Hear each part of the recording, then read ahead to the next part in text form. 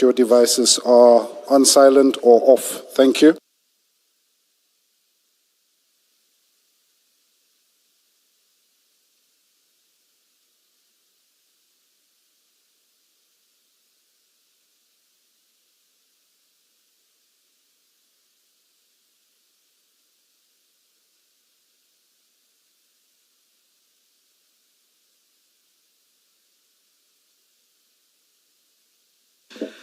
Good morning, Ms. Boy. Good morning, Chair. Commissioners, maybe if we can start with some housekeeping.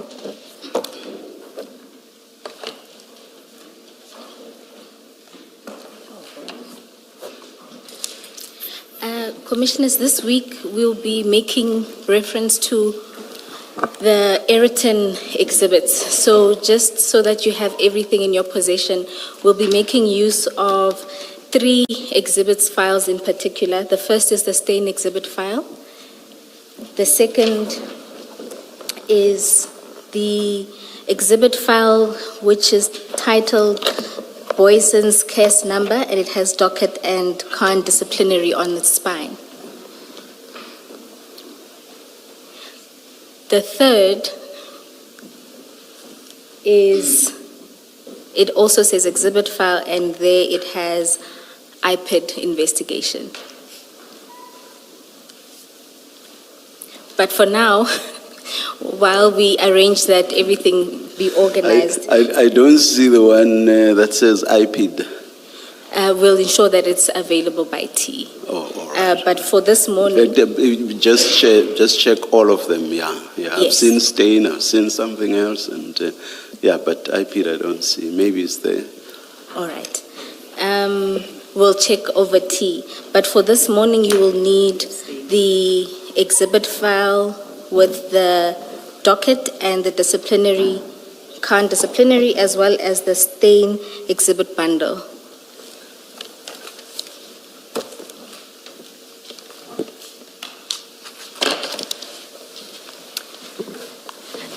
And then you'll also need the statement of Colonel Sabula,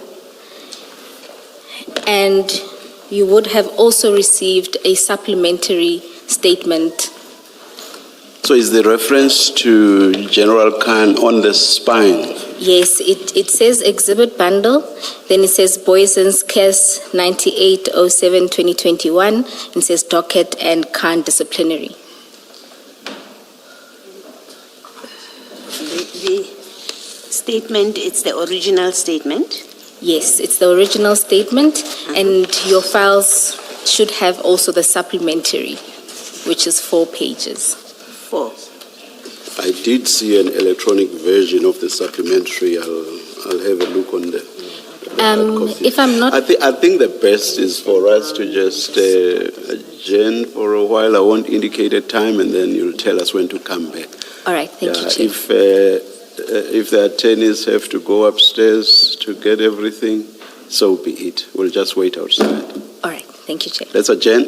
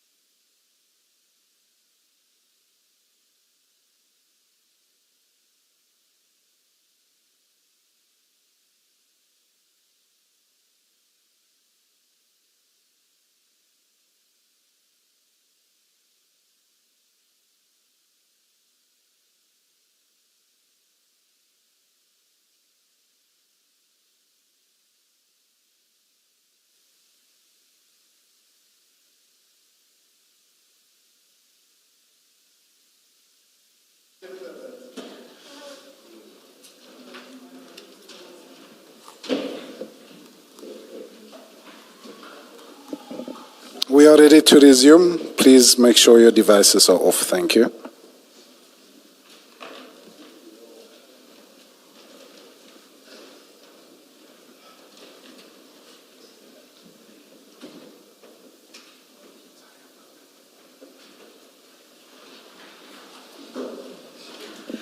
Are we sorted, Ms. Bowe? Chair, let's try this again. So in front of you, Chair, and Commissioners, there should be a file which has the witness statement. You will see that an updated index has been inserted, and the supplementary statement starts at page 6 of that bundle. If you turn around, you will see the exhibit bundle. The first is the stain exhibit. The second, it should say exhibit file, Poison's case number with the count disciplinary in one file. The third is IPID, and it's another exhibit file. It shouldn't have that witness name up top. That is just an error. And then the third is, it just has a Poison's case number. It's where the presentation is situated. So those are the files we will be making use of. Now they are in order. Thank you very much, Ms. Bowe. And then for the purposes of going through the supplementary, I'd ask that you take the file with the presentation. We'll be dealing with the supplementary statement alongside that presentation. Colonel, in front of you. Just the file with the presentation. What is it called? 273. It's the fourth file.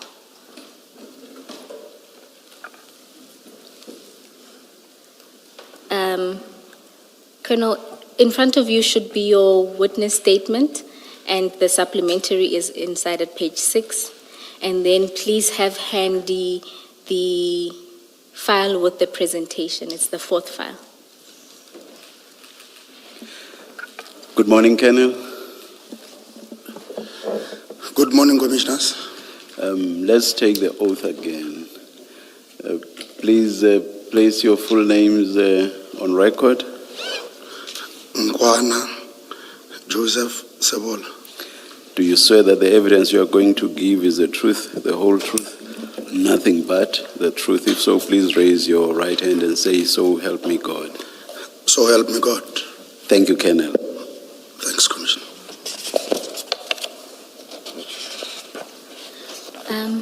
Colonel, can we first confirm your supplementary affidavit? If you go to page 6 in that file, the statement file,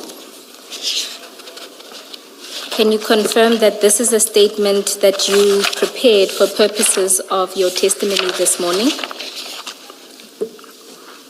That is correct, Commissioner. And if you go to page 9, can you confirm that that is your signature at the end of that statement?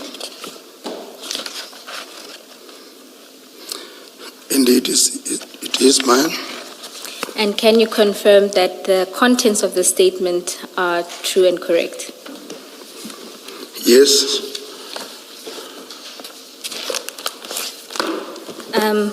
Colonel, we can start going through your statement. When we get to paragraph 3, we'll start looking at it alongside the presentation. And Chair, Commissioners, just to note that the presentation was not prepared by Colonel Sebola. It was prepared by an analyst within their office for purposes of the investigation, but it's a presentation that Colonel Sebola is familiar with. Colonel, can you confirm that? Yes. Colonel, if you can then proceed to paragraph 1 of your statement. On 2021-0709, during the investigation of Poison Case 98 of 7/2021, I confiscated the cellular telephones of Marumo Mogana, Boy Steve Pakula, Samuel Mashaba, and Tumelo Nku as part of the investigations. The devices were placed in the following forensic cell bags. PA. Colonel, it's not necessary to read those bag numbers. Thank you. Thanks, Commissioners. You can then proceed to paragraph 2. All the confiscated cellular telephones were subjected to forensic downloading and analysis. Upon receipt of the downloaded data and corresponding forensic report, I, together with my analyst, examined the contents of the devices. During the analysis, it was discovered that one of the screenshots found on the device of the accused person contained the communication between Philip Plain, who was saved in the device as Tumelongu, and individuals identified as Alpha. Thank you, Colonel. Commissioners, just to deal with the identity, Philip Plain, if you can go to page 15 of the presentation.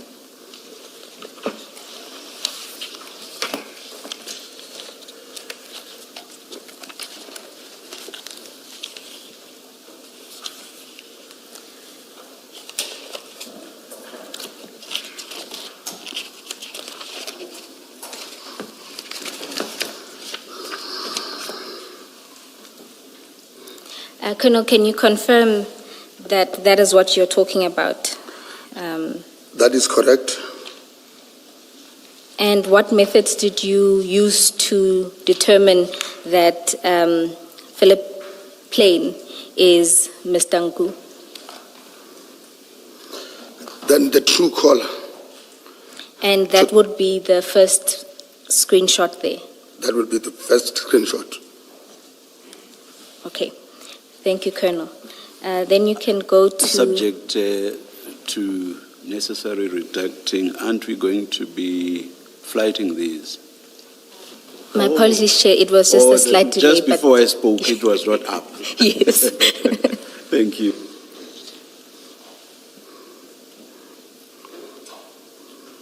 And who is it that we see on the... Is it one person or is it two people? The images... Yes. The images do you does know? not reflect to the owner of the cellular telephone. Okay. Those were part of that was found inside the screenshots. Colonel, are you saying that the two pictures of that person is somebody else? I can say because these pictures are just found inside this cell phone. It's someone else. It's somebody else completely? Yes. Or were they included to show the clothing brand name? I can just confirm to say maybe they were showing. Can we please short circuit this? Is that Mr. Nku that we see in the middle photo and the photo on the right? Yeah, if I still recall, it is Mr. Nku. Yeah, thank you. Okay. And then we can move to paragraph 3 of your statement. The communications referred to General Mashaba of Hawks. Further examination of Tumelongu's contact list revealed that the person saved as General Mashaba of Hawks was identified as Samuel Mashaba. This information was extracted from the digital evidence obtained during the forensic examination of the confiscated cellular telephone and formed part of the material considered during the investigation. Paragraph 4. Further examination of Tumelongu's device revealed several screenshots containing communications relating to vessels, containers, and piers. The communications include the discussion regarding the taking of photographs of container and its seal. And its seal. and its seal. Okay. The sentence must end with its seal. Thank you, Colonel. Colonel, if we could then go to page 7 of the presentation.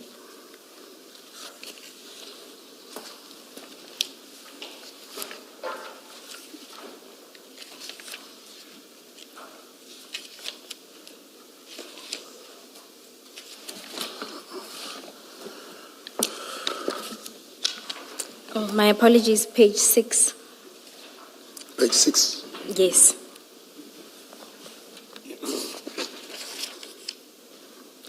You explained during your last appearance that from the devices, you noted screenshots from a particular app called Trima. Yes. Is this then what is being referred to on this page? If you look, it says, during the analysis of the images that were saved on the above device, I then discovered the following screenshots of messages saved from an encrypted messaging application. I then searched for keywords which related to shipment of containers in relation to Boyson's Cass, where illicit drugs were found inside a container. That is correct. And can you confirm that those were the words that were searched in the devices? That is correct. And then on page 7, can you confirm that that is what Trima looks like? That is correct. And can you then explain why it is that an individual would rely on screenshots from Trima and not the actual application itself? Can you rephrase that question? You noted in the presentation, you note an explanation that Trima is unique in that it doesn't keep messages. Correct. Is that then the reason why you rely on screenshots? That will be the reason. Thank you. Let's check at page 6. Is that you who's giving a description, or is it the analyst who's speaking at page 6? This is what we're doing with the analyst, Commissioner. Okay. Maybe Ms. Bawe, if we could just get a fuller explanation of this Trima app, because there is an explanation at that end paragraph at page 6. We are not all familiar with it, so maybe how it works and why we've got the kind of screenshots we have on page 7. All right. Colonel, if we can then take a step back and maybe let's start here. You noted that there were different messaging applications that were used by the individuals. Yes. One of which was Trima. That is correct. Can you explain to the commissioners what Trima is? Can I just go through the description Yes, and when we're doing the analysis, because it will be... Yes. Maybe, Colonel, to assist you, look at the last paragraph on that page, on page 6. Yeah. Yeah. Thank you. The messaging app, which most of the screenshots were taken from, okay, not this one. Trima messaging application uses encryption, open source technology, and doesn't require an email or phone number to sign up. It protects your metadata and permanently deletes messages after they are sent. The images below are from the application Trima with ID, as it does not use phone number.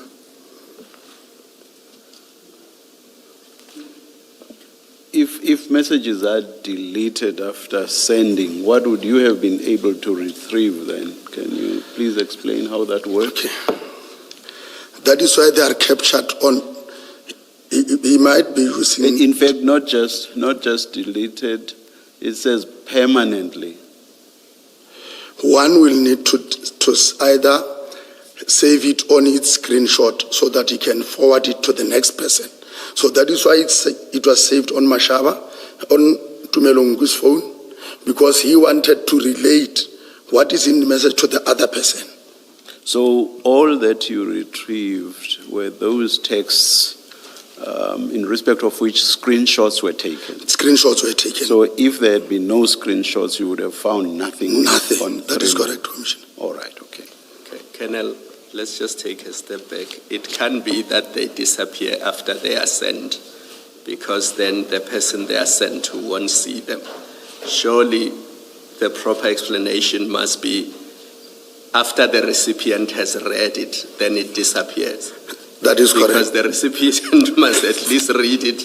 Because if it disappears when it's sent, then the recipient can read it. I understand it to be that it disappears automatically after it is opened and read, so that when you look at it again, it's not there.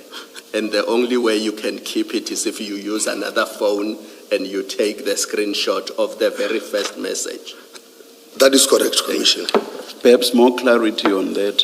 The reference to deletion after sending, that's about the sender, is it not? It's about on the sender's device. It's just like a view once, Commissioner. No. I want to take it step by step. So on the sender's device, it disappears or gets deleted. So on the recipient's side, it is, as you say, like a view once. Correct. So it gets killed on both sides. Not definitely sure about the sender. But what I'm sure of, once I have read it, then it's done. It's no longer appearing on me. But with regard to the sender, that one I won't confirm, Commissioner. Then the statement that it protects your metadata and permanently deletes messages after they are sent. So the reference to sending does not make much sense then, if you are not able to comment on that side, that is the sending side. Yes, on the sending side. Do you get what I mean? Do you get what I mean? Because I read this to suggest that it disappears after it has been sent. It has been I'm sent. not mindful of the point Commissioner Kumalo made, but there seems to be something that's sought to be made out of the reference to sent, which to my mind suggests that it disappears on the side of the sender as well. So it's not just a question of the view once on the recipient's side. Am I making sense? No, Commissioner. Otherwise it wouldn't make sense to refer to sending or sent. You want me to start again? No, Commissioner, I think what I will state, Yes. I'm saying, I am the sender. Yes. I'm saying it to the Commissioner. Yes. The Commissioner must read it and it's gone with him. It must not link the Commissioner with me. Yes. In fact, it creates a state wherein... But and I've heard that. And what happens on your side, you the sender? What happens on your side? Does it remain on your device? Commissioner, this one, I think it will depend because we don't know the sender to how many people is he sending. No, let's just assume because the example. It's photos. No. Let's just assume the example you have given, which is just two people you have sent to me. Correct. What happens on your side? Does it disappear or not? That one, it has not yet been tested, but the belief is it can't disappear. It must still remain with me. Yeah. The only thing, it delete the connection between me and the person who is receiving. I'll step off this, but I will again make a point that I've made already, which is that because your focus here in this report is on sent or sending, so I thought the permanent disappearance is on the sender's side. So I'm surprised that you now say... No, it's on the receiver's side, Commissioner. That is why the receiver... All right. Thank you. Thanks, Commissioner. Thank you. Chair, if it's of any assistance, we can ask our analysts to have a look at it. But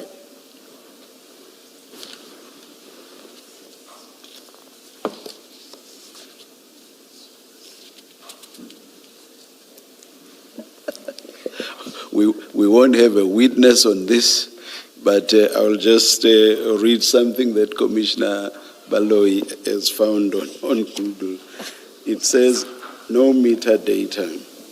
The app is designed to leave no data trail. Messages are deleted from the servers as soon as they are delivered. So that to me suggests that Both sides. it's dead on both sides. Correct. And indeed on the server itself. Correct, Commissioner. Yes. Thank you, Chair. I'm sure a number of people in the country in the country are going to rush for 3 months. Yes, Chair, you have created a problem after you clarified the disappearance on both sides.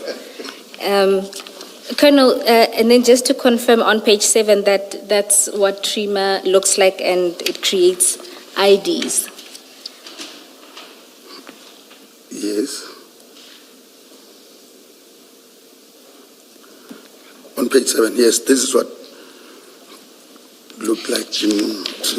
And then on page 8 is another example of what those screenshots look like. Yes. And just to confirm, the first screenshot comes from which application?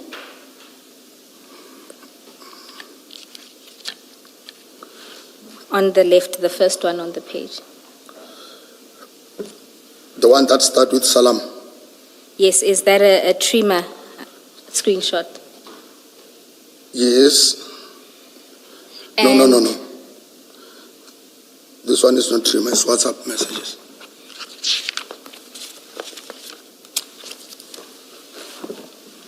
Colonel, if you look at there are two sets, right? The far left is one, and you can see the colors are different from the second and third one, which appear to be from WhatsApp.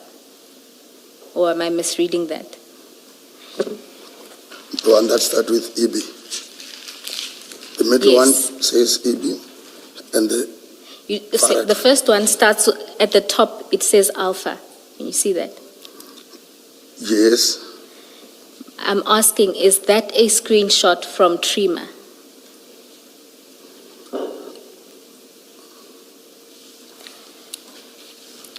Maybe to assist you, Colonel, if you go to page 11,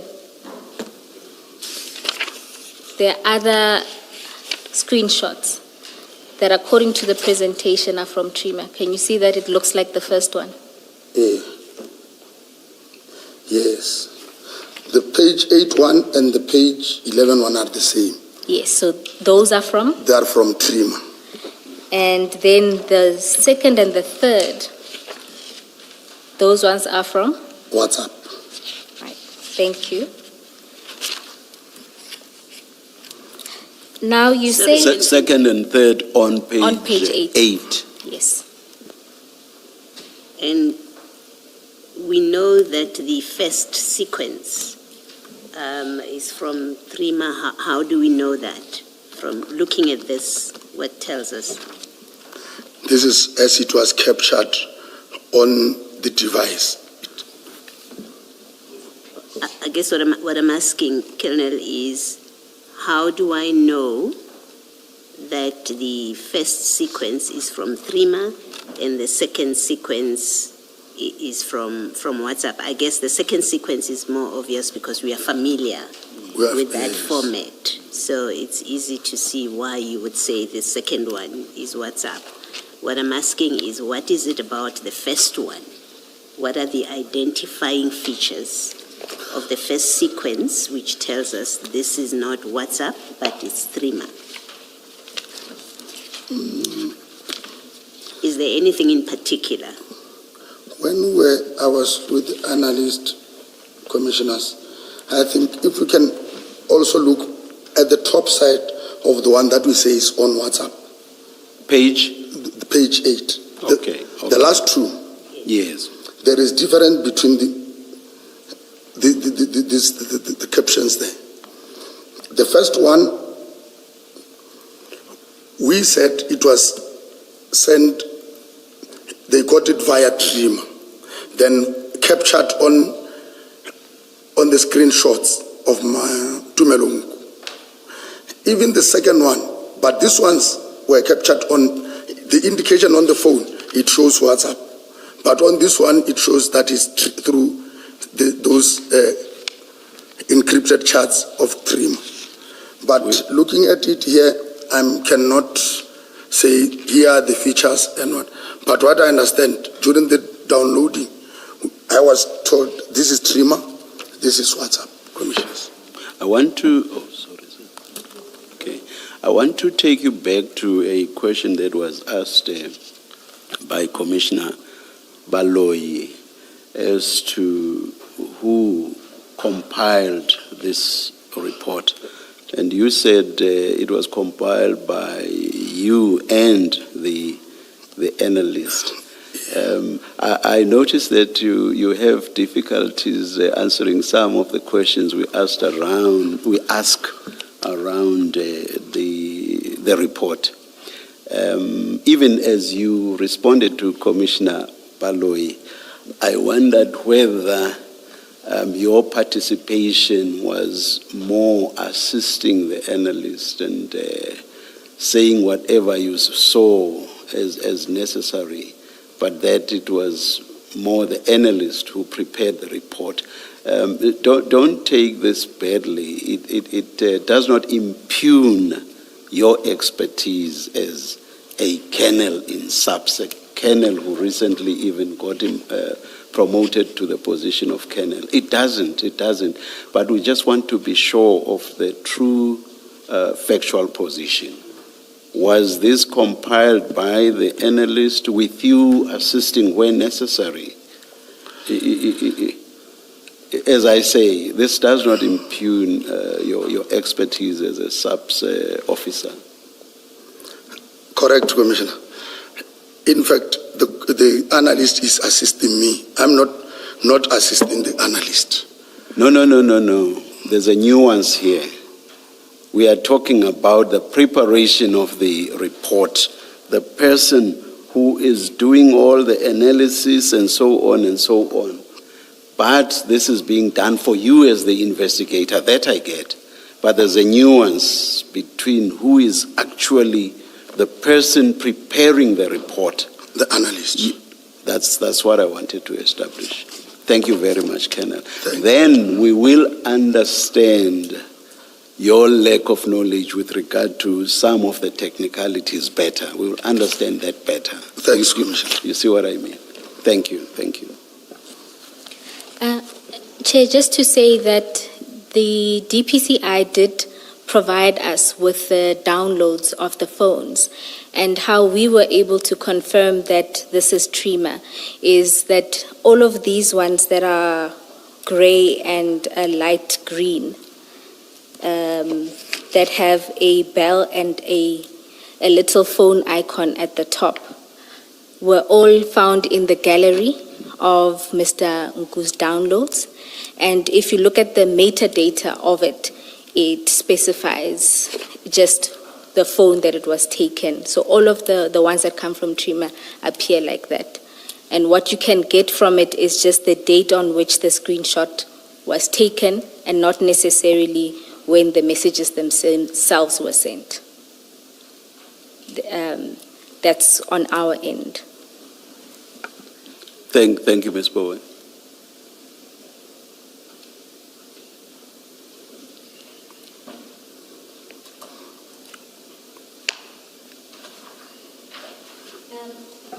Colonel, Just a minute.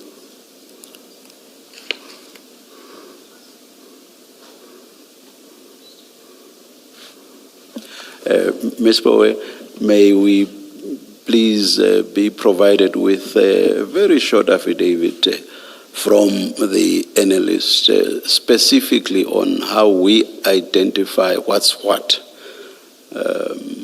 with regard to the texts. yes, Chair. Short affidavit. Our analyst or yes. DPCI analyst? The DPCI. Yeah. All right. Yeah. Yes, we'll do so. Yes, DPCI, yes.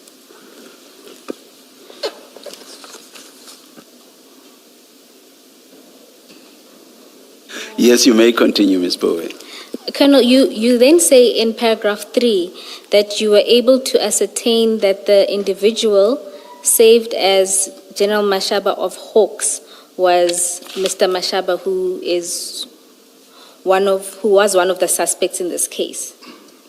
Correct, Commissioner. Can we then go to page 9?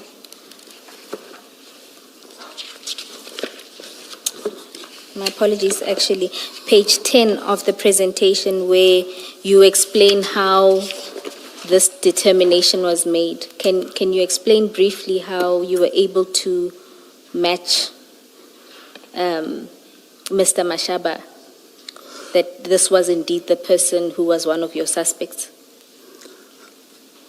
Okay, page 10 says, the following conversation was extracted from WhatsApp conversation saved as chat 168 on 2021-03-04 at about 04:19. TN Tumelongu says the following. Salam boss, may I please come through at 9 a.m. The general just asked me to pass by him at 7 a.m.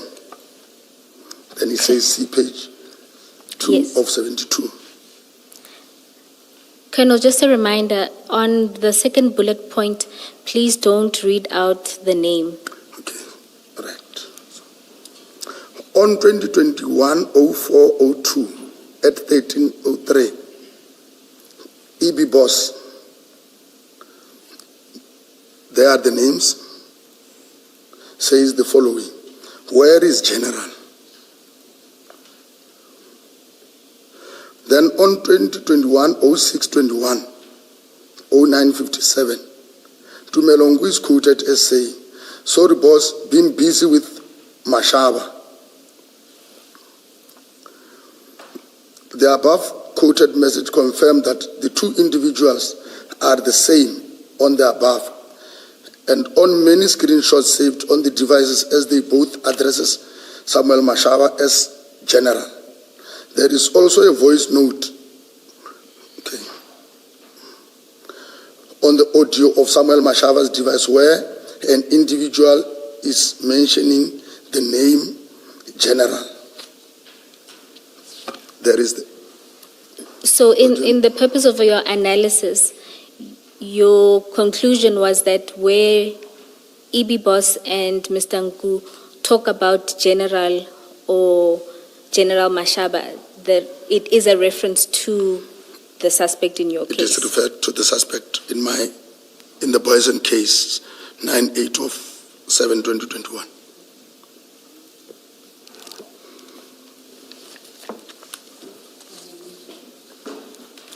General, sorry, Colonel, I'm struggling to see how you connect this Mashaba, this General Mashaba that is referred to in the WhatsApp messages to your suspect. Can you maybe just explain again what is it that makes you connect him and say it is the same person? If we can go to paragraph 3 of my statement. Of the statement. The communication referred to General Mashaba of Hawks. Further examination of Tumelongu's contact list revealed the person saved as General Mashaba of Hawks was identified as someone. In fact, in the communication of Tumelongu, the person who has been identified, who between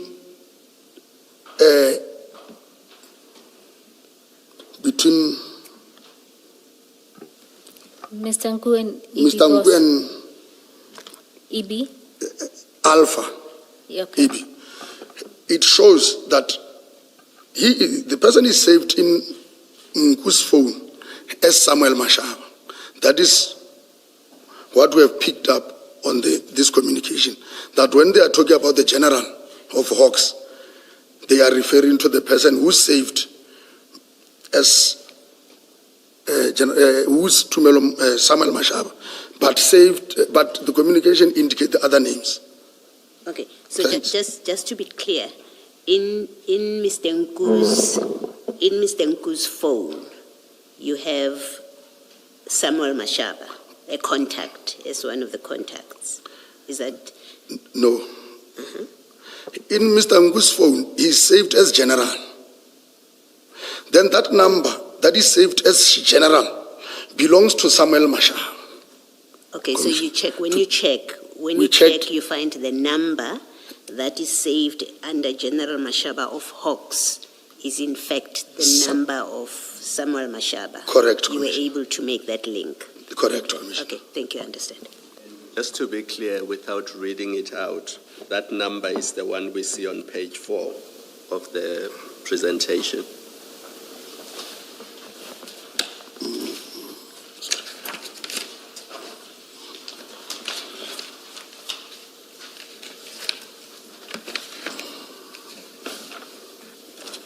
Do you see that on page 4? There's the person, there's the name, the ID, the rank, and then the cell phone number. Correct, Commissioner. That's the cell phone number that is saved in other devices as Mashaba General Hawks. Correct, Commissioner. Colonel, if we can then go to paragraph 4 of your statement. Further examination of Tumelongu's device revealed several screenshots containing communications relating to vessels, containers, and piers. The communications include the discussion regarding the taking of photographs of a container and its seal. All right, Colonel. Just to clarify, were these just general chats and not specific to the Boyson's case? The ones that you're referring to in this paragraph? Commissioners, if I may state, because this communication date back to May 2021, which clearly indicates that these people have been monitoring certain containers before the Boyson's one. There is communication, they date back to 21 May 2021. Which also, upon discovery, we realized that their operation was successful on that day.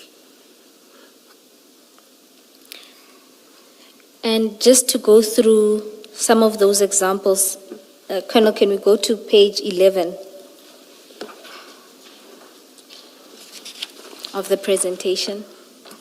Correct. So if you look at the first screenshot, can you explain to the commissioners what we see there? The first screenshot, it starts by saying, can you get the pics of the container and seal?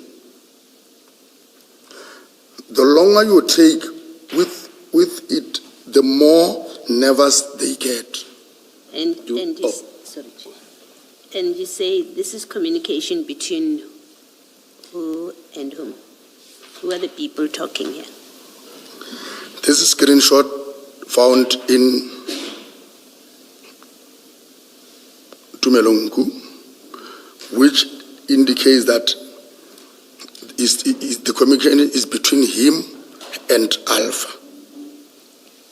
And just to clarify that, if you look at message number, the third one, perhaps at the top, the first participant is Alpha, and then if you look at the third message, The one that starts with after the second message, you'll see it says Philip Plain. So that's a quoted message. It Okay. shows the other participant. Philip Plain. On top of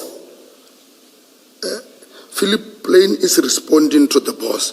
Philip Plain, commissioners, still takes us back to Tumelongu. Now he's communicating with to the bosses. So it is not going to happen today. So the boss quotes a message from Philip Plain saying, so it's not going to happen today, right? And you see the message from Philip Plain is, boss. Boss, the message of Philip Plain is a boss, the driver details, and then, which means Philip Plain now says, it's not going to happened today. No, it's the boss. The boss, sorry, the boss, It's the Commissioner. boss saying so.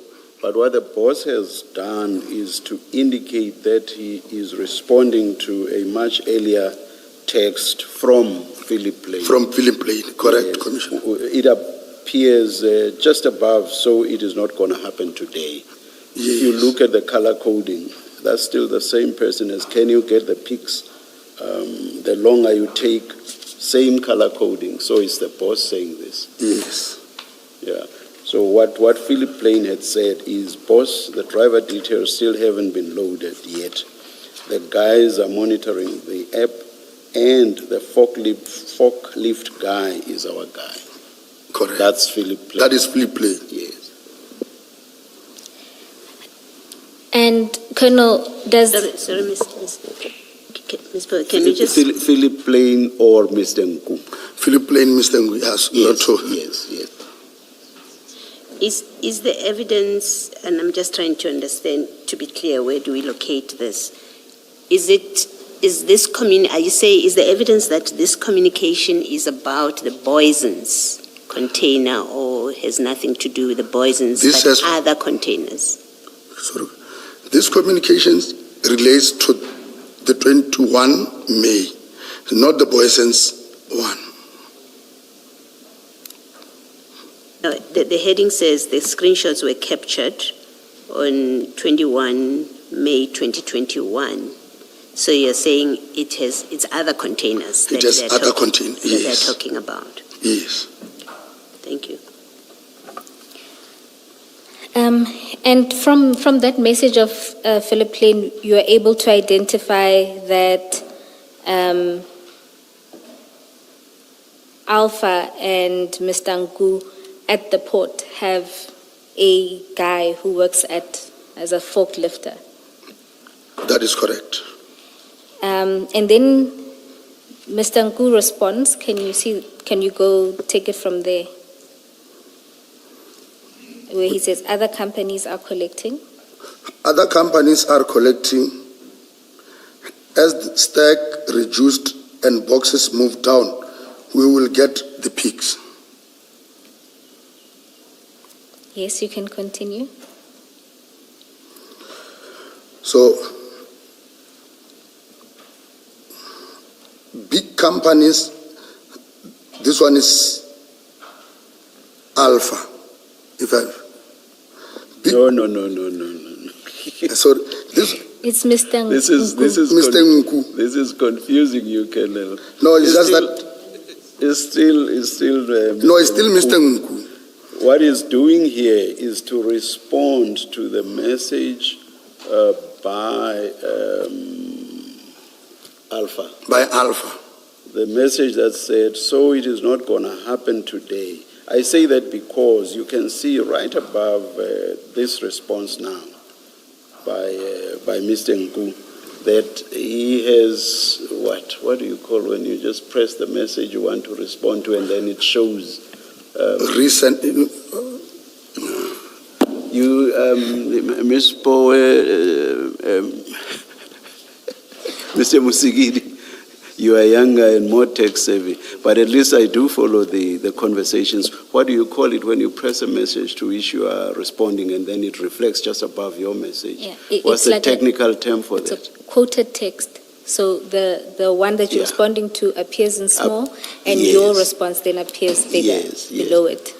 You get my point? I get it. Yes. I'm with you, so the Commissioner. response now is so it is not going to happen today. That's what he's responding to. So please read then. Big companies don't. Big companies don't usually, that is Mr. Nku. Big companies don't usually want to incur unnecessary costs. It will probably be a bit later. Don't Barlow run 24. Don't Barlow run 24-hour logistics, which means service desk. Service desk. Service desk, yes. They should be able to upload the driver details at any moment. And in response to that, Alpha also takes back to note that it is important for them to get pictures. It is very important we get that pics ASAP. Other things are running through the head, in fact, their heads, but it is their heads. I think your custom guys need to take this serious. Everything is excuse. And so, from this screenshot, you're able to identify multiple players. Then we have the custom guys that is now being introduced on these chats, commissioners. All right. And then, Commissioners, there are other screenshots. I'm wary of going through all of the screenshots, but this is really to demonstrate that from the screenshots obtained from Mr. Nku, you see different role players. Is that correct? That is correct. And that other operations have been run at the pier by Mr. Nku and this individual called Alpha. Correct. And then just because there's other role players in the third screenshot, can we just go through that quickly?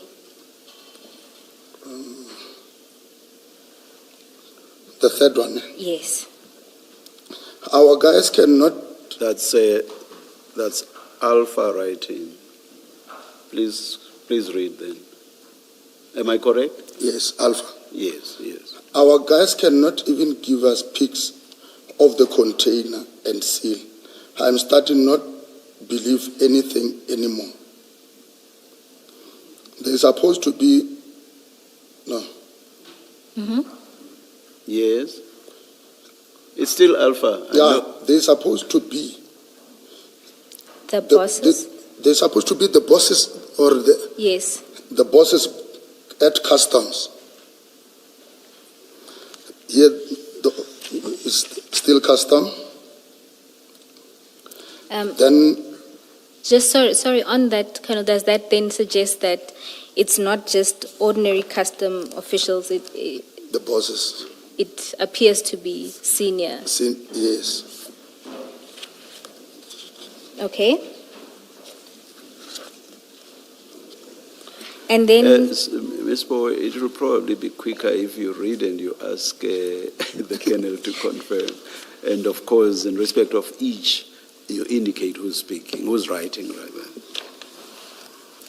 All right. And the last screenshot, Commissioners, that I'd want us to note is on page 12. And which one of the three? The first one.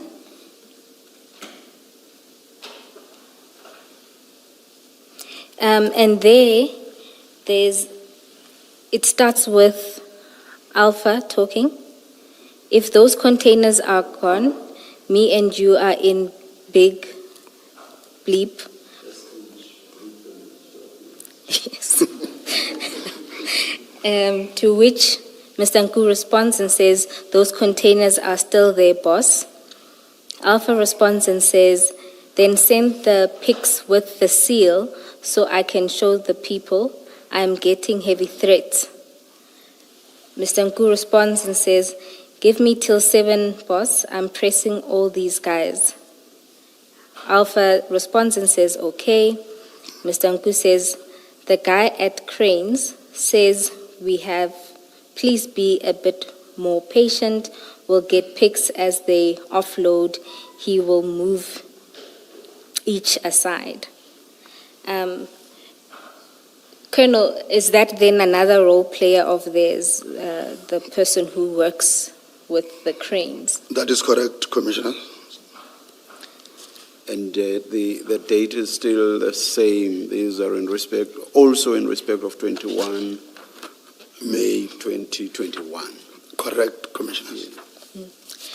And another noteworthy thing, Colonel, is that there's always this attempt to get the driver's details in their communications? Yes. And what would be the import of that?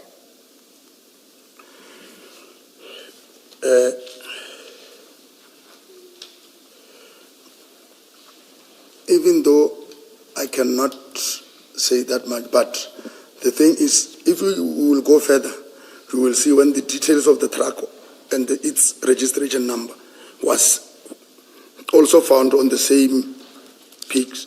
So I don't know what will they do. Because that one is quite important. I'm sure you will go through that, Ms. Bowen.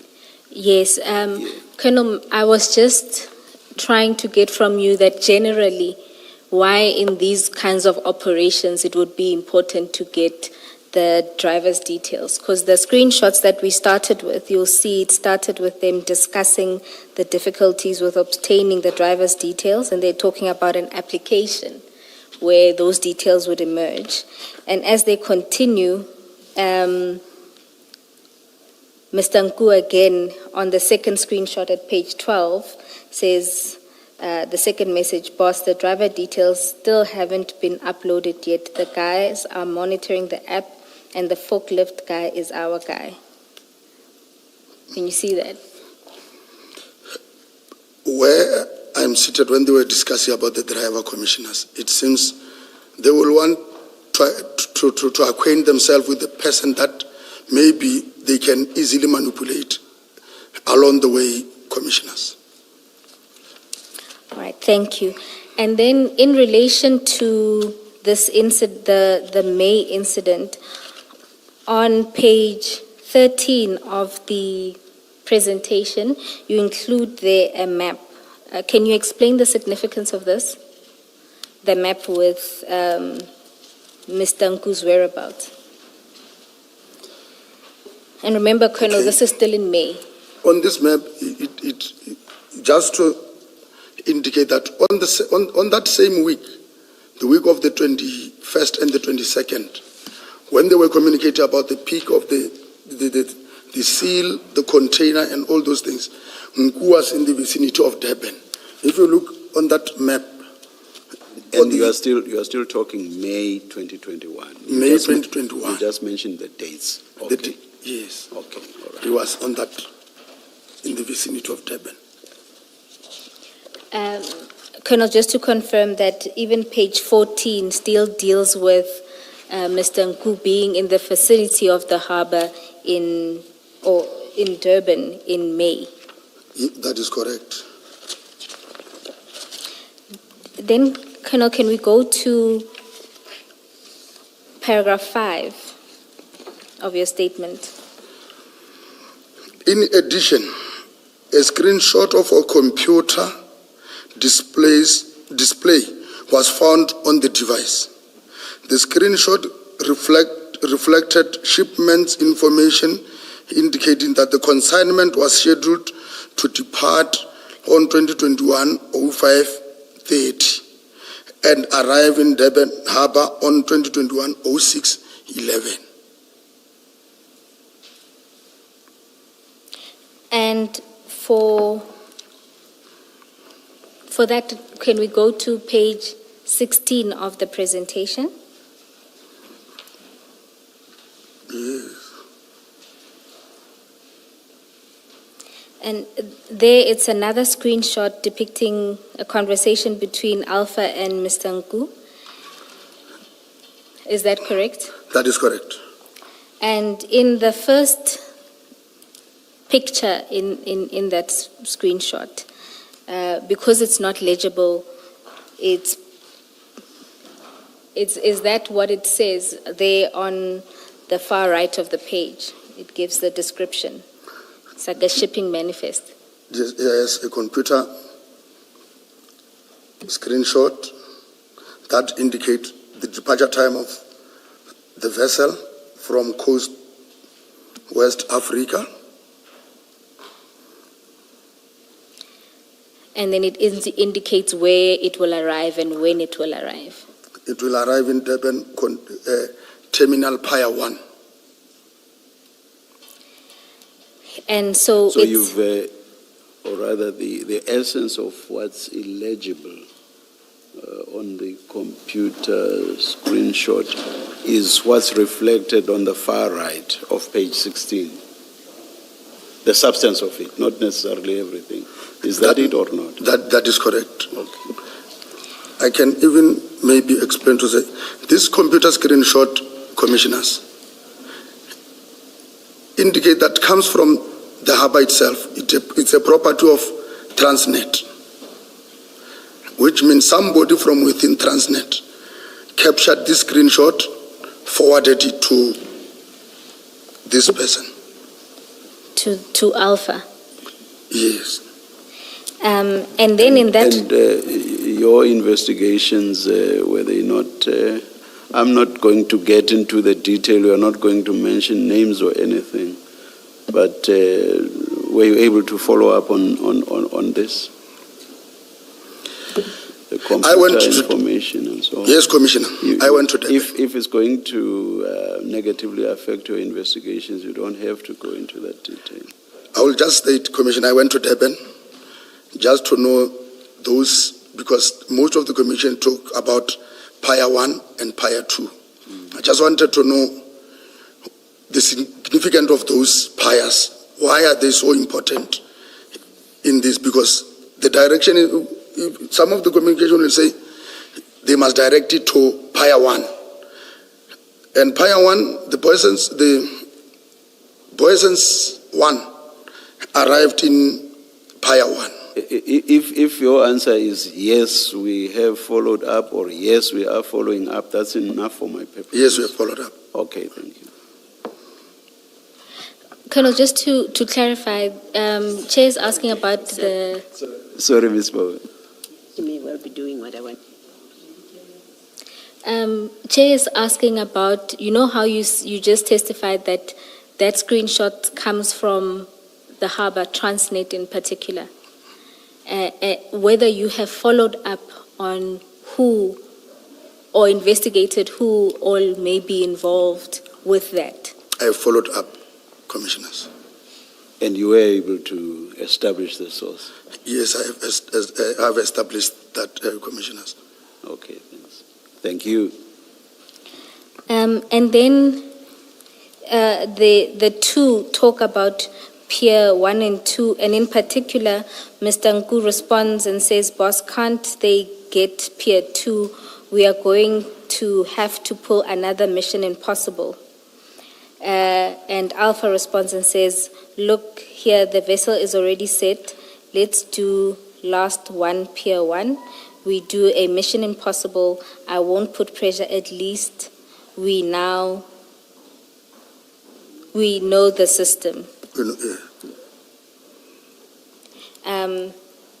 And just for our own knowledge, what is significant about Pier 1 and Pier 2? Is there anything? If you look at that communication, it seems they were worried about, boss, can they get to Pier 2? We are going to have to pull another Mission Impossible. Which means the request is for it not to go to Pier 2, because... No, the request is for it to go to Pier 2. Yes. It seems Mr. Nku's worried about it going to Pier 1. You see, Mr. Nku says, boss, can't they get Pier 2? We are going to have to pull another Mission Impossible. To which Alpha responds and says, look here, the vessel is already set. Let's do last one, Pier 1. Okay, yes. Is that correct? That is correct. All right. Can I just check, without you giving detail that concerns your investigations, I just want to understand what this seems to suggest. And please say if I'm correct. It seems to suggest that someone within Transnet makes the decisions about where the the ship should go. It's Pier 1 or Pier 2, and so is able to manipulate where it lands in order to facilitate the scheme of accessing the containers. Am I correct about That is the role correct, of Transnet people in Yes. this? Okay, thank you. I am not sure, maybe I missed it. I'm not sure what your response to Ms. Bowe's question as to the significance of Pier 1 and Pier 2 is. May I ask this, if you know? It sounds like Mr. Nku is saying it's going to be very difficult for them if the container is or the ship carrying the container offloads at Pier 1. It seems his sense is that it will be much easier if the ship offloads at Pier 2. Do you have any idea as to why that is so? That is on my own thinking, that maybe when it's a Pier 2, he can easily get whatever he wants. Maybe So why is that so? That's the essence of my question, I guess. because he is creating this doubt to say, going to Pier 1, we will be doing Mission Impossible, which means everything is possible if it goes to Pier 2. You still haven't answered my question. You are restating what he says here and what I said also, or highlighted in my question. Do you know why that is so? If you don't know, Let me not say that. There's no problem at all if you don't know. Yes. You don't know. Don't feel bad about it. I mean, it's not your area of expertise. You are not involved in shipping, harbors, and all those things. Don't feel bad about it. If you don't know, you don't know. No, I don't know. All right, thank you. All right, Colonel. Let's then move to the next paragraph in your statement. It's yes. Further screenshot dated 2021-0701 were also identified on the device. Based on their content, this screenshot appeared to relate to incident that happened. It should be incident that happened approximately 1 week earlier, which formed part of the Isipingo investigation. The screenshots contained communication and information relating to drug prices. For this paragraph, Commissioners, if you can go to page 18 of the presentation.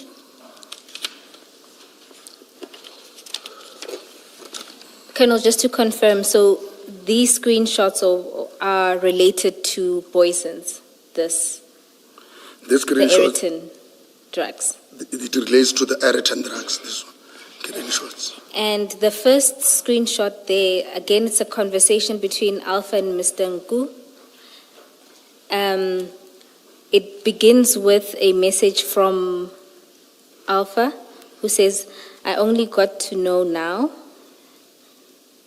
Mr. Nku responds and says, "But what is that container carrying?"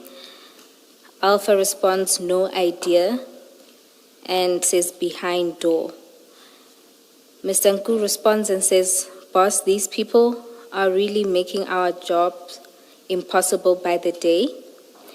And he also responds to the message of Alpha that said "behind the door" and says, "Please ask them, because if they load it on a car or anything that can be mobile from the container, it will be a bust." That's followed by another message from Mr. Nku to Alpha saying, "Boss, please tell the people that avoid any containers with metal or anything automobile.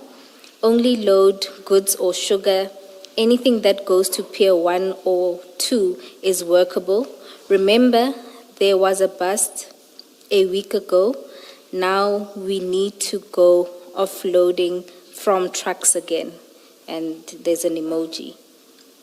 I must just comment that this is really confusing because all of a sudden now there is no problem with Pier 1. Yes. When earlier it was going to be mission impossible to access. Chair, that was in May. I'm not sure what Things may have happened between then May and and July, July. which now makes 1 and 2 attractive. So in this screenshot, Colonel, can you confirm that they were speaking about the Boyson's shipment? Correct. And it appears there that Do we say that? What is it in this line, in the sequence of communication, that tells us that they are speaking about the Boyson's shipment?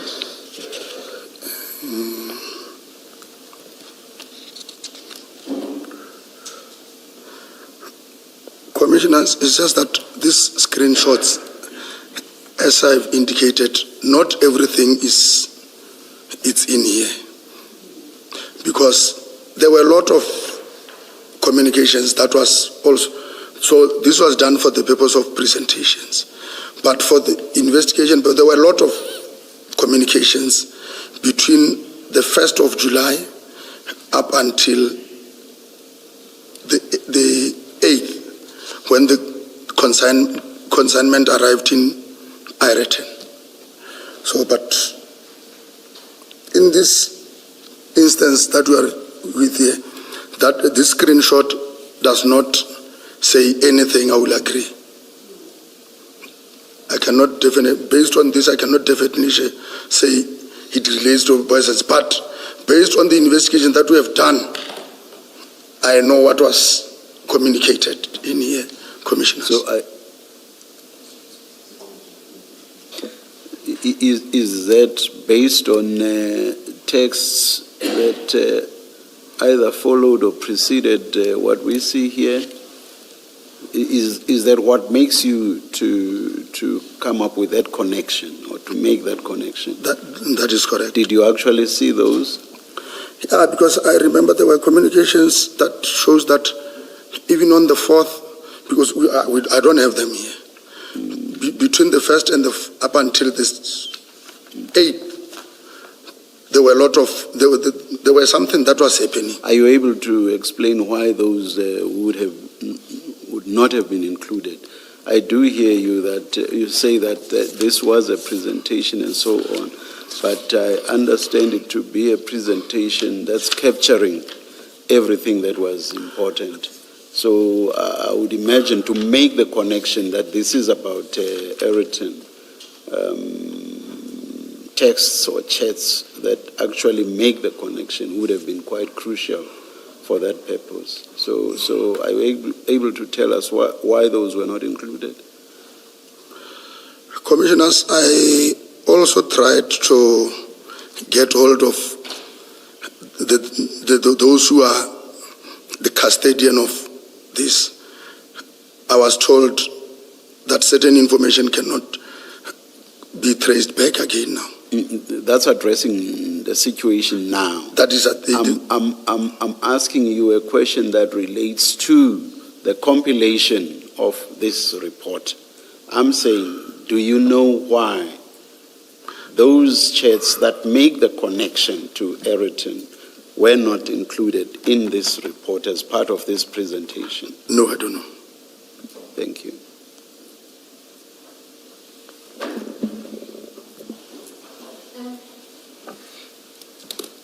Colonel, would you be able to get us some of those chats or that information that links these conversations better to Ireton so that we can see those links? Commissioners, I don't want to commit myself on that because I was trying to say, I tried to make follow-ups.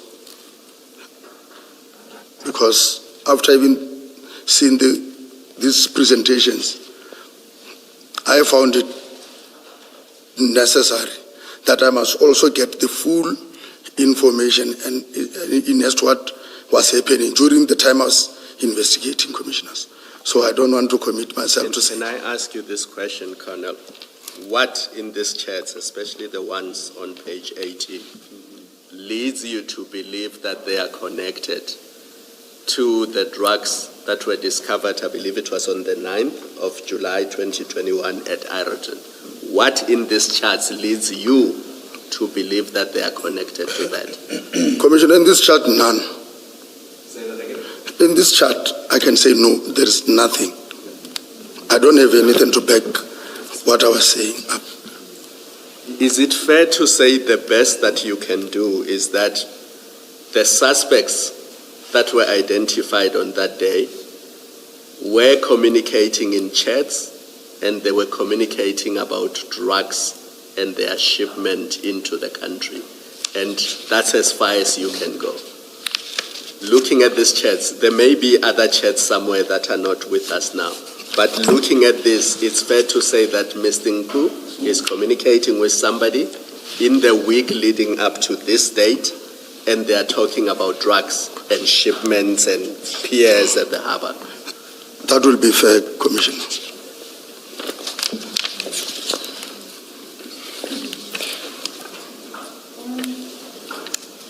Commissioners, maybe just to say it may get better once we deal with the other pictures that were retrieved around the same time, because if you read those messages with the pictures that were shared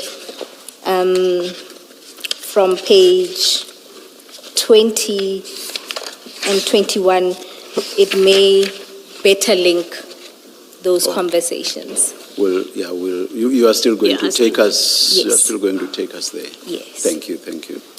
You're asking us to be patient and quiet, basically. Commissioners, I dare not ask anyone to remain quiet. And then, Colonel, what is the significance of then the other picture on page 18, the one that was in blue? Where was it? Where did you find that, and what's its significance? This picture was on the screenshot of Mr. Nku.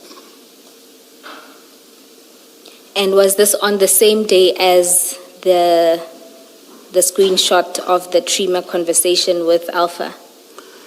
This screenshot indicates that it was only taken on the 1st of July. The screenshot, I don't know what that communication was, but the screenshot was taken on the 1st of July.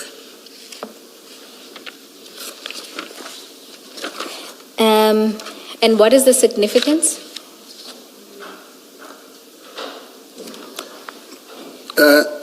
As I indicated, I don't want the communications, I can't, but the significance of the price list of drugs, the one that is reflected in blue, that is the price list of drugs. And then it also reflects that the price list is in euros, not South African currency. Pounds. That's pounds. In pounds, sorry, Commissioners. Sorry. All right. And then let's deal with the other screenshots that were found together or in the days after this, the one on the 1st of July. Can you read paragraph 7 of your statement? Another computer screenshot was identified depicting yellow jersey truck that was indicated as being designated to collect the container. These screenshots were extracted and preserved as part of the digital evidence obtained during the forensic examination of the device. Commissioners. And to explain this, can we go to page 20 of the presentation? Yes. Colonel, the first picture, what is that? That is the screenshot of the computer. And that computer, is it the same one that we saw earlier? Yes, we can see at the bottom there, it will also indicate Transnet. at the bottom of the picture. And then in the screenshot itself, Where about is Transnet? I don't see. There is something written in red, Commissioners. yes, can you, there at the bottom.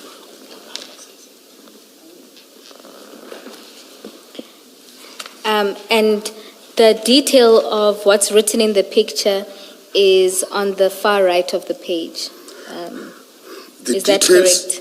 Yes, the details on the screenshot, on the computer, is the details of this truck that is found in Ireton, Commissioners. And the picture on the right is what's that picture? The picture on the right is the truck at Ireton. And from that, you can see that it corresponds with the picture from Mr. Nku's phone. It corresponds with the picture from Mr. Mgu's phone. Correct, Commissioners. Sorry, what features of it correspond? The picture, the screenshot of the computer on the left, it has got the details of this truck, The registration number? the registration number, and if No, sorry, I'm asking, Colonel, because this screenshot it's not, I can't quite see the detail of it. So when you say they correspond, I don't know what the reference is to.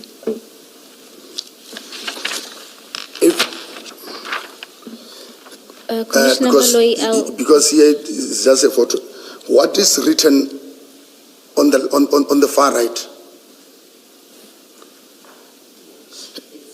On the far right, it's the details of... The details of what is happening on this computer, Commissioner. I see. It shows the gate, tracking company, the license. Yes. Yes. Okay, thank you. I see that. This is what is reflected on this, Commissioners. and this picture was retrieved from, well, the metadata of it shows that this picture was taken on the 8th. That would be the day before the Ayrton bust. That was the date before the Ayrton bust. And then the next picture is on page 21. Just to confirm, Colonel, what's on the left is what was found on Mr. Nku's phone? This is what was found on Mr. Nku's phone, Commissioners. And again, this is a screenshot from Transnet. That is correct, Commissioners. And To the left. On To the the- left. yes, On the left. and on the right is a picture of the truck that was involved in the Ayrton scene. Correct, Commissioner. And And it's already in Ayrton. Yes, this was taken when it was in Ayrton. Is this on the left? Let's just focus on the left. The heading says track and trace. I'm assuming this is how Transnet tracks this truck from Durban to Johannesburg, That might be correct, Commissioner. because it has the details of the registration number, the time in, time out, and then it has details of where it stops and stuff like that.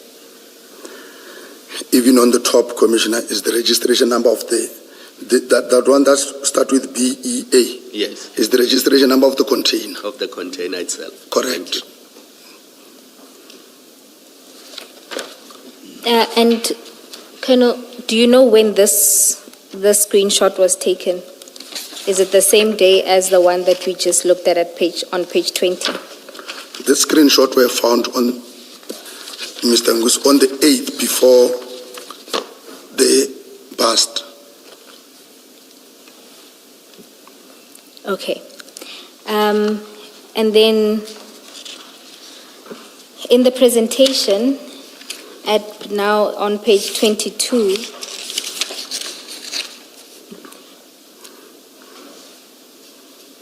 you also did a tracking exercise. Can you explain what we're seeing there? This is what was checked, Mr. Ngu's cell phone through the cell phone towers was tracked along the N3 which indicates that on the same date the truck was, it shows, let me just first say, it shows the movement of Mr. Nku's cell phone. And is his the yellow, because there's yellow and blue? Is his the yellow or the blue? Chair, it's all him, all the colors, it's just different dates. Oh, The key is in that little box there. Is that key- correct? That is correct. Key top right, okay. Top left, I'm sorry, top left. And so does this then, what does this show? What was Mr. Nku doing? This movement was on the same, some of the movement was on the same date. This tracking company was from Durban. And it also shows that on the same date, Mr. Nku was from Durban, either following the truck or, because he was on the same route as the truck. So you're saying that it showed that he was either following the truck or moving alongside it? Oh. That can be the... No, I'm asking what... Following it can be. Following it. Yes. Do we have the movement of the truck itself that corresponds to this at page 22?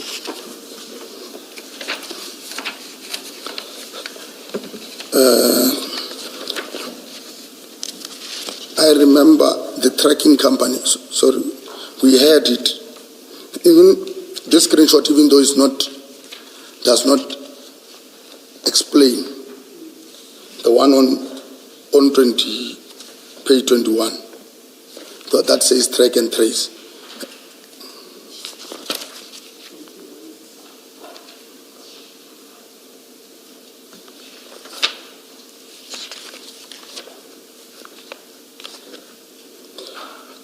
Sorry, so you're saying that page 21 is the movement of the truck? But it's not that much explanatory as the one that appears on Mr. Nku's cell phone data. But that one I can definitely confirm to say the truck was on the N3 and arrived in Ayrton on the 8th around, if I can still remember, it arrived around 8 in the evening on the 8th. But for now, I don't have anything to back that which I'm saying. But on the day of the investigation, I tracked the movement, which is not attached in here. Commissioners. For this to make sense, Colonel, the yellow on the 7th of July must be coming down from Gauteng to Durban. The yellow. The yes. yellow. Yellow the truck. No, I'm not talking about the truck. I'm talking about Mr. Nku's telephone. Commissioner, I could not. If we say the blue, maroon, and yellow, if we say that's Mr. Nku, what I'm saying is, for this to make sense, then on the yellow, Mr. Nku must have been coming down from Gauteng to Durban. That will be correct. The date being the 7th of July. Then the blue must be Mr. Nku moving from Durban back to Gauteng. Correct. That's the date is the 8th of July there. It is even shown on the left corner. Then the maroon is the date of the bust. Correct. Thank you.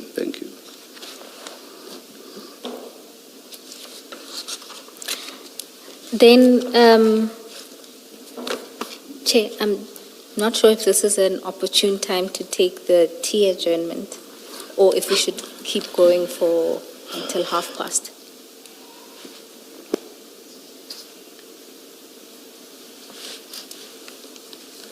let's continue until 12:30. All right. And then, Colonel, if you can then go to paragraph 8 of your statement. Before that, I might have missed the explanation. At page 22, you confirmed to the chair that this is Mr. Nku's movements. The yellow indicates Mr. Nku's movements on the 7th.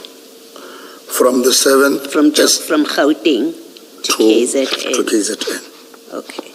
And then page 23 is the 8th. Okay. So at page 23, the blue is the 8th. Him going, does that mean going back from, I suppose, from Durban to Gauteng?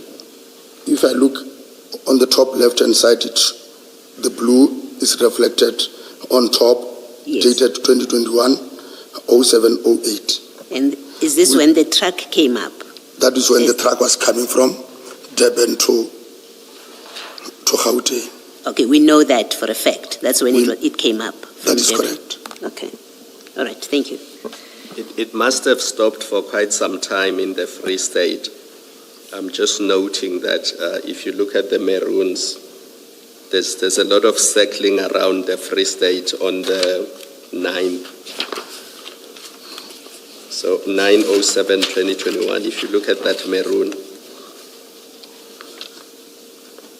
because anything below Vanderbijl Park is the Free State.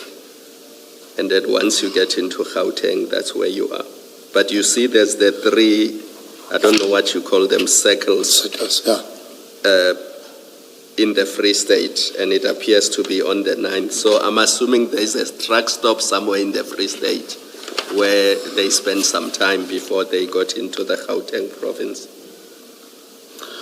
On which page are we, Commissioner? 22. 2. Look at where the blue and the yellow and the red converge. Do you see that? Yes. And that's before Vanderbijl Park and slightly before Sasolburg, so it must be the Free State. And then but it's usually a case of if there's a truck stop there, then maybe the truck stopped for quite some time before it moved into the Gauteng province. Commissioner, sorry, on page 22 Yes, is the movement of Nku, not of the truck. yes. No, yeah, so let's focus on Nku's movement. As Chair has said, on the 7th he appears to have gone to Durban. On the 8th he was coming back, and that's the blue circles. And then the red is now the 9th. Yes. And you see that there's a lot of movement in that part where red and blue and yellow converge. And then we see later on, if you look at now Aeroton or Johannesburg, there's another, a lot of movement there where you see a lot of red circles next to a lot of yellow circles. Yes. But nothing turns on it. It was just a sequence of how they appear to have moved.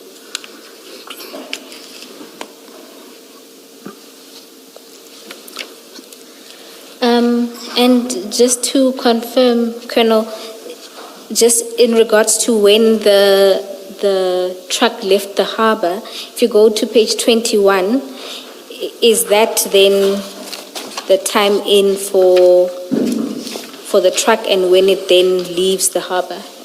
Can you see that Transnet track and trace? Is that how we know that it left on the 8th, the truck? Correct. Okay. Now you can go to paragraph 8 of your statement. On 2021-07-09, Tumelo Nku, No, sorry, you say time in is when it left the harbour. What does time out mean? When the truck, There's a time in and a time out. Yes, So if we are accounting for time in, we have to account for time out as well to complete. Colonel, I was just clarifying that time in would have been when the truck gets to the harbour and time out being when the truck departs from the harbour. from the harbour. Correct. Then you can go to paragraph 8. On 2021-07-09, Tumelongu sent Samuel Mashaba location through Telegram. The location happens to be Rodicop, Yellow Jersey Logistics. On the same date, Samuel Mashaba called Warrant Officer Pakula from Alberton SAPS. Pukungwana, sorry. He phoned, okay, let me repeat.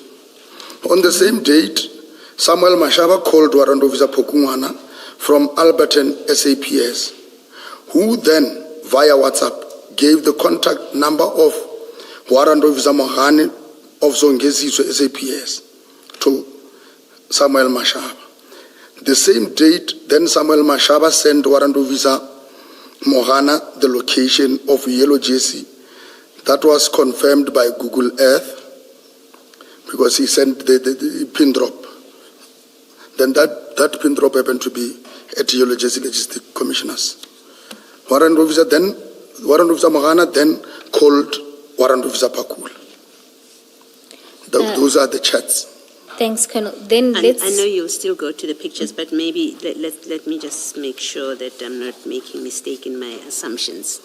This Samuel Mashaba that is saved is Samuel Mashaba of the Hawks, and you say it is the suspect in Boisons. This is the same person that was referred to in your evidence earlier. The social media app similar to WhatsApp and others similar to that, correct? That is correct, Commissioner. Then let's go to page 26 of the presentation. And can you confirm, Colonel, that that was what was retrieved from Telegram? 26 of the presentation. Yes. It is. Colonel, sometimes your yes is so soft that I'm not sure if... Yes, Commissioner, Yes. sorry. Okay, and there you detail the 3 messages, right? So the first one is Mr. Nku sending to Mr. Mashaba the coordinates of Yellow Jersey. Is that correct? That is correct. And then there's also a message that's sent by Mr. Nku, and the body of the message says we need to go. Yes. And then there's a third message that was also retrieved, which is before 6:30. That's the last one. Can you see that? Yes. And this happens on the 8th, the day before, The day before. at between 22:25 That is correct. and 22:28. 22, yeah, 28. That's the last message. That is correct. And why do we not have the communications themselves?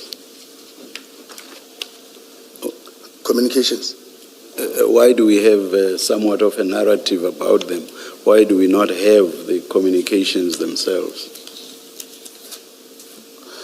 This is what was... From Telegram itself, in the same way you've been showing us what comes from Threema and also what comes from WhatsApp. Here we are having a narration or narrative or explanation. Why do we not have the chats or communications themselves on Telegram? I don't want to commit myself, but my understanding is like Threema. Also, my understanding is this Telegram is sometimes encrypted. But the line of communication, Ms. Bowe, am I making sense, or is it I who's not understanding this? It seems to me to be an explanation or narration, and Yes. not the communications themselves. That's what Yes. I'm trying to communicate to the Colonel. The Colonel does not seem to be understanding me. Colonel, do you, if we can go to page 8 of the presentation, ne?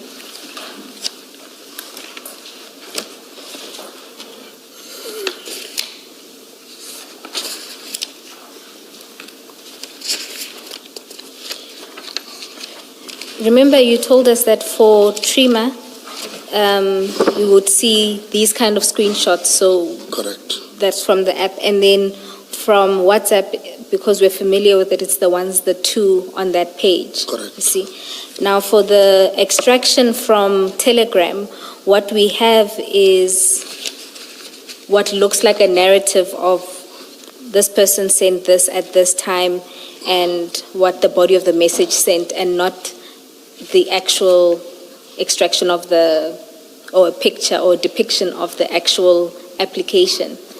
Chair is asking why this is. I can't explain, Commissioners. And then, Colonel, you on page 27, we see there the calls that Chief Mashaba makes to Warrant Officer Pokungwane. Yes, And then the call that's then made to Warrant Officer Mahan. correct. So that's just a representation of what you said in paragraph 8. Yes. Okay. Just to You say clarify, it is calls made by? calls made by Mr. Mashaba. What does it mean that the first part of it shows the name of Pukungwane and then Mashaba follows after that and then Mahano? If you look at the arrow, if you see the second one, the one that says Mashaba, Samuel Mashaba, you see the arrow goes up to Pokungwan to depict the call. Is that correct, Colonel? It shows, in fact, what happened here. Mashaba phoned Pokungwan. And you say we see that on this depiction by what? By the arrow facing up from Mashaba, it goes up to Pukungwane. Is that what tells us that Mashaba called Pukungwane on the day? Then Mashaba, Pokungwan is on top. Yes, Then in the middle is Mashaba. yes. At the bottom is Mohana. Yes. So we just The need Greek- confirmation that it's Mashaba who calls Pokungwan. How do we see that? Is it the arrow?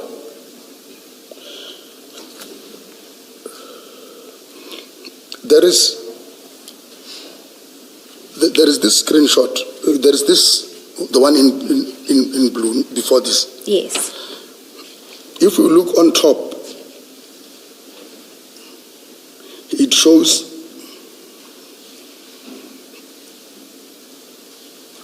this one of Albert. The first one I think is for Pokungwana. Let me check. I do not see any names that I recognize there. You are referring to the one right at the top.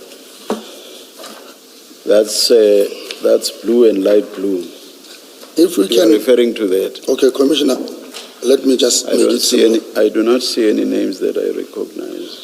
The first one on these arrows, on this one. Yes, bottom. Let's look at the number that will end with 794. Yes, I see that just above the On name. top of that screen, there is the 714 number, 2794.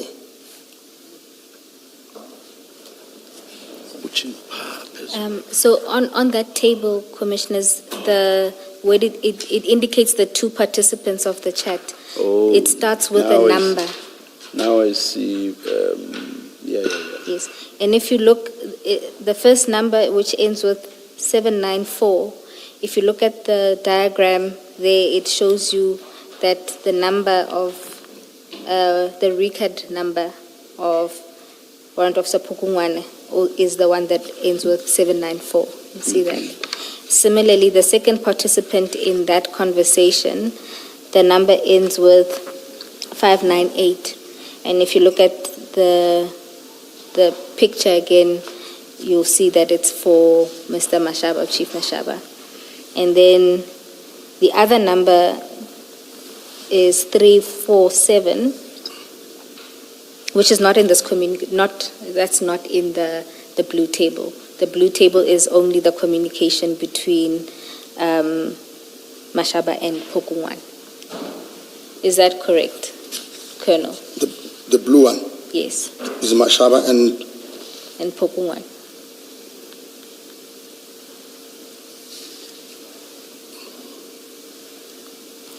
yeah, it's Mashaba and Poku. It seems it's Pokungwan and Mohana. But I can be corrected because it was not mine who drafted this. But the issue is Mashaba called Pokungwana, Pokungwana called, sent the WhatsApp to Mashaba. Then Mashaba started communicating with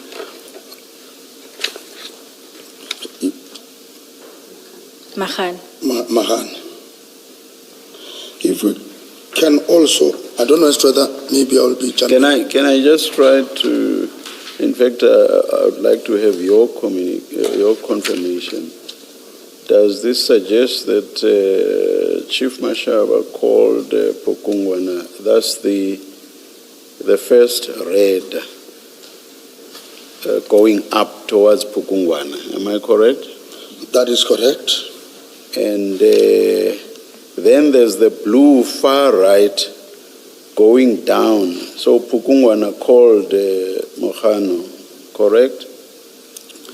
Let me just say it can be correct, Commissioner. You are supposed to be interpreting this for us. I'm following the arrow. Yes, I'm also following, but I cannot commit myself because I did not. But what I know on the chart. If we do a correlation with your confirmation with regard to the first raid going up, then it's only logical that the blue coming from the line where Pukungwane is must mean that Pukungwane called Mohano. Correct. And then Mohano called Pukungwane. That's the long raid going up from the line where Mohano is. There's a long raid going all the way up to where Pukungwane is.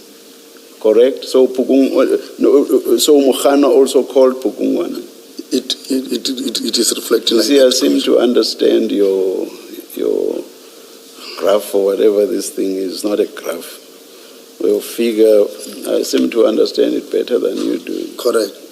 You are correct, Commissioner. And then, Sorry, Ms. Bill. I'm anxious that we get a proper explanation of these graphics. The Colonel has just agreed with the chairperson that Mahano speaks to Pukungwana, calls Pukungwana, but paragraph 8 of the statement doesn't say that. So I'm just anxious that we end with evidence that is questioned on the basis that it's not reliable because of the witness uncertainty. Is there a reason that we can't get a proper explanation from the analyst what all of this mean? there is no reason that we can't get the analyst, and we will get the analyst. Yeah, and our focus earlier was on the one aspect we were dealing with then.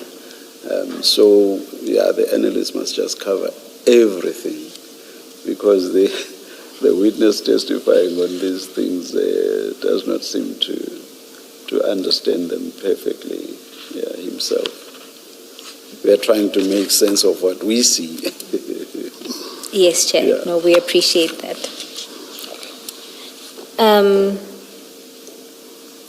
for purposes of proceeding, Chair, my proposal is that we focus largely on the statement and complete, and then we call or obtain a comprehensive statement from the analysts. That Yes. way we can avoid confusion. Yes. So basically, they must explain everything. And Chair, we went beyond 11:30. Might this be an opportune time to take the Let's agenda? adjourn and resume at 12 o'clock.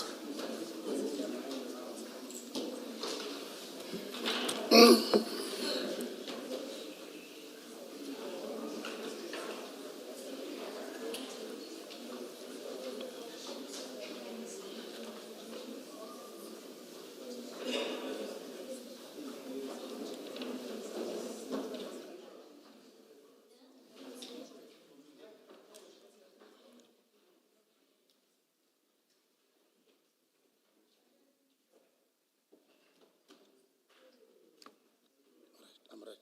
I just want to show you something. Oh.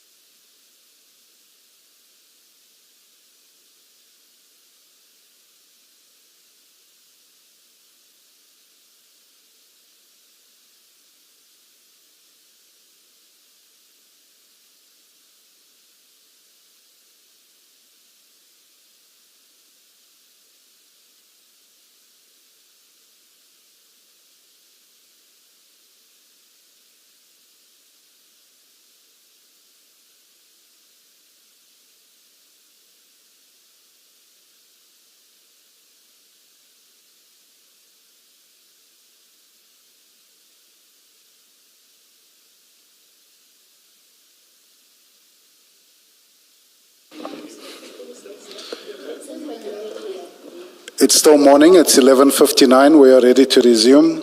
Please make sure your devices are off or on silent. Thank you.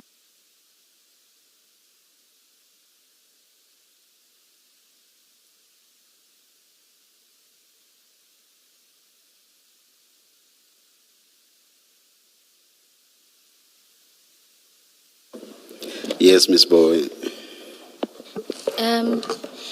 Chair, my proposal is to allow the witness to read the rest of the supplementary statement. There will be one or two questions after that, and then for a comprehensive explanation of the presentation, we will endeavor to call the analyst to provide that Yes, testimony. that makes perfect sense. But there is one other picture I just want the Colonel to deal with from the presentation. Colonel, if we can go to paragraph 9.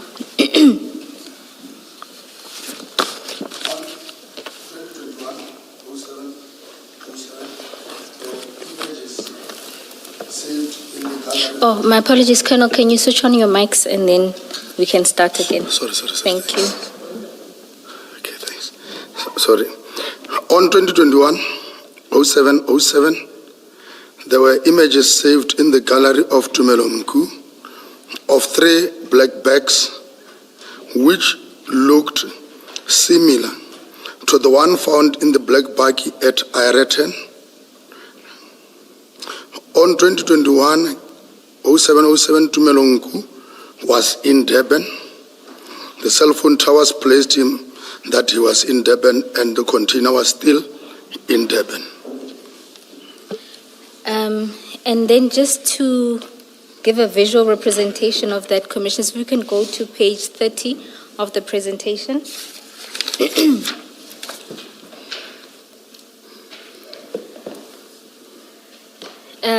Colonel, just confirm that the first 3 pictures were those seen or retrieved from Mr. Nku's phone. That is correct.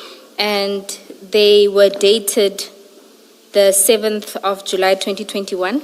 Correct. And that would have been 2 days before they arrived at Ayrton. That is correct. And the picture on the far right is the packages that were retrieved in Ayrton and loaded onto Warrant Officer Magano's bakkie.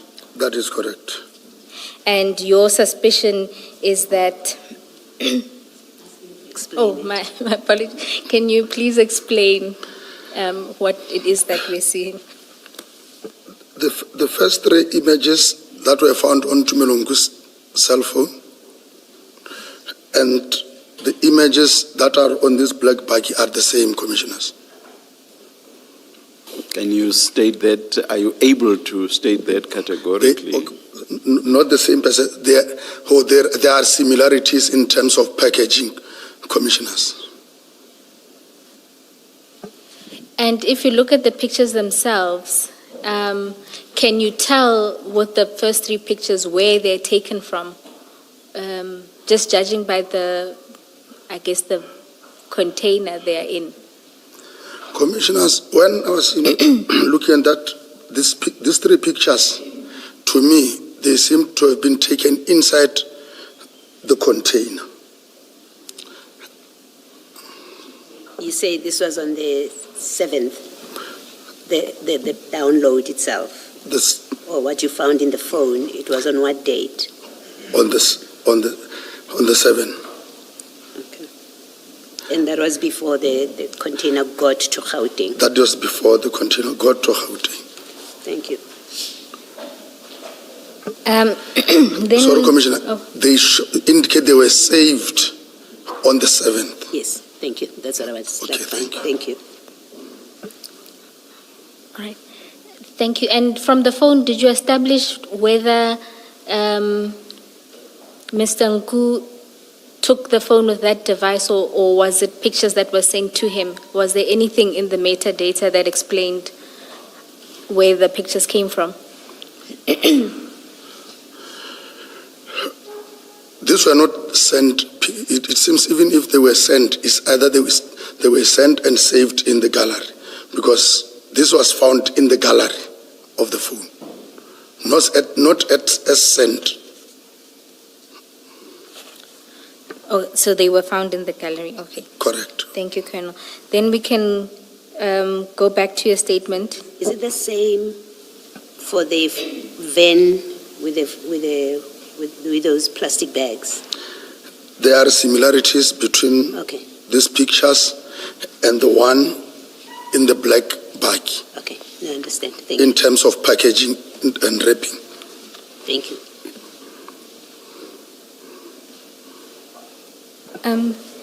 Commissioners, I don't think the picture here is the best. Perhaps if we can check the stain exhibit bundle.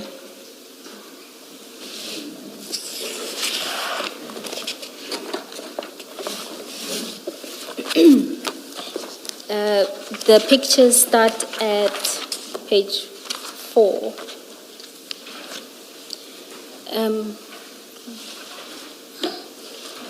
Sorry, Colonel, did you find it? Page 4. Yes.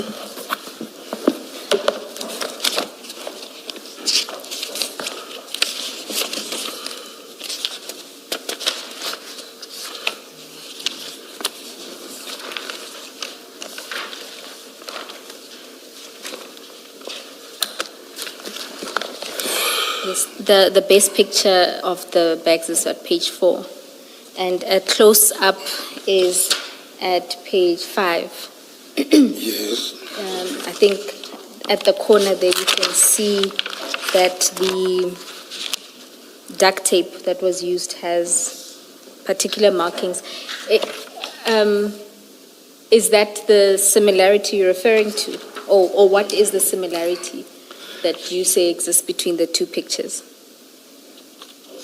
I'm referring to the same, to say there are similarities in terms of wrapping. Okay. Let's also confirm that what is the picture on page 4? Where is it taken? Page 4 of the stain bundle, if you would just explain. These pictures reflect the one at Ireton, Okay, the one that I was investigating. okay. Thank you. Thank you, Colonel. If we can then return to your statement from paragraph 10. On 2021-07-08, the truck was released from the port of Durban to Gauteng. The same day, Tumelongu traveled to Gauteng. This is clear indication that Tumelongu was monitoring the truck. Colonel, you can continue. We've already dealt with these aspects earlier. Analysis of the location data associated with Tumelongu's cellular telephone indicated that on 2021-05-21 to 2021-05-22, the device was in the same vicinity in Durban. The date corresponds with the cellular telephone communication in which requests were made and the photo of the photograph and the container. The communication attributed to an individual identified as Alpha. 12. Further analysis of the extracted data revealed that on 2021-05-25, a screenshot was found in which the individual identified as Alpha requested Tumelongu to pick him up, and analysis of cellular telephone record and associated cellular tower data for Tumelongu's device indicated that on the same day, the device was located in the vicinity of Bedfordview.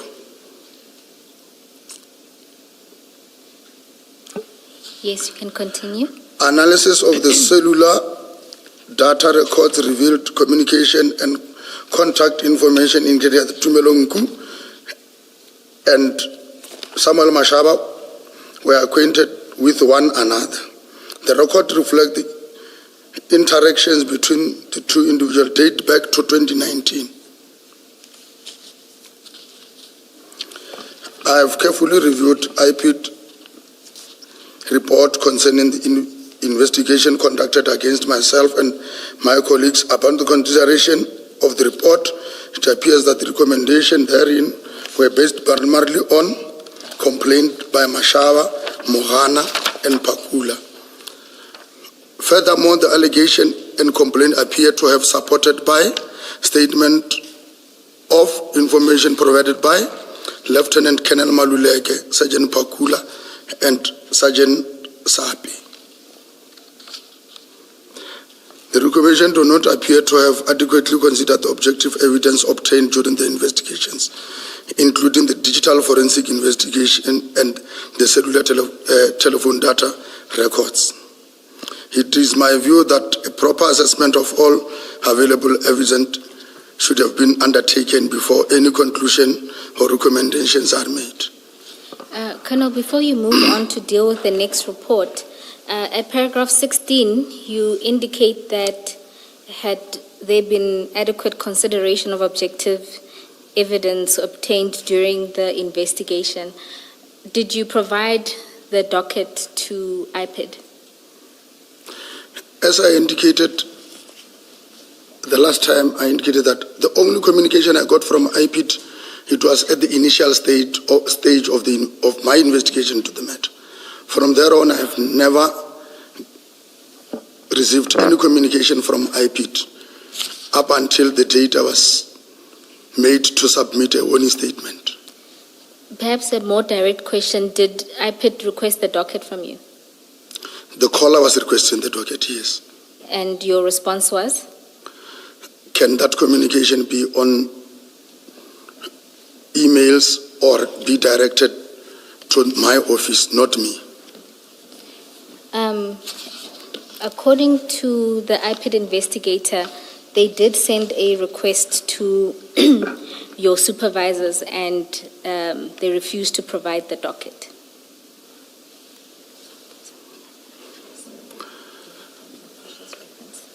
It is strange, commissioners. That will be strange to me because I've never get that communication. My apologies, Colonel, you said?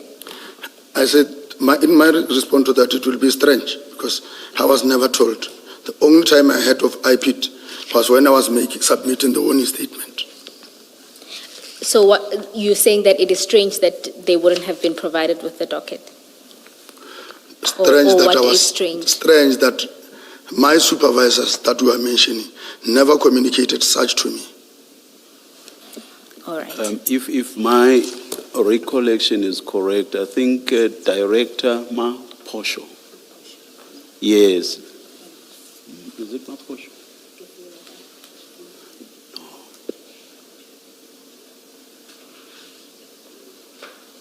No. Yes. Director Ma Posho says that it's a she. Says that she contacted you directly, that she asked for the docket.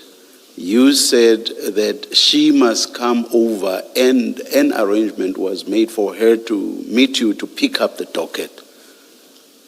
Am I correct in my recollection, Ms. Bowe? Yes, it's... So that differs from what you have just said now. And when she got there, you were not there. That's what she says. I can't remember her, Commissioner. Maybe, Chair, just to read what she says from her statement. Please. She says, on 21 October 2021, I made contact with the investigating officer of DPCI, Captain Sabola, requesting the copy of the docket. He said we must come to his office at Germiston on the 22nd to collect it. My colleague and I went to Germiston as agreed, but to our surprise on arrival, Captain Sabola was not in the office. He was contacted on his cell phone and he indicated that he was not going to give IPID copy of the docket. The matter was escalated to Brigadier Sekhobela, Captain Sabola's commander, and she said she will talk to Captain Sabola and she will give us feedback. A follow-up was made with Brigadier Sekhobela on her cell phone, but was always on voicemail, and she never returned the call. See, that differs altogether from what you are saying. I received only one call requesting the docket. I gave the direction, but on the appointment, I can't remember making any appointment. there's a difference between not remembering and not ever having made the arrangement. Which is which? I've never made any arrangement with them. All right. How does it normally work, Colonel? And my question assumes that you've had before this, you had previous engagements with IPID about other cases. When they do their investigation, how does it work, their engagement with the SEPs for purposes of getting information? Do they ask for a docket, and do they ask for it from the investigating officer? What are those processes, if you know? In this instance, I think what they are saying there, that is the correct procedure. That they communicate with the office. The office referring to the office of the provisional commander, which is, in this case, Brigadier Schovel. Or they should have communicated with the unit commander, which in that case was Colonel Zondi, who will then call me to the office to say, come with this docket, there is something that is needed. Because if that cannot happen that way, I will share information in the docket with each and everyone that comes to the office. And they should have, at least communication should have been done not telephonically. They should have write to the office that this is the matter we are investigating. We understand your office is investigating the same. We have got a complaint on the matter. Can we meet? That is what was supposed to happen. But that wasn't, I was never informed that there is a letter or communication of that. Before this Boyson's case, have you personally been involved with this process of IPID, where you were the investigating officer and they required information? Yes. And how did that process go? How, to get your access to your information, how did it play out? Access to information must just follow through the correct procedure, not to the IO direct. So in previous case that you've done, is that what happened there? It happens that way. Okay, they communicated formally. No cell phone contact, commissioners. Yes. So there should be a paper trail to say there was this communication. Yes. Because we sometimes, as investigating officer, we get strange calls that seek information in our dockets. Okay, thank you. Just to say, Colonel, IPID did send formal communication. Ms. Maposho indicated that on the 28th, an email was sent to General Kadwa seeking his intervention, and a meeting was arranged between IPID and DPCI for the 5th of November 2011. And on the 4th of November, at 1500 hours, the staff officer of General Kadwa called and said the meeting was cancelled due to unavailability of General Kadwa and legal services. However, there was no other date provided. IPID also sought intervention from General Libya and requested assistance there. A letter was drafted on the 24th of November. General Libya did not assist with the request. Instead, he indicated that IPID must investigate without copies of the docket.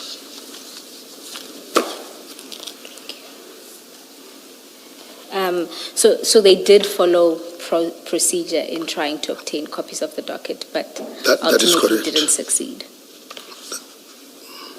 And do you have any observations why it would be that DPCI at all its ranks refused to assist IPID? I can't respond for General Kadwa for not adhering to the request, and also for General Libya for not, but I think the direction to General Libya was for IPID to investigate, of which I don't know how they communicated, commissioners. So I can't comment on. And so you're saying that neither General Brigadier Sekgobela or General Kadra or even General Libya at any point talk to you about IPID's communication? Commissioners, the only time I got a call from General Libya was when I was in Limpopo to sign the letter for misconduct, nothing else. The letter for misconduct related to this investigation? To this investigation. Oh. So that would have been at the point that IPID had made a recommendation? That is maybe correct. That may be correct. I don't know what made them come to that decision, Commissioners, but indeed there is a communication between them and the office. Maybe they were aggrieved by the outcome of their meetings with my bosses, then they ended up reaching that conclusion. All right. You can continue with the statement. Let's deal with what Major General Gerber had to say. Paragraph 18. I have also reviewed the findings of Major General Gerber. According to his finding, he was unable to identify any evidence that would warrant the findings of misconduct against any DPCI members implicated in the IPT report. The findings indicate after the consideration of evidence available, there was no evidentiary basis to support allegations of misconduct against implicated members. This finding should be considered alongside all other evidence and report relevant to the matter.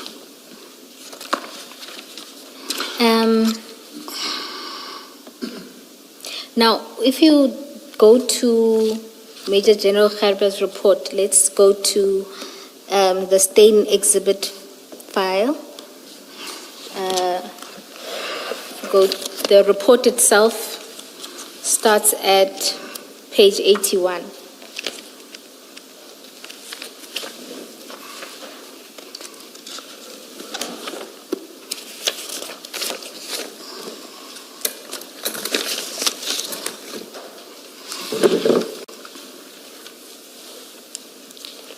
Have you found it?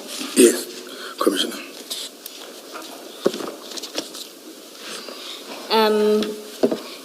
You will see there that General Gerber,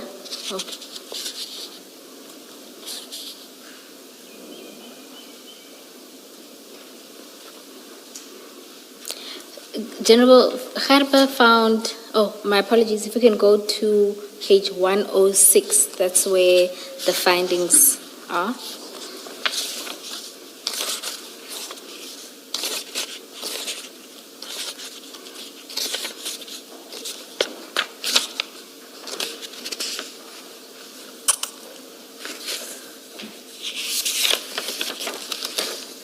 Are you there? Yes, Commissioners. So you'll see the first finding relates to the fact that he or she found no evidence indicating wrongdoing on the part of the DPCI members, including yourself. Correct. Right?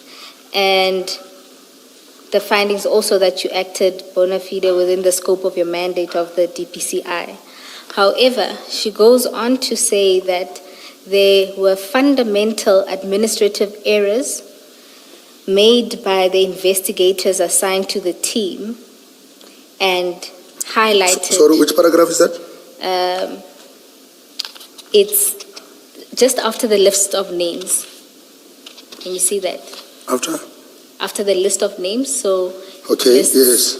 you, Lieutenant Colonel Sebola, and then Yes. says, Okay. in any wrongdoing. So the sentence starts with, I could find no evidence implicating any of the following members, list the members in any wrongdoing. Goes on to say, on the contrary, they acted bona fide and within the scope and mandate of the DPCI. There were fundamental administrative errors made by the investigators assigned to the team, and I highlight this although they have no bearing on the IPID recommendations. You see that? Yes. And there she lists 7 fundamental errors. Yes. And in your statement, when you deal with this report, you don't deal with these. So can we have a look at them? Yes, I'm looking at it. Okay. Now, they note there that there were errors in relation to serial numbers on the evidence bags. Did you witness or see any of this? No, Were you told of any of this, the administrative errors? no. Goes on to say, statement of Captain Norkia and Warrant Officer Morris, who performed the seizure together, differs, but was rectified and found to be an administrative error. So she notes there that the 2 officers that were in charge of the counting, their statements initially differed. Yes, I still remember. I can remember that there was a statement that was rectified and sent to the docket by Captain Norkia. Sent to who? To me, that was To you. with regard to, but at that time, if I still remember, it was with regard to the last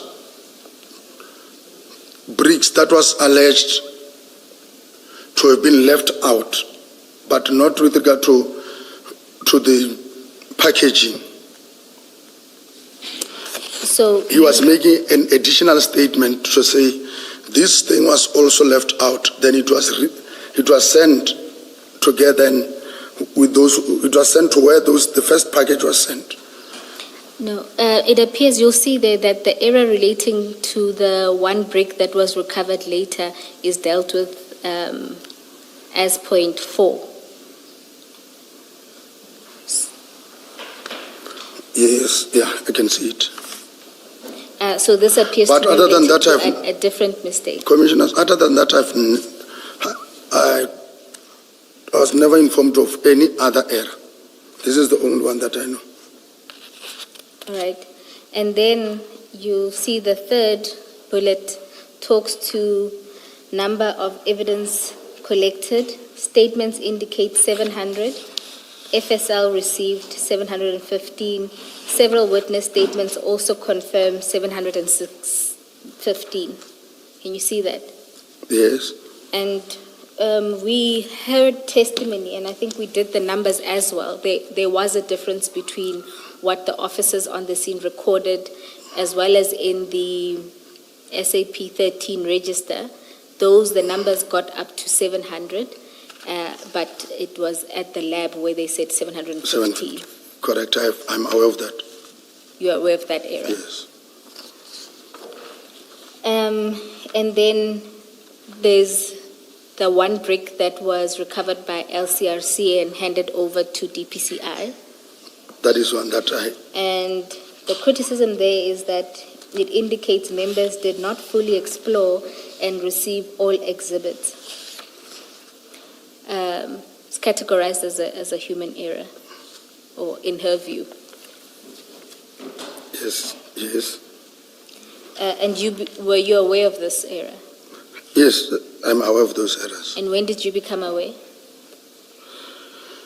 I can't recall, but what I know, when they were taking the exhibit there, even if a forensic bag can have, that is what Captain Norkia told me, that they had to put another bag or to put another, the first forensic bag in the other one. That one I was aware. I think you are talking about a different error. There, where they put the bag in another bag was when FSL refused to take the bags because some of the evidence bags were damaged. That is what This point refers to the 1 brick that was recovered by LCRC. Do you know what happened with that 1 brick? I know. How it was missed? I know when Captain Norkia said he was called to come and collect that brick and he sent it to FSL. I'm asking if you know how that happened. I think that can be contained in Captain Norkia's statement, Commissioners. Okay. And when Captain Norkia informed you of this, you didn't ask how it happened, why exhibits were missed? The only thing that I can remember is that it was left in one of those bags. How? When you say one of those bags, what bags? The bricks were taken out of the black sports bags. Yes. Then the indication, even though I'm speaking on what I was told by Captain Nokia and what should be, I think it should be covered by his own statement, because he's admitted the statement of sending late the other exhibit.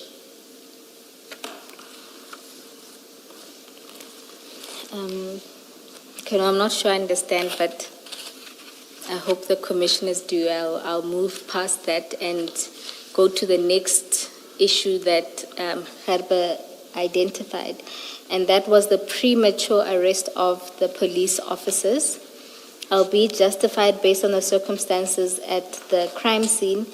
If allowed time to investigate, a different outcome may have been achieved. You see that? So one of the criticisms is that there was a premature arrest of the police officers. As I indicated earlier, commissioners, premature in terms of the dealing in drugs and possession of drugs. But in terms of their purpose of trying to defeat the end of justice, commissioners, I'm still against this findings. So you Had it not been for me to say, the main purpose of these members to be there had other motives other than that of assisting the state. If we can go back, if maybe I had to advise General Herber to say, the very same members, they are contravening their own instruction. When it says crime scene management, how the crime scene must be managed, we have got national instructions that guide us to say, this is how you approach crime scene. Which means deviating from that itself, I think in General Herber's report, he should have noticed that the very same members deviated from National Instruction 1 of 2024, that of saying crime scene management. Colonel, isn't the issue that when they were arrested, the Section 35 certificate or notice that they had to sign said they are dealing with drugs? Now that is premature because at the point nobody even knew that these are drugs. They were arrested at a point where all they had done was interfere with the crime scene. But that's not the charge for which they were arrested. That is correct. They were arrested for dealing in drugs. Now that is premature because that day nobody could make even a presumption that they are dealing with drugs because they say they were taking the drugs to the police station in Ekurhuleni. So to say they are dealing with drugs is premature if you don't even know where they are taking them. It may be that they were clueless about what the prescripts are, or they deliberately violated the prescripts. But it's a giant leap to say what they did amounted to dealing in drugs. In that instance, Commissioner, I will concede. Yes. Thank you. Colonel, then the next is a lack of follow-up on alibis, thus allowing defense to obtain statements and providing such to their representations to DPP. Can you see that? Lack of follow-up on alibis. Just for context, Ms. Poe, please remind me what the alibis were. I'm just thinking, for example, Warrant Officer Mohana was there. He was at Eriton. The bags were on his buggy. Warrant Officer Pakula was physically there. He was found at the scene. Chief Mashaba was also there at the scene. Just remind me for context what alibis are referred to here.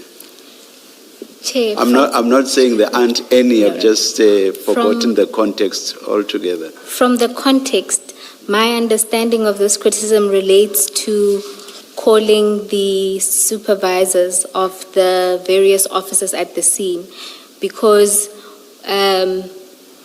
from the interviews at the scene or the calls made, they were informed that commanders didn't know where these officers were. But subsequently, the statements that were filed by the various officers indicated, at least in the case of Officer Magano and Pakula, that they were aware of the members' operations. So perhaps it's not worded. Or then it's probably a wrong use of the term alibis, because I understand it to refer to, I was not there, I was elsewhere. Yes, I discerned it from the context. But what you say makes sense in the context, yeah. Yes, because if you also... So it's the person who wrote this that used alibi wrongly, it seems. General Yes. Gerber. Yeah. Thank you, Ms. Bowe. Please repeat your question. Chair, I even forgot what the question was. No, Colonel, I was asking for your comment regarding the lack of following up with the supervisors, because it's from the criticism, and I mean it's apparent from how the case then proceeded, that delay in talking to the supervisors resulted in the statements coming up much later, where those supervisors then said that their members did inform them of this operation. And just to say that it's this criticism is also shared by the NPA in their report. Isn't maybe the first question to ask whether, Colonel Sibula, you know what alibis are referred to here? Who are the alibis? Do you know who the author of the report would have been referring to as alibis that should have been followed up? Commissioners, it's just that maybe I know what alibis are. I know for sure it's Section 36 and 37 of the Amendment Act with regard to certain properties. Then if I found somebody in possession of something, he gave me certain information to say, yes, I'm in possession of this. I got it from this person. That is the alibi that I can follow. But having somebody coming from somewhere, I can even state in this instant, I know Lieutenant Colonel Maluleka, who's one of the people who wrote this statement. His commander was Colonel Sohobe. I phoned Colonel Sohobe. Do you know where? Because we are from the same division. He is not working narcotics. He is working EPR. So if what he was saying is alibi to say he was there at the scene, the question is, what was his purpose? What did he do at the scene? No, my question, maybe to go back to my question, Colonel, that so there's a criticism here that you failed to follow up on alibis. So my question is, go back to the scene. Who were the alibis here that you should have spoken to, that it is said you failed to follow up on? Do you know who they are referring to? No. All right. Yeah, I can't do more than that. Okay. That's fine. Maybe let's then deal with the last, well, I think it coincides, statements from commanders, but initially indicated telephonically they were not aware of what their members were doing, but later changed their versions, should have been obtained immediately. What is your response to that criticism? Which paragraph? It's the last bullet point. Statement from commanders. Commissioners, It's me who called the station commander of Zongesiswe. It's me who sent warrant officer, I think it's Mbawani, to obtain the very same statement and to get the job description of warrant officer Mohane. So I can't understand this bullet point, commissioners. Maybe just to remind you that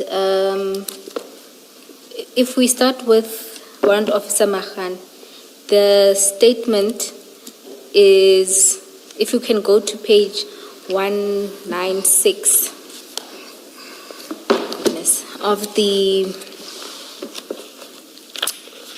exhibit file that has the docket and disciplinary papers.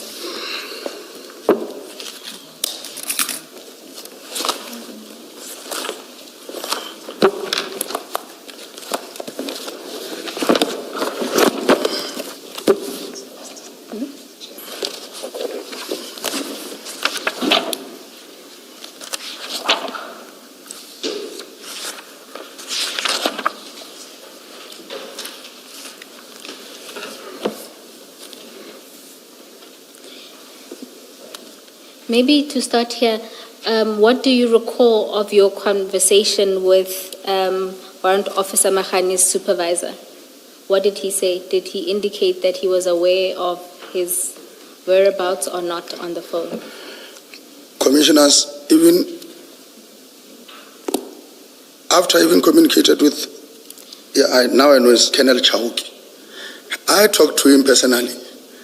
And what did he say? He said he does not know the whereabouts of Mohana. But Mohana is supposed to be in the office because he's performing these duties, which is SIMEC. Yes. So you see, when on the phone with I don't know the designation, Lieutenant Colonel Chauke, he informed you that he didn't know Warrant Officer Mahanu's whereabouts. But if you go to his statement at page 196, and if you look at paragraph 3, he says, on Friday, the 9th of July 2021, around 8:05 in the morning, I received a call whilst on duty from Warrant Officer Mahana, herein after referred to as a member who is serving under my command, and told me that he is following information on drugs. I asked him where is he following the information, and he replied by saying that he is in Eriton with other members from provincial office.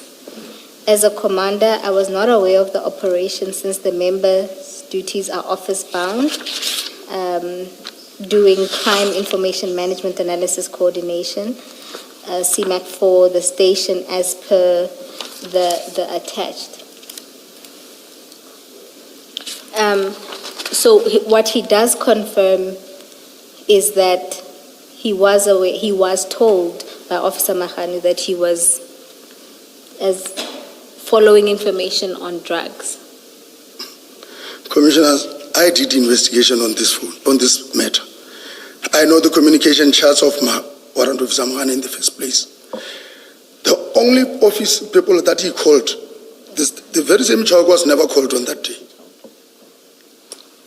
So if he is telling, on his statement, he is saying he was called by Mohana, that I will say he was definitely lying, because the same numbers, if they are there, investigation could be done to those to indicate that he never received call from Mohana.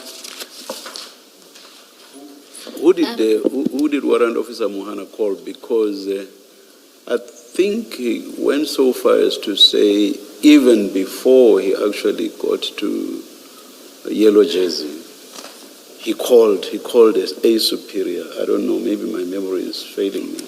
He did not just drive and only call someone when he was already at Eriton, which is what this paragraph 3 suggests. After having been called After having been called by one of his colleagues, he called a superior. That's what Commissioner, he suggested. when we were, the certain calls made by Mohana, they were made immediately after I informed him about their actions. He called by then one member from our office, which is Captain Cry, but the call could not go through. As I can remember, he tried to call Brigadier Loela. At that time, Brigadier Loela was approaching the scene. The call also could not go through. The only calls that were made on the 9th, that started around 6. It was between him, Pokungwana, and Mashar. By saying he called these people, I still maintain he will be lying. So this is the alibi that I could not fall, because at the initial stage, but during the investigation, I did not have anything to obtain from or to get except for the station commander to say where was his memo. I communicated with, I even informed my superior, who was Brigadier Schwabela, to say we need to get somebody to obtain the statement of Colonel Chauki. He is stating this way, but seeing his statement this way, it seems I can't understand what he's trying to hide. And Pugungwana, which section does he work for? I know it's somewhere here, but They are not working together. they're not working together. Pokungwana is Albert and that one is Songesisu. Okay. So Mohana could not have gotten an instruction from Pugungwana? No. All right. Just say, my understanding of this criticism, if you like, it's that you delayed getting written statements, which and these statements contradict what you were told on the phone. That's really the criticism, as I understand it. It's about the time lapse between your call on the scene, where the commander said to you, they don't know where their people are. And then in their later statements, now when they do written statements, they say different, they speak differently, they contradict what they told you on the phone. So the criticism is really about between the day of the operation itself, the 9th of July, and the date of the statements, there was a delay, which allowed for people to change what they told you on the phone. So the statement of Chauke, for example, of Mahano's superior, is dated the 19th of July. The operation was on the 9th of July, so there's a good 10 days in between, and you're being criticized for failing to take a statement. The writer says immediately, you should have taken the statement immediately. So the criticism is that really. It's not whether it's true or not what they told you on the phone or what you say they told you on the phone and what they said in the statement. It is the passage of time. And the suggestion, as I understand it, is had you taken Chauke's statement immediately after you spoke to him on the phone, then you wouldn't have had that contradiction or his changed position where he now says in writing he knew where Mahano was. Do you have any comment to that? Why you did not take the statement? Why you took the statement only 10 days later? Commissioners, that criticism, first of all, I can say is not fair to me. We did not take months to obtain this statement. In the process, when we are dealing with this, there are certain things that we have to give priority. Here, I got confirmation from the station commander that I believe there should have been no change in what he told me on the 9th, and that he's stating on the 19th. Even if I delayed, Commissioner, I think that does not give him the right to change what he told me, even if I delayed. But the delay is only for 10 days. That is why I'm saying this comment to me, based on the volume of work that we had to do on the day in question, it was not fair. It's not a fair criticism, Commissioner. Thank you. And Colonel, does your answer also then extend to the delays with warrant officers Pakula's supervisor? That will be same. But you'll recall that I don't know his designation, but Sipungu was at the scene.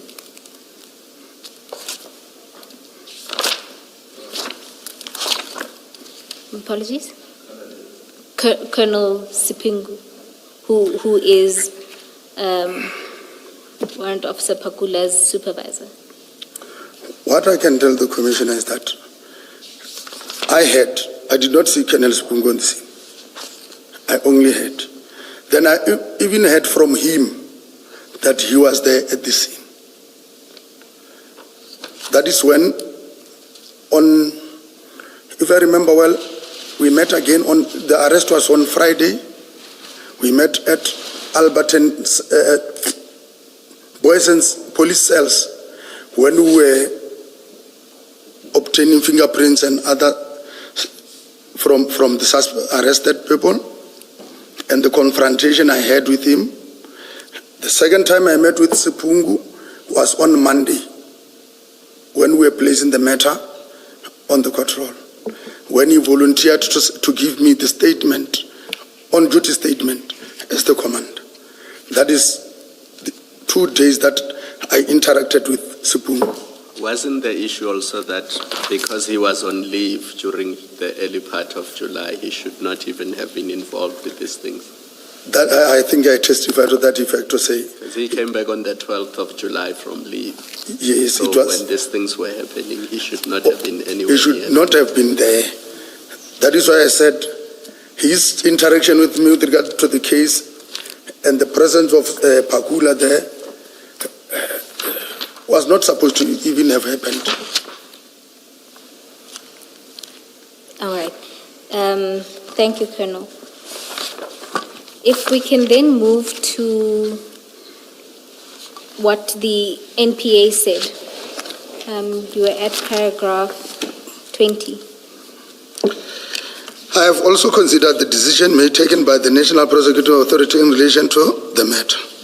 Following the representation submitted by the BTK attorneys, the Director of Public Prosecution for Gauteng Local Division, Advocate J.M. Serepo, ruled on 2022-06-23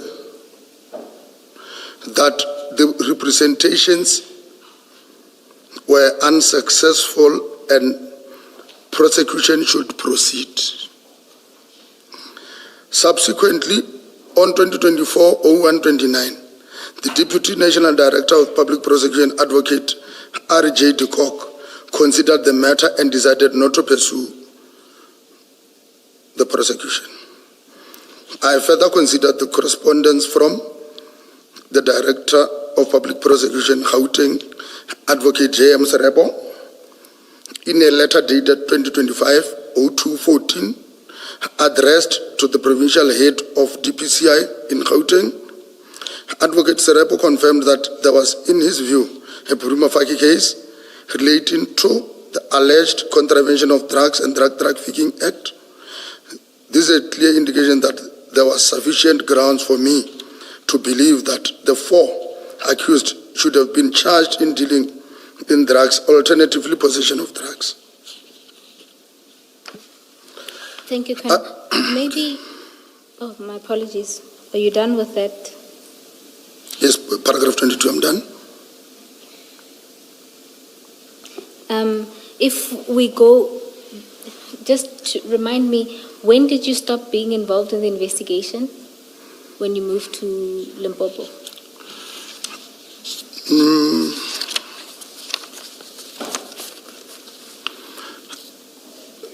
The last time it was when it was requested to the DPP. Then I was transferred to West Rand. From West Rand, I went to Limpopo. When was it when you were transferred to West Rand? It was around 2022. Right.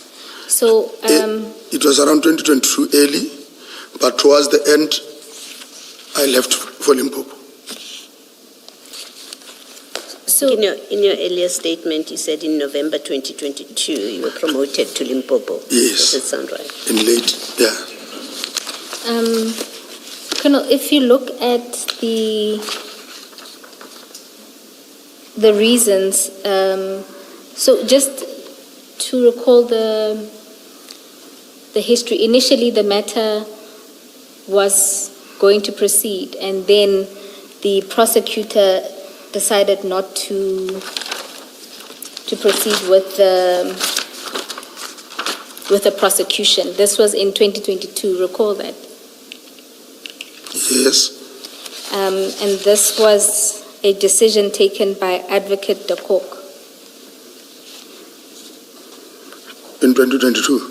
Yes, in 2022. No, my apologies, 2024. Maybe let's just go to page 1 of what's this one? The exhibit file with Boysons and Khan disciplinary. Page. Page 1.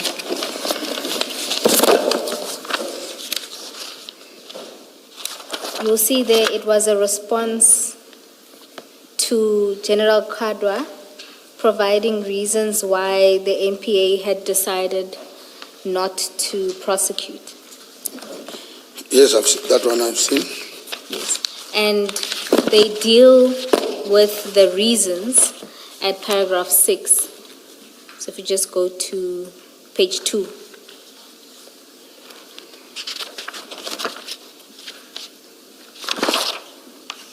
Yes. You'll see there that the prosecutor lists a number of reasons why they decided not to prosecute. And a lot of them relate to this issue relating to supervisor's knowledge. So if you look at the first one, at 6.1, there was a statement from General Khan stating that he contacted Warrant Officer Pakula's supervisor, Colonel Sipungu, who informed him that he didn't know that Pakula was involved in the operation. And it says materially contradicts the statement of Detective Sipungu, who states that Pakula did inform him of the operation. Yes, I'm seeing that. Yes. Do you want to comment on this criticism? Or you still maintain that it was because, I think it's Commissioner, if I had Malo with the assist regarding Colonel Sipungu's role.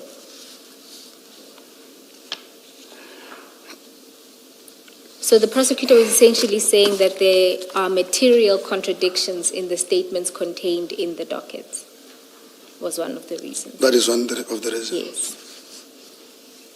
Okay.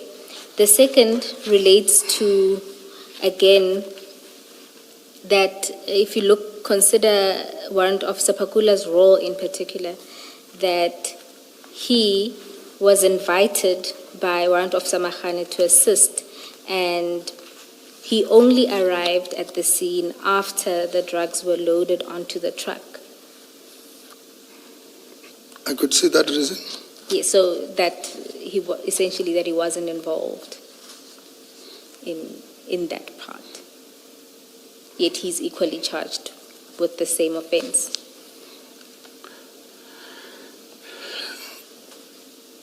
I don't know how to comment on this reasoning, commissioners, because you don't agree with the reasoning. I don't agree with, because it seems they were checking for what.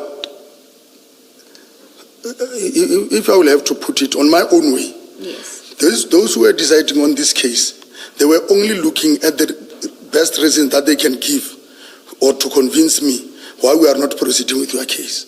This is me sitting here reading at these reports. They were not dealing with all these material facts that are within the dockets. We have got other things that they have looked into. I don't even get clarity why they were not overlooked. But to me, the reasonings are not fair. So your general response, we don't need to go through all the reasons. Your general response to the criticism is that you think there are critical things that they overlooked That is correct. and that the criticism is unfair.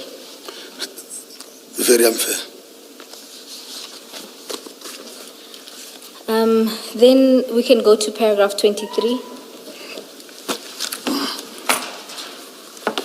of your statement. I was concerned by the conduct of certain senior police officers and the role they played in the crime scene. Based on the information that I have reviewed, certain actions and decisions taken at the scene raised questions that, in my view, warrant further scrutiny and further investigation.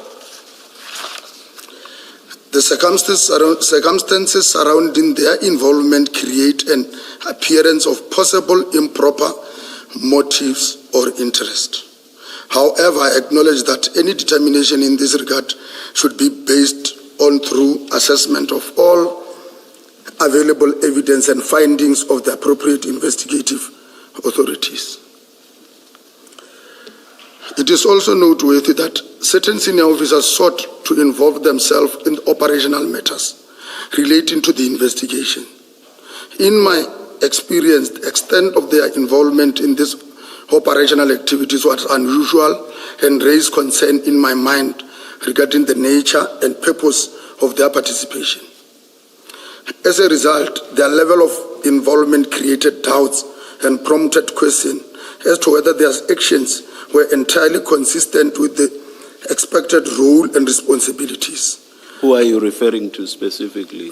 Commissioners, you can be aware that I was confronted with a certain statement, that of General Khan, and of which, when I was on my own going through the docket, I asked myself, does this man know how the scene could be handled? Because had he approached the scene the way it was supposed to be, we were not going to be confronted with this level of questioning, commissioners, because that should have been resolved right away on the scene. But based on their interferences and other things, what was supposed to be a good case has been lost. That is my view, commissioners. Just to be And then, Commissioner, also, we know one senior official that you have mentioned and that we know was on the scene, General Khan. Who else? Because you speak in the plural. Who are these senior officials? I'm aware that General Kadwa was present on the scene. I'm aware that General Kalakala was on the scene. But one can ask what role were they playing, but except for that of General Kadwa to say, I was sent.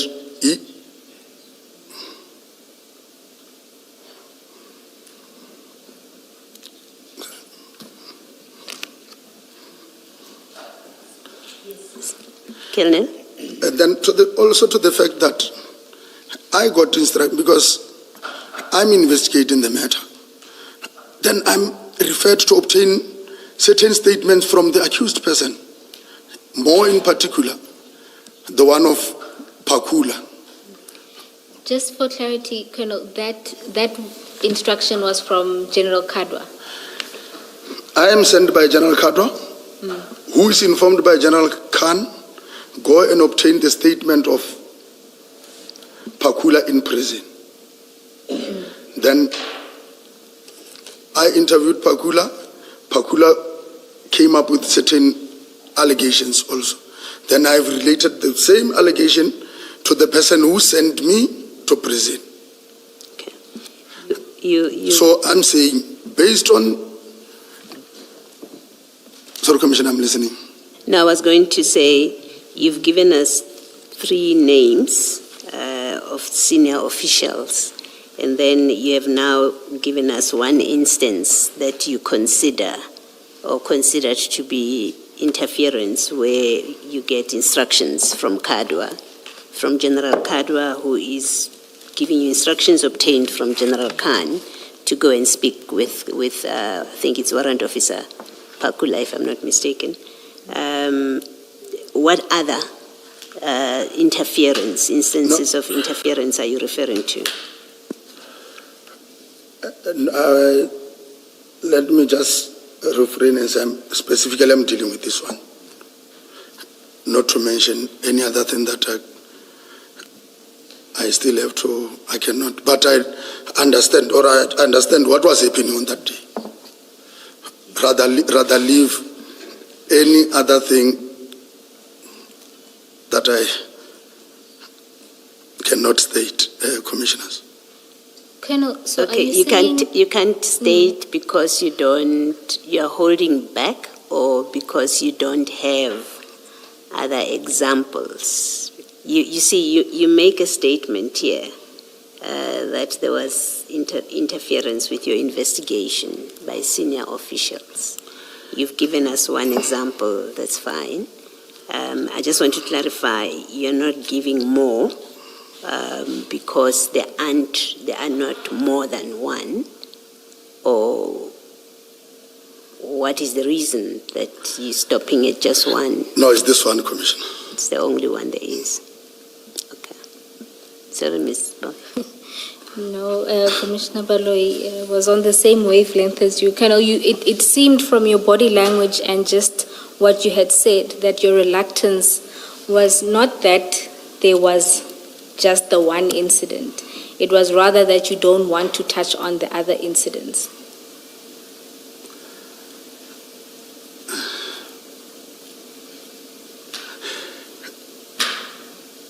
I think, let me touch on this one only, Commissioners. No, Colonel, I don't mind you touching on only the one. I'm saying, just to clarify, that you have other examples, but you are not comfortable to deal with them. Is that the case?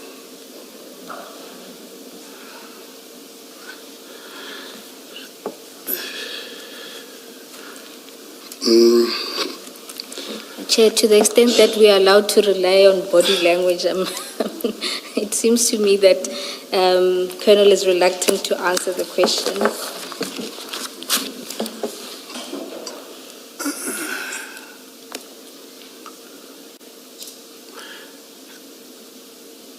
So, Colonel, not to put you in a spot, but it is a serious allegation to make that there was interference in the investigation by senior officials, and you probably have seen with other witnesses that we do probe the role of police officers in matters not being handled in certain ways, which is such a case with Ayrton. We're looking at the role of police officers on the scene. You say you speak to your investigation being interfered with. It's for that reason that I'm probing further.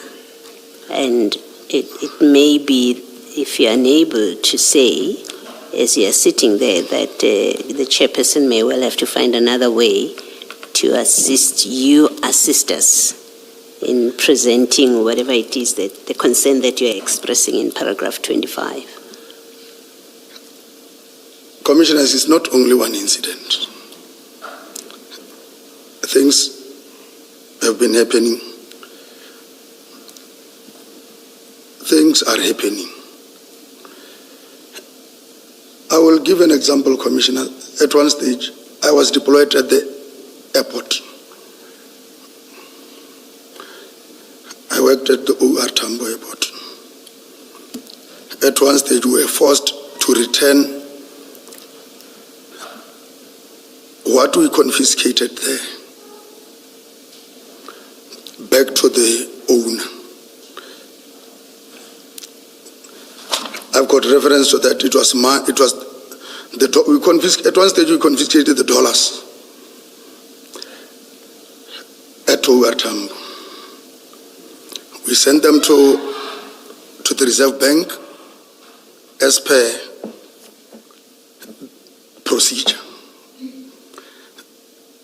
We were instructed to give that money because it was falsely, in fact, the presentation there, when they were declaring, they declared something else other than the dollars.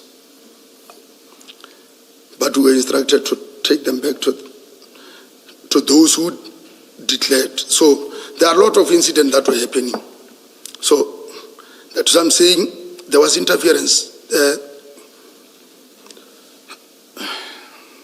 In coming back to this case, is it the kind of interference, and I'm trying to see if it will be of assistance to this discussion, is this the interference in this particular case, the Ayrton case that you are expressing a concern about, is it of the kind which, in your view, seeks to undermine the successful prosecution relating to the drugs discovered?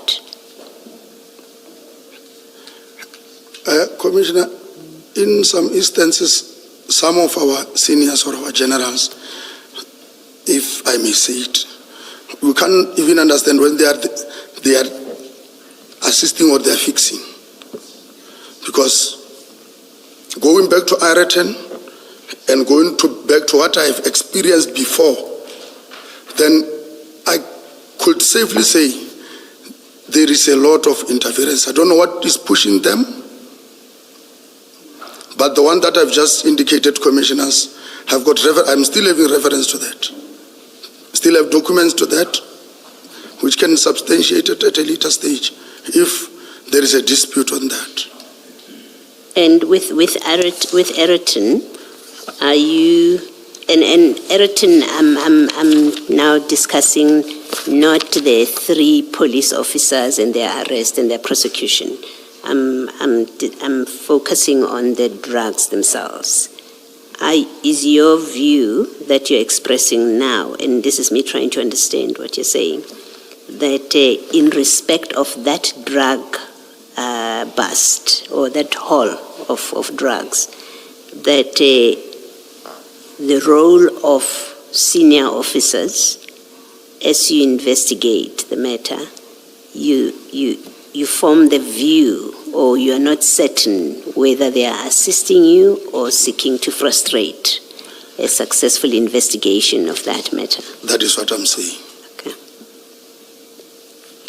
Can I follow up with a question which I would have asked right at the end?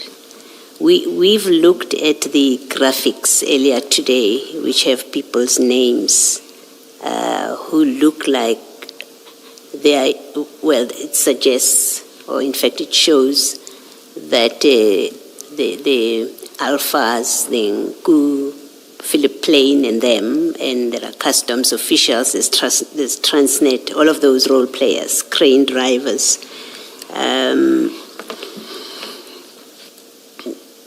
Is there a reason, and tell me, maybe I'm assuming, wrongly assuming with my question, but bear with me. Is there a reason that there's not been prosecution of people who are clearly identified in these exchanges, including Mr. Nku, who was at the scene, Ayrton scene, and we've seen his involvement on these WhatsApp messages, but he was at the scene, including Chief Mashaba, who, according to these WhatsApp messages, or the 3-ma messages, he seems to be part of they suggest he's part of a scheme. But what we seem to see here clearly is there is an organized, there's organized conduct where containers, vessels seem to be monitored, not just this one, but generally. There seems to be a scheme. Containers are monitored. The people speak of, Nku and Alpha speak about, we have our guy there, we have our guy there. Is there a reason that there hasn't been any prosecutions of people that have been identified? I don't understand. I don't know the reason, commissioners, but according to me, people have been identified. There are communication charts. They can be identified through cell phones. or they were identified through cell phones. Screenshots were taken from Transnet in KZN. There was a sort of my investigation towards that. Since then it has stopped. One can ask questions, why? But I cannot answer because I'm no longer directly involved in that. We don't know what people were pushing for those people not to be investigated or a follow-up on all those activities. Yes. Because they are still there. There is still a trace. Yes. Now, just drawing from what I have learned through this process, it seems this is a typical case that falls within SANEP, right? Correct. It seems that. Who in SANEP makes the decisions about we are going to investigate this, we are allocating an investigator, we are putting resources for this to be investigated, and to be transparent with you, I'm asking really a question of if we want to know from DPCI SANEB why this case where there are identified people but also their activities have been identified, if we want to know why is there no investigation going, or where is the investigation? Has an investigating officer been allocated? Who's doing what? Who do we ask that question of? Commissioners, in essence, SANEP form part of the section within organized crime investigations. There is a unit commander. In this instance, there was Colonel Zondi. He was never informed about this. That is the person that we are... You say he was never informed about? He was not involved in this. You can see a lot of names keep on coming, but there is no unit command. Then we were directly reporting to the unit command, who will in turn report to the provincial command, who in this instance should have been Brigadier Schobel. She was the one who was supposed to be with us on the ground, who, if maybe we are implicated in anything or in any wrongdoing, she would have been the first, then followed us. But I also asked Brigadier Schobel to say, you never played that parental guidance. Why? She said, Sabola, if you are not involving me in your investigation, you jump me, because there is this tendency of information not going through the culture of the SAPS. You will find a sergeant somewhere being accountable to the general, of which is not the case. It is not supposed to be. If I'm at the section commander of SANEP, those who are below me, they account to me. If there is anything, I'm the one to answer. But in real situation, we are not. We are not. Information can jump me from the last man on the ground to the upper structure, of which that is not the culture, commissioners, of the SAPS. That is not what we have been told of, going back to basics. That is not what we are being taught of, the levels of communication and the instructions. So is your answer that Brigadier Schobela would be the person to account why this case of where drugs are found, and there's this bust, but also there are people identified, and keep in mind, I'm not speaking about your SAPS members, the Pakulas and them. I'm speaking about Mr. Nku. I'm speaking about the Alpha person so I'm speaking about the people that are outside of the SAPS, but also anyone in the SAPS who may be part of that scheme. I'm speaking about Chief Mashaba.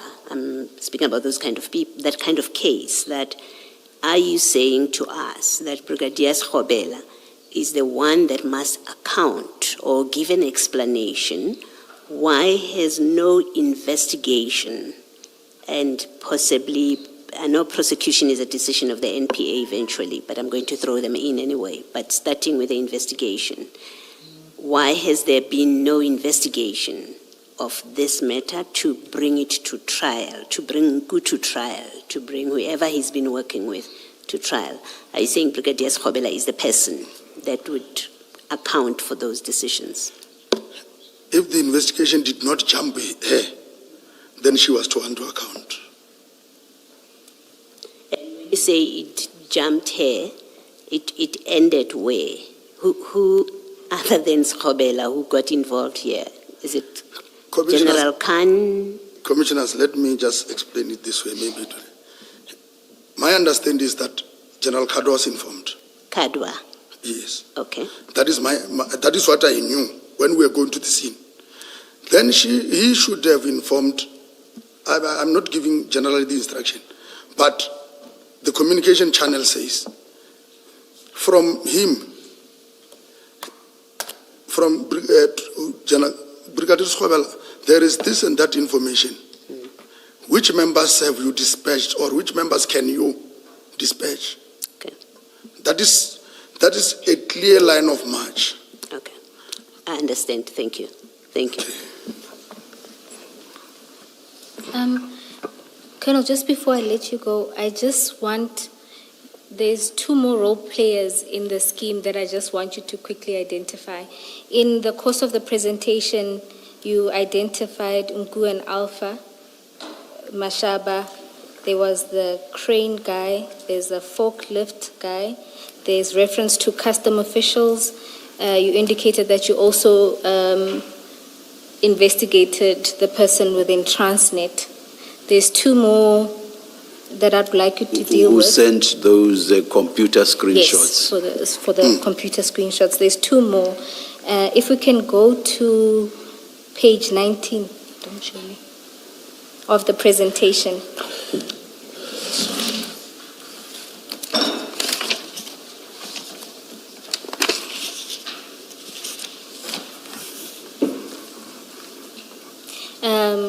There, I won't mention the name just for fear of maybe still part of your ongoing investigations. But it seems that you found evidence of communication between Mr. Nku and someone within Yellow Jersey. And this lady, yes. And was she investigated? She is currently for sure being investigated now. You think? I think so. I believe so because it seems now they are resuscitating the case docket. All right, so that's within Yellow Jersey. And then within Scania itself, have you identified any links that side? There was somebody who was working for the company. Then, before the Apollonia ship could leave, that person was in Brazil. That is according to he was working for Scania. For Scania in South Africa. For Scania in South Africa. But at the time, so I was trying to link the dot to say, this person was in Brazil weeks before this could leave. Then he was in here when it arrived.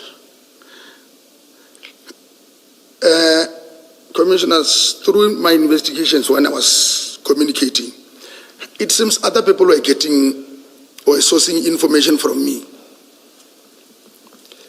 The person resigned.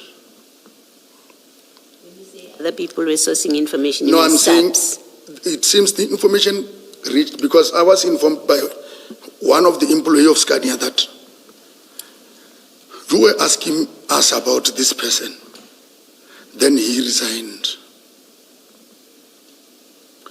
Who gave him the information? Because if this can be followed up, there was somebody who resigned in that Scania during the period of this investigation. I don't know whether he's still back in the country or out. I don't know. So you suspect that somebody within your investigative team, or who are you suspecting told him? It's difficult to can pick up who, because at the level that it was investigated, but my team, I won't say they have, because some of them did not have, they were just as going with me to Durban, doing this. Maybe, as and when we were doing the presentations on all those other things, we happened to give information to wrong people, maybe. You think the person, they would have been tipped by SAPS members? Is that your suspicion? That is my suspicion. And just for completeness, you say that you gave presentations about this case to other people. Do you recall which forums or meetings did you give presentations about this case? And who was in attendance? Commissioners, normally, if I can just take you through drug investigation, when I was still here, when there is a bust or something that we discover that deals with drugs, we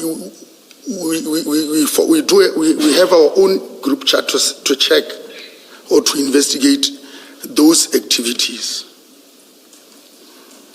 Up until when we were investigating, we know, sitting here now, I understand why somebody will request the seal number or the seal, the photo of the seal, because normally they create a false seal.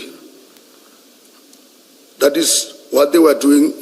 And again, they want, normally, there have been some incidences along the entry where they will stop these trucks. People will have their own roadblocks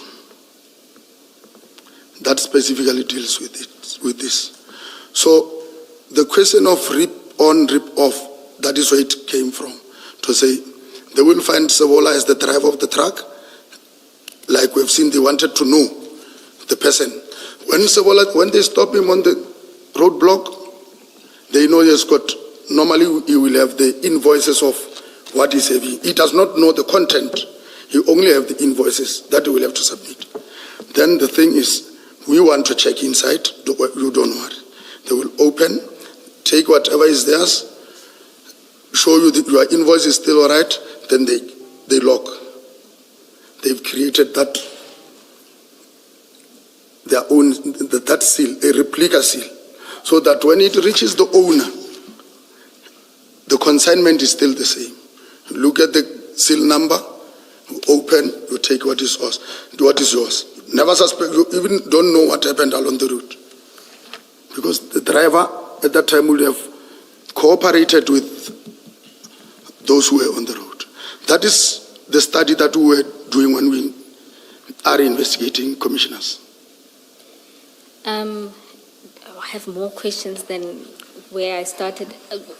When you say people, just to clarify, who do those roadblocks, you mean police officers or law enforcement officers? Law enforcement officers, commissioners. Okay, so that was the trend that you were seeing? That was the trend. And then using this investigation, you did a presentation to other law enforcement? Then, that is correct, commissioners. And your suspicion is that through those presentations, word may have gotten to the wrong officials? Correct. To leak the information? Correct. Okay. And would you be able to provide us with information of these presentations? When they were done and to whom they were given? It was done to different provincial heads. We did it in here in, what is that hotel? I can't remember, but we did it there. All right. Thank you, Colonel. Commissioners, I have no further questions for this witness. Colonel, I don't want an explanation. I just want a yes and no. And I don't want you to tell me why. I just need clarity on this. Mokhana, Pakula, and Mashaba, as far as you know, were they charged internally for misconduct for their part in interfering with the crime scene at Ireton? I will say I know of Mohana and Pakula. You know they were charged internally? Yes. And the outcome of that internal DC process, do you know? I was of Mohana. The investigation was conducted, but they could not find any wrongdoing. And let's just be clear, I'm not talking about dealing in drugs, or I'm Yes. talking about interfering with the scene. Yes, Commissioner. They were charged separately. Yes. Mohana, the understanding or the reason what I was given is that they could not find any wrongdoing in him.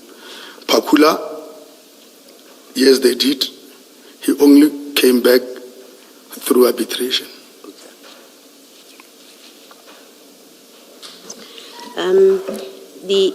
In that exhibit, you don't need to go there. You've just had a discussion with Ms. Bowe about the different role players that were identified, and one of them is someone who's indicated as an employee at Yellow Jersey, and you say there's evidence of a communication between that employee and Mr. Nku, I think, Tumelonku.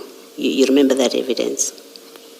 When I said there was communication between... If between Mr. Nku, Tumelonku, Yes. and a Yellow Jersey employee, if you would just go to page 19, if it will Yes. help. You see that?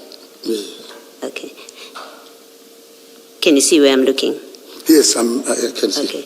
Okay. Just to confirm, this was a day before the truck came in from Durban. If you look at and I just want you to confirm it. The way I read it, it looks like it's on the 8th of July. Yes. That they are in contact. Am I correct? Correct. Okay. And was this from the analysis that was done, or the looking at whatever was found in the devices of Mr. Nku, is this exchanges, written exchanges, or is a telephone call? It is a telephone call. It was cell phone, then a landline. Then a landline. Okay. Yes. And is this employee, during your investigations, is the person one of the people that you interviewed? Yes. You spoke to them, and they explained. Did they provide an explanation why they were speaking to Mr. Nku? At that time, he said he could not remember who was calling her, but she will still go to check. Okay.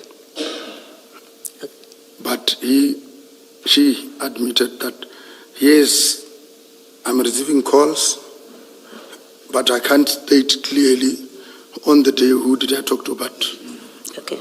but I was aware, aware on this. Okay.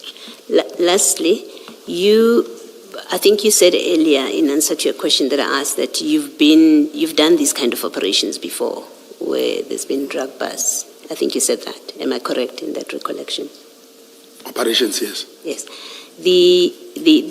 In your experience, the role of crime intelligence, if they happen to be on the scene, do they become involved in the operation?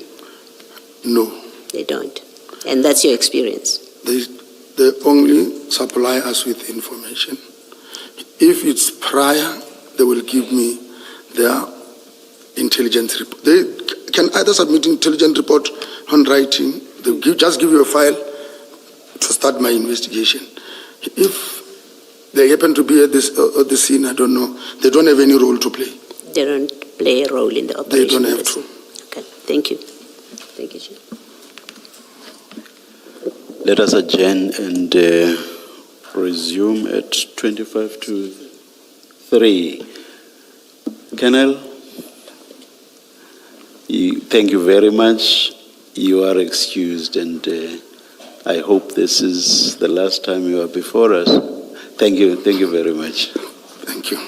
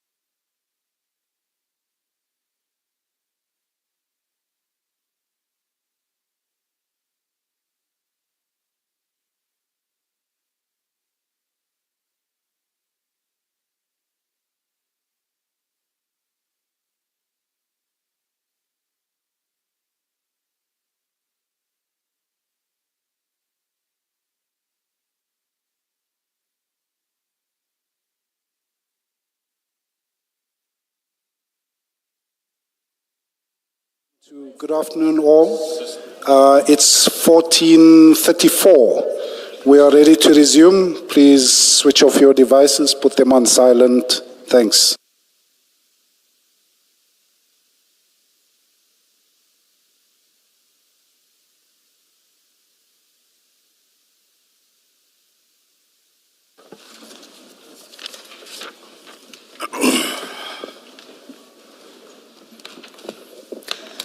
Good afternoon, Mr. Musigidi. Good afternoon, Chair. Good afternoon, Commissioners. Chairperson, this afternoon at least, we have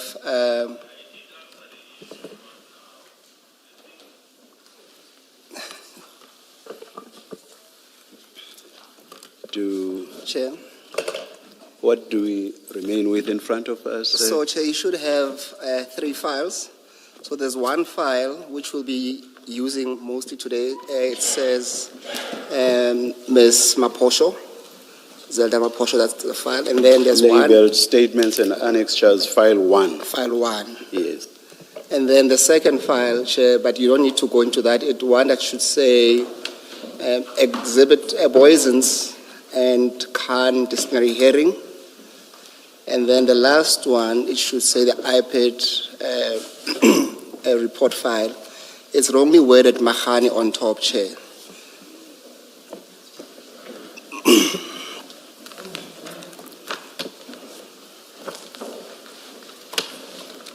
Let's start. I hope I will see them when we get to them. Yes. If I don't, I will share with yes, Chair. my And then, co-commissioner. Chair, you'll see on your desk there should be a blue file as well, with a blue folder. That will be a file that I would say it's a view once file that we will discuss but not make public, Chairperson. We will deal with it in due course, Chairperson. Okay. Thank you, Chair and Commissioners. Chair, this afternoon we have Director Takalani Zelda Maposho from IPID, Chair. She said she will take an oath. Good afternoon, Director Maposho. Afternoon, Commissioners. Please state your full names for the record. Takarani Zelda Maposho. Do you swear that the evidence you are going to give is the truth, the whole truth, nothing but the truth? If so, please raise your right hand and say, "So help me God." So help me God.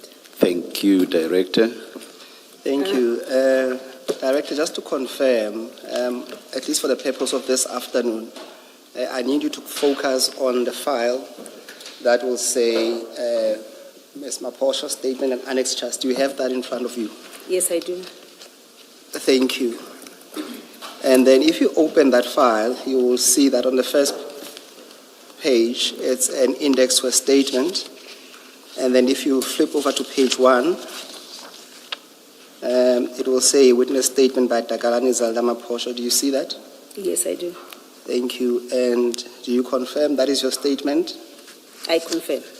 Okay, if you go to page 20 of that statement, you will see that there is a signature there.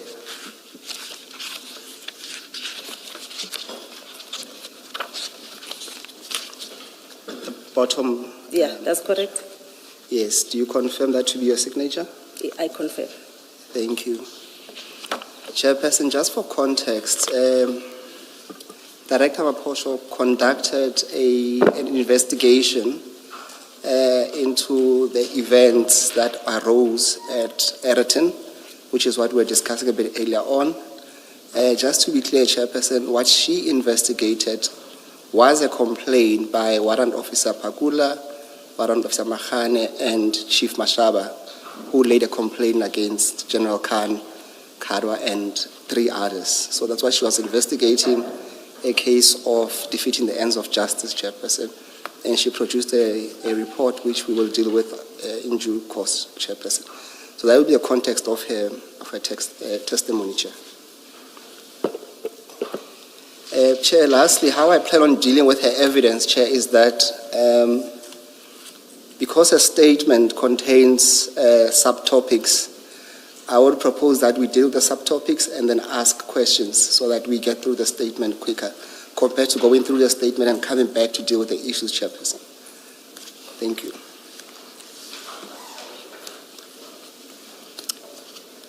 Director Maposho, then let's go to page 1 of your statement. When you start reading into the record under introduction, just don't read the personal number that's there. So please read that into the record and go through your statement. Okay. Thank you, Commissioner. I am the holder of personal number this employed by the National Department Independent Police Investigative Directorate, situated at 473 Benstra Building, Stanza Pupape Street, in Pretoria. I am holding a rank of Assistant Director. Commissioner, you were referring me as a director, my Assistant Director. Investigations at the head office with the following contact details. The following facts to which I depose here to falls within my personal knowledge and belief are both true and correct unless otherwise stated. Just for the future perhaps, but I've noticed some people do exactly what's been done here. If you say the facts are within your personal knowledge and belief and are both true and correct unless otherwise stated, what that means is that you are in the same document going to be stating facts that are not true and correct. No, Commissioner, I withdraw that. You see, what you say there, that unless otherwise usually refers to what's within your personal knowledge and belief. Okay. So the otherwise blah, blah, blah relates to that, but I not understand the that. truth. Okay. Thank you. Okay. I'll continue. On 2026-0504, I received a notice in terms of Rule 10.6 from the Commission of Inquiry into Criminality, Political Interference and Corruption in the Criminal Justice System, referred to as the Commission. Shouldn't we skip what the notice Okay. said? Should I skip that? Yes, We can, please. yes. Okay. Yes. Perhaps go to 3.3, then you can go to 4 Okay. on page 2. Thank you. Okay. 3.3, I was also asked to provide the summary of the recommendations made with a focus on recommendation made against the key role players, in particular senior law enforcement officials related to these, an update on the status of the recommendations. Should I go to 4? Yes, let's go to 4 under academic qualifications and Okay. in-house training. Okay. I'm matriculated at Ranger Secondary School. I have a diploma in policing obtained from UNISA. I also obtained my BTech degree in policing from UNISA, also an LLB degree from UNISA. I have completed the following training course: South African Police Basic Training Course in 2003 at Pretoria West College Training Academy, Detective Learning Program, that is Resolving of Crime course in 2010 at Hammanskraal SAPS Training Academy, Detective Commanders Learning Program in 2014 at SAPS PAL Training Academy. Please continue under work experience. Okay. I have started working as a constable at the SAPS in 2003, stationed at Sentin Police Station, working in the Client Service Center. I was transferred to Sentin Detective Service in 2008. In 2011, I was promoted and transferred to the Independence Complaints Directorate, ICD, as a senior investigator stationed at Gauteng Provincial Office. In 2012, ICD changed to IPID. I was then appointed in terms of Section 22 of the Independent Police Investigative Directorate Act 1 of 2011. The objective of the Independent Police Investigative Directorate is to give effect to the provision of Section 206 of Subsection 6 of the Constitution to ensure independent oversight of the South African Police Service and Municipal Police Service, to provide for independent and impartial investigation of identified criminal offences allegedly committed by members of South African Police Service and Municipal Police Service. I perform my duties in terms of Section 24 of the Independent Police Directorate Act 1 of 2011, read with Section 206 of the Constitution of the Republic of South Africa Act 108 of 1996. In 2015, I was promoted to be an Assistant Director Investigation at IPID Gauteng Provincial Office to supervise senior investigators and investigators. The IPID, positions, do they have equivalent positions within SAPS? I just want to get an idea of where exactly Assistant Director is in relation to SAPS ranks. Yes, the equivalent with SAPS is Lieutenant Colonel. Oh, thank you. Within SAPS. Thank you. That's relatively senior. All right, thank you. You can continue. Okay. In 2020, I was transferred to IPID National Office, working at National Specialized Investigative Team. That is called NCIT in short.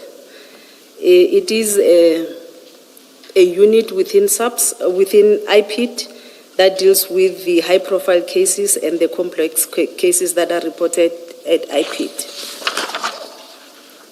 Okay, before you move on, just on that last sentence, Director, what do you mean by high-profile cases? How do you classify that? We classify high-profile cases in terms of the suspects involved, if it's a high-ranking officers, or it is a case that is on the media. I can. The rank of the person involved and the media inquiries, we classify those as high-profile cases. Okay, and out of interest, the case that we are concerned with today of Ayrton, would you classify it or consider it to be a high-profile case then? It was a high-profile case. All right, thank you so much. Let's move to the next page, and there we are dealing with the poisons. Maybe before you do that, what makes the Ayrton case a high-profile case? The rank of the people that were involved. Against whom the complaint was laid? Yes. Okay, thank you. Thank you, Commissioner. Can we then move to the next page? We're dealing with the poisons CAS 25210 of 2021 investigation. And there we're dealing with the complainant. The complaint? Yes. Okay. The matter was referred from the Office of Executive Director. On 2021-10-13, the complainants, that is Chief Mashaba, Warrant Officer Pakula, and Warrant Officer Makhano, came to IPID National Office to lodge a complaint of defeating the ends of justice. The complainants were interviewed by the members of NCIT, and I was part of the interview. The complainants were advised to open a case at the police station and provide IPID with the case number. The case was opened at Boysens Police Station and registered as Boysen Case 252 of 10-2021. After receiving a case number, on 2021-10-19, a referral memorandum was drafted for the approval by the Executive Director or someone delegated by the Executive Director to register a case in terms of Section 28(1)H of IPID Act. This Section 28(1)H of IPID Act, it refers to any other cases that the police officers are involved, but they are not mentioned in terms of the Act between paragraph A to G of the IPID Act. So if it is a case that was referred by the Executive Director, we register that as Section 28(1)H. The referral memorandum was approved, and then I've attached the memo as my TK1, and the file was registered as per CCN number 2021-10-0314 in terms of Section 28(1)H, that was defeating the ends of justice. Paragraph 16, in essence, Section 28(1)H gives IP the authority to investigate the police conduct that acts unlawfully and intentionally obstruct the course of administrative of justice. The case was then assigned to me for further investigation. On 2021-10-28, NCIT members interviewed the informer, Tumelo, who gave the complainant Mashaba information about the drugs. Before we move on, can I just then get a better understanding on, let's go to paragraph 12. You seem to suggest that on the 13th of October 2021, you have the 3 complainants coming to your office. And out of that, you interviewed them, and the question is that you advised them to go and open a case. Yes. Is that the normal standard? It is a normal standard because when they came to IPID, they were under the impression that they are coming to open a case with IPID. Whereas IPID, we investigate cases after they've been opened at the police station. So without which you can't move on? Yes. Okay. And then just to understand, so the 3 came to your office on that day, and you interviewed them. Did you interview them ever again after this, what I would call probably a preliminary assessment? They handed their statements in the docket, but we also had another encounter when they were giving their supplementary statements. So besides the statements that they provided, so what I'm trying to ascertain is that did you have because this seems to me, because they haven't opened a case, after they've opened a case, as it were, did you sit down with them again to get a fuller version of their complaints? No. Other than them giving us the statement, the supplementary statement, we never had any other engagements in terms of interviewing them about the matter. Okay. I assume that Tumelo is Mr. Nku. Yeah, Tumelo is Mr. Nku. Why do you call him an informer? During our interview, he indicated that he's the informer. He used to give information to a certain general that I didn't mention on the statement. I didn't want to mention the name of the general because it's the information that was never verified. Beyond what he told you, did you establish that he is indeed an informer? The person that he was and that there wasn't anything beyond him being an informer. Let me give you the background of why I'm asking this. Okay. Evidence that has been laid before us suggests, and I use suggests advisedly because I'm not in a position to conclude on this aspect. Evidence given before us suggests that he was actually actively involved and complicit in the matter concerning the suspected drugs, that is the consignment of those drugs, or at least the receipt or intended receipt of those suspected drugs here in South Africa. So it's in that context that I'm asking you, why do you call him an informer? Does it mean that you accepted that he was an informer? Because you are stating it as a fact that he's an informer. Yeah, I'm stating this because that is the information that he gave us. However, the information was not verified because he mentioned the handler as a certain general who already passed on. So that is the information that was never verified. Would it not have been more accurate to refer to somebody who was referred to as an informer rather than to state it as a fact that he is or was an informer? Oh, okay. I accept that. Yes. All right, thank you. Please continue. Thank you, Chair. Director Maposho, at paragraph 15, you make reference to Annexure TK01. Yes. Chair, just to clarify, the witness makes reference to about 30 documents, or close to 40 in fact. We're not going to go through each and every annexure, but we'll go through some of them, and she's more than welcome as well to point me where she wants to go. But for now, can we then go to TK1?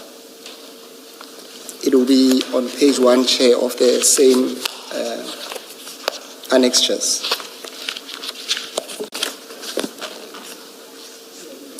It's the same bundle, Chair. So you might need to keep one hand on where we are on the file as we go through the annexures, Chair.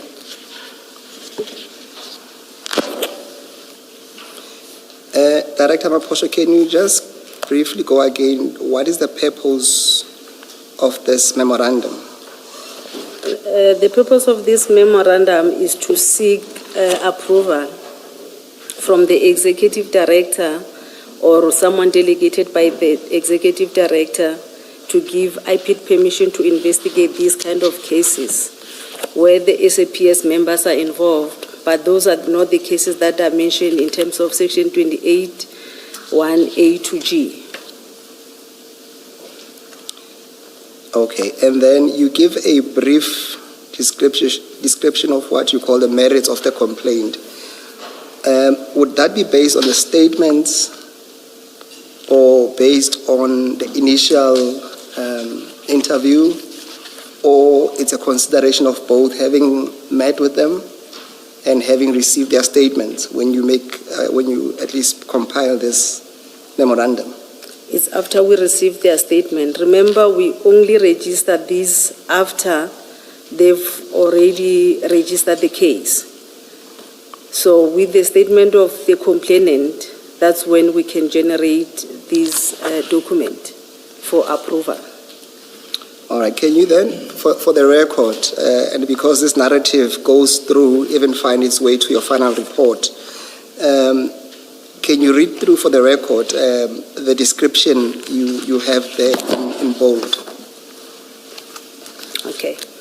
It is alleged that on Thursday, 8 July 2021, Chief Mashaba received an information about the suspected drugs that were to be transported from Durban to Alberton. The following day, on the 9th, the information was followed, and indeed the truck was followed to the depot where it was parked. Chief Mashaba asked for assistance, and he was assisted by Warrant Officer Mukhana and Warrant Officer Pakula.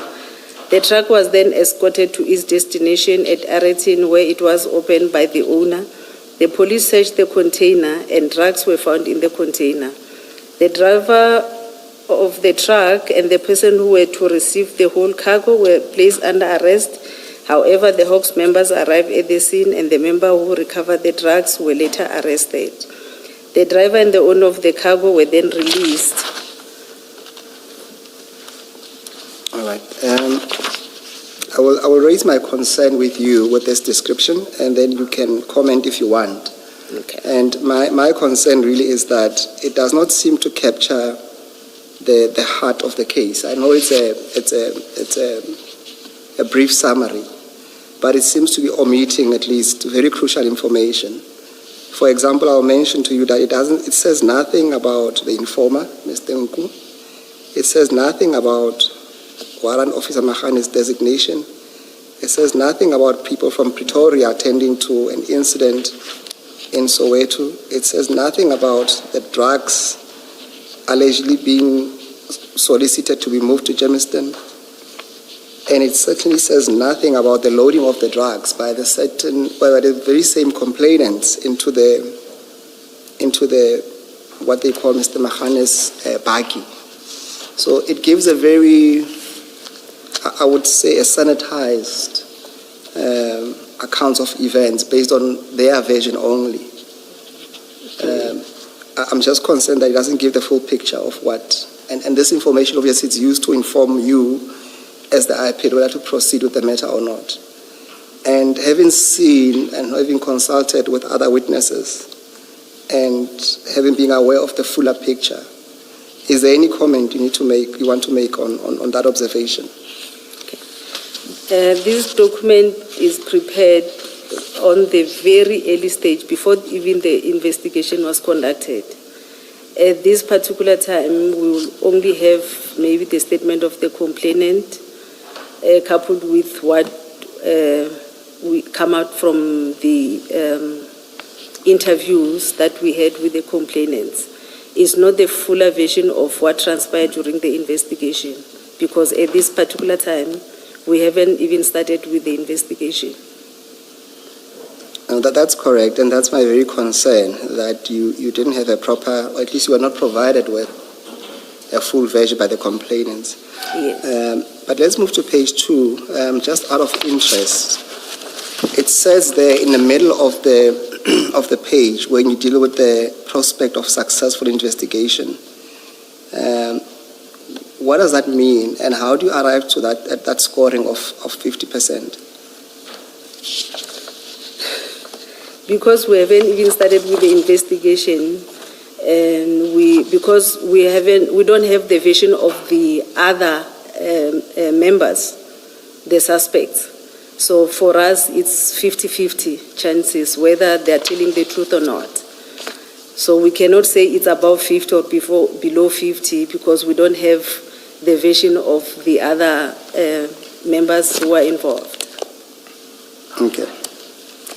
But I would assume, because there is a below and above, there are circumstances where you might score below and above. I haven't even found something like that.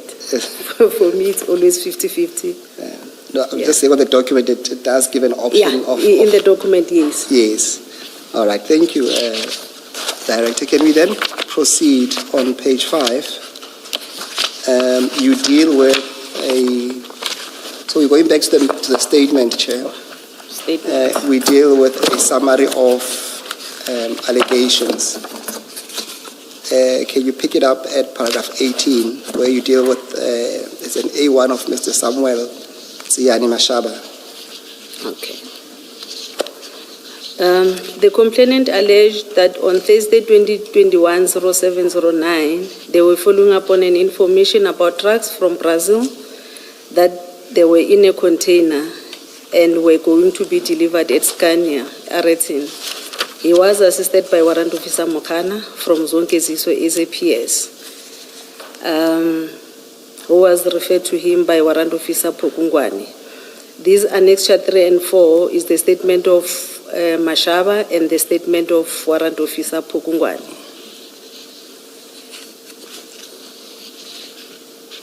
Yeah, you can proceed. Okay. They arrived at Aretin at about 8 o'clock. The information was positive and the drugs were found inside the container. The driver of the truck, the lady was about to receive the goods, and the manager was present, were placed under arrest by Warrant Officer Pakula. I've attached Warrant Officer Pakula's statement as an annexure as well. While the police officer were busy at the crime scene, opening the case and waiting for relevant role players to come, 2 police officers from Boysens arrived and inquired about what was happening, and they explained to them about the drug bust. The police officer from Boysens SAPS were satisfied and were willing to assist them. They even gave feedback to radio control 10111, indicating that all was in order, and then I've attached the report from 10111 as TK6. A police officer who was later known to them as Warrant Officer Rikoto arrived and had an argument with Warrant Officer Pakula. Warrant Officer Rikoto did not want them to open a case, but to open an inquiry file. Warrant Officer Pakula refused, and he was then told that General Khan was on his way. Members of the Provincial Dog Unit, Captain Mudupi, Lieutenant Colonel Maluleke from Technical Operation Management Section, Tom's Hawks also arrived at the crime scene. Lieutenant Colonel Maluleke wanted to take over the crime scene as the drug was part of his mandate. Sergeant Pakula and Warrant Officer Sape from Dog Unit arrived followed by General Khan. General Khan then said he was taking over the crime scene. Without getting the information from the officers who recovered the drugs, he then instructed Warrant Officer Makhano to sit in his buggy. He instructed Chief Mashaba to go to his car and took his firearm and cell phone. At about 13:30, the members of DPCI, amongst others, General Kadwa, Brigadier Sokhovela, Colonel Stein, Captain Svula, arrived at the crime scene, and they arrested the police officer who made the drug bust. That is Warrant Officer Makano, Warrant Officer Pagula, Chief Mashaba, and Tumelo. They were charged with dealing in drugs and possession of drugs, stroke use of drugs. The truck driver, the person who was receiving the goods, and the manager were released. Additional statement of Samuel Tiani Mashaba was attached as well, indicating that on the day of incident, he contacted General Mawela, informing him that General Khan was busy harassing them at Aratin crime scene. A statement of General Mawela was obtained. I've attached it as TK8, and he indicated that he cannot confirm nor deny receiving a call from Mashaba. A statement of General Mtombeni, attached as TK9, he also stated that he alleges that he remembers speaking to an official attached to Gauteng Traffic Police who introduced himself as Mashaba, who indicated that they were following the information on drugs, and he was complaining that the police were about to arrest them. He referred the complaint to Brigadier Shibiri. The statement of General Shibiri, he was a brigadier by then, was also attached as TK10. He stated that he had a conversation with Mashaba relating to the following up on information about drug trafficking at Aratin, and they were accosted by a member of SAPS Crime Intelligence, Hawks, and want to arrest them. He referred him to General Kadwa of DPCI. They opened a case as per Poison 98 of 7/2021, and it was investigated by DPCI. A member, Captain Svula, I believe now is a lieutenant colonel. Yes. The arrested member were taken to Boyson's police station and detained at about 19:30. Sorry. Did you ever look at and compare the statements that were taken in respect of the drug charges or drug-related charges? That is, statements taken by those investigating those charges. Did you ever do a comparison? We were I'm asking, for example, because on this aspect, the aspect we've just dealt with, there is a statement that says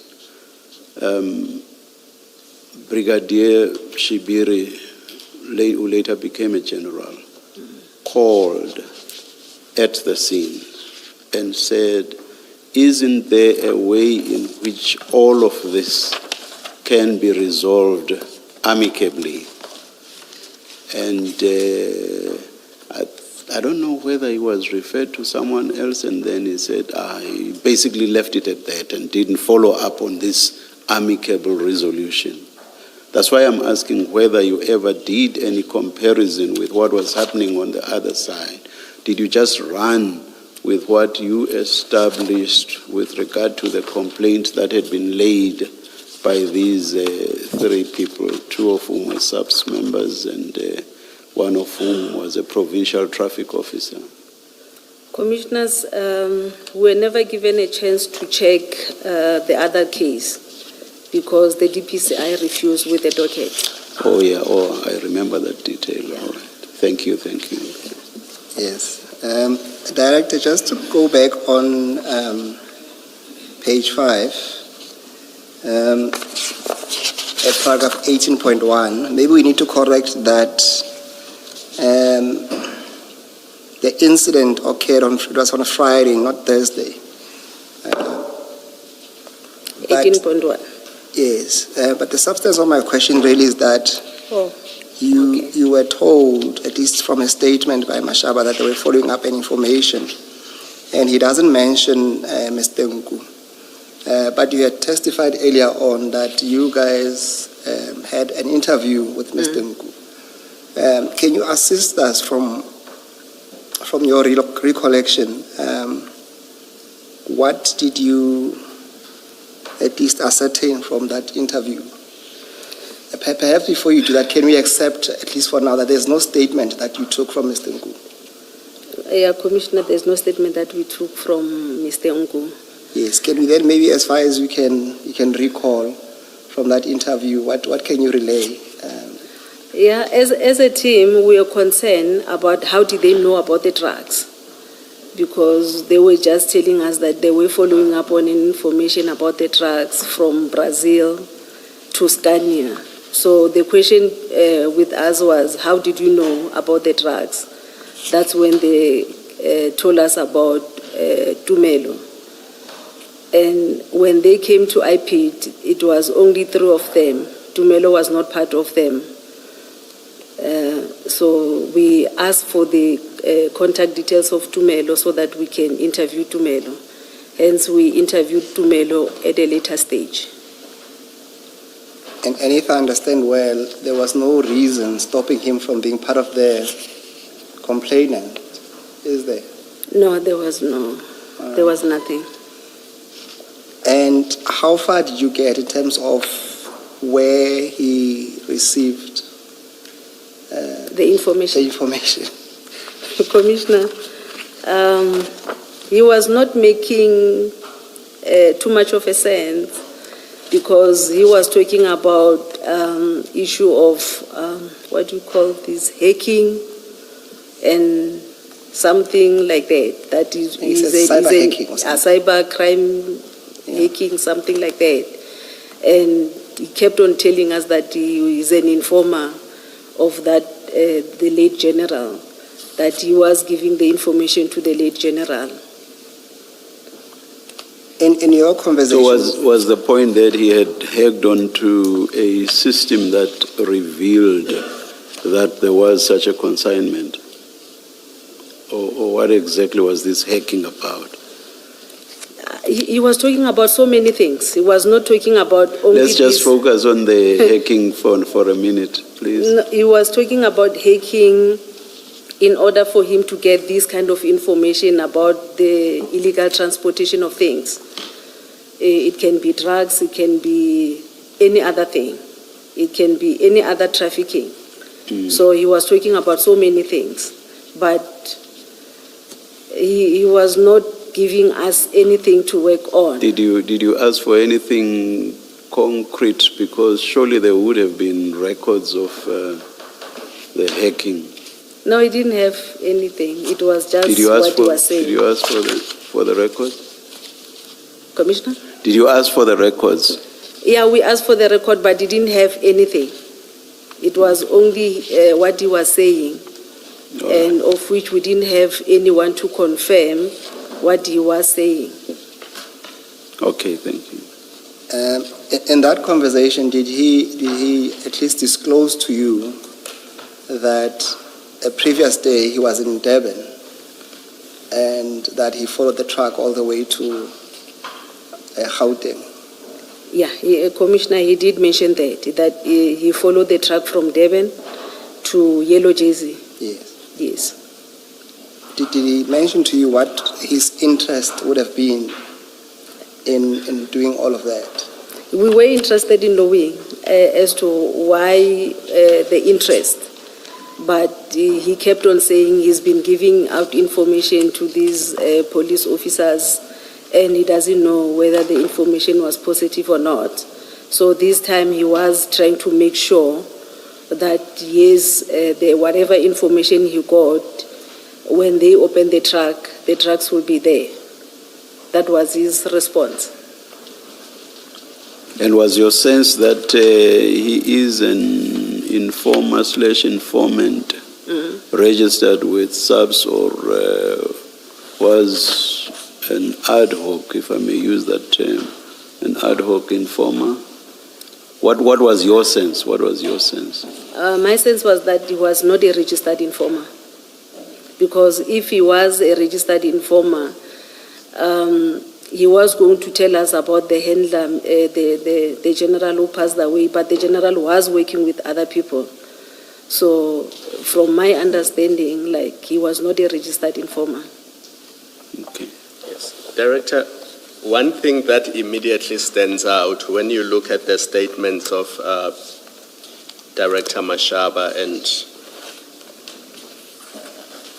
Joseph Mokhana is, in the case of Director Mashaba, it says he's based in Sidibeng in Vereeniging. That's the first thing that stands out. In the case of Mokhana, it says he's in the CIMAC, Crime Information Analysis Center in Zonkizizwe. Does that not immediately raise a question? What are you doing in Ireton? If you are a traffic director in Vereeniging, or you are a crime analyst in Zonkizizwe, what are you doing in a drug bust? Because those two jobs have nothing to do at all with being involved in a drug bust. Before you even get to what happened, just their positions. A traffic officer in Vereeniging should have nothing to do with a drug bust in Johannesburg. A CIMAC officer, we've heard that they are desk bound because they analyze stats, crime stats, to assist those who are operational to do their job. When they say to you, we conducted a drug bust, isn't the first inquiry, what were you doing there, because that's not your job? Yeah, Commissioner, it was our concern that why, especially with Mashaba as a traffic official, but he told us that he normally gets this kind of information. I don't know his job description where he's working, but he indicated that he do get this kind of information, and then he normally assists with this kind of operation. He was saying he used to work with General Mawela. So I don't know his job description.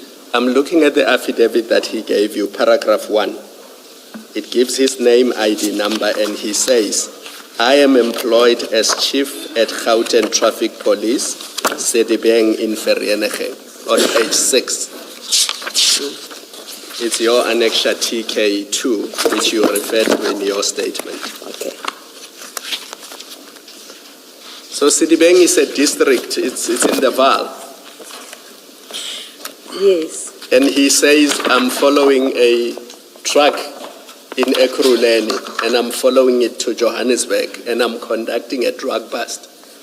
So where he works, that's problem number 1. Problem number 2 is he's a traffic officer. What is a traffic officer doing?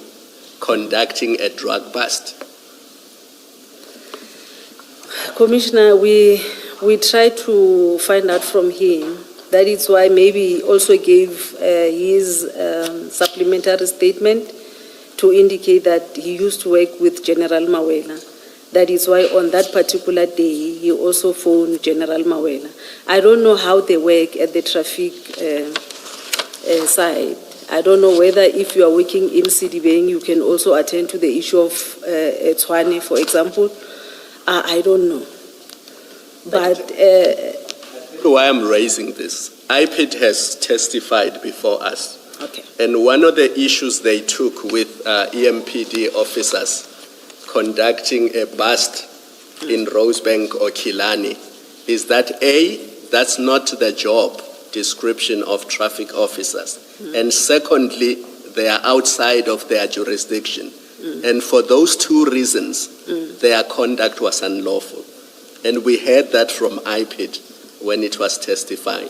So the first thing that stands out looking at paragraph 1 is here is a traffic officer in Vereeniging, who is leading, because he's the leader, he says, I called other people, leading the chase of a truck, because that's what they were doing, and conducting a drug bust. They're chasing it in Ekurhuleni, outside of Citibank.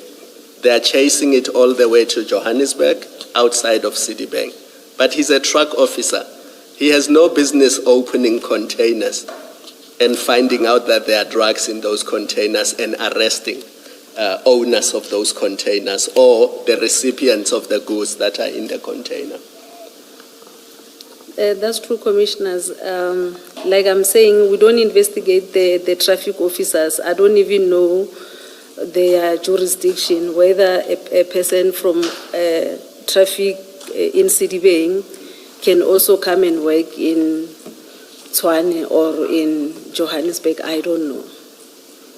But don't, as an investigator, don't you follow up, check those kind of things? I mean, I'm not sure that it's open to you to say, I don't know what he does, what his job is and his job description, because if it turns out, at least in my mind, if it turns out that his job has nothing to do with what he did on the day, then you, as the investigator, you probe further into why was he there in the first place. So to say you just took, because that's effectively what you're saying, you took his word at face value and made no interrogation of it. He said, I was following up on a tip-off, and then we conducted this operation, when in fact, perhaps had you asked, what do you do where you work? Let's speak to his superior and find out whether what he got involved with is part of his job. And if his superior had said, no, it's not part of his job, he had no business to be there, it may have led you down a different line of inquiry. I understand, Commissioner, but those were our complainants. And as IPID, we don't investigate our complainants. That was the role of SAPS. I believe SAPS investigated whether they were supposed to be at that crime scene or not. However, we did manage to obtain the statement of their supervisors to try to find out whether on that day they knew about the operations or not. But you test what the complainant says. That's why in that form you say 50%. It's because you eventually must test what they say.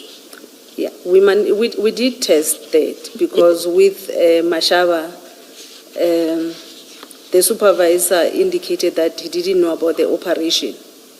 Yeah, but isn't that kind of answer to you, isn't that what should pique your suspicion? That he's in an operation that his superior says, I didn't know anything about it, it's not his job. That would have piqued your suspicion about him to inquire further about what in fact was he doing there.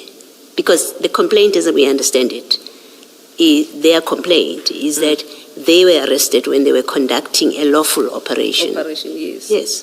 So if they were interrupted conducting an unlawful operation, you wouldn't have found the police officers guilty of any. You wouldn't have made a negative recommendation if it turned out this was an unlawful operation.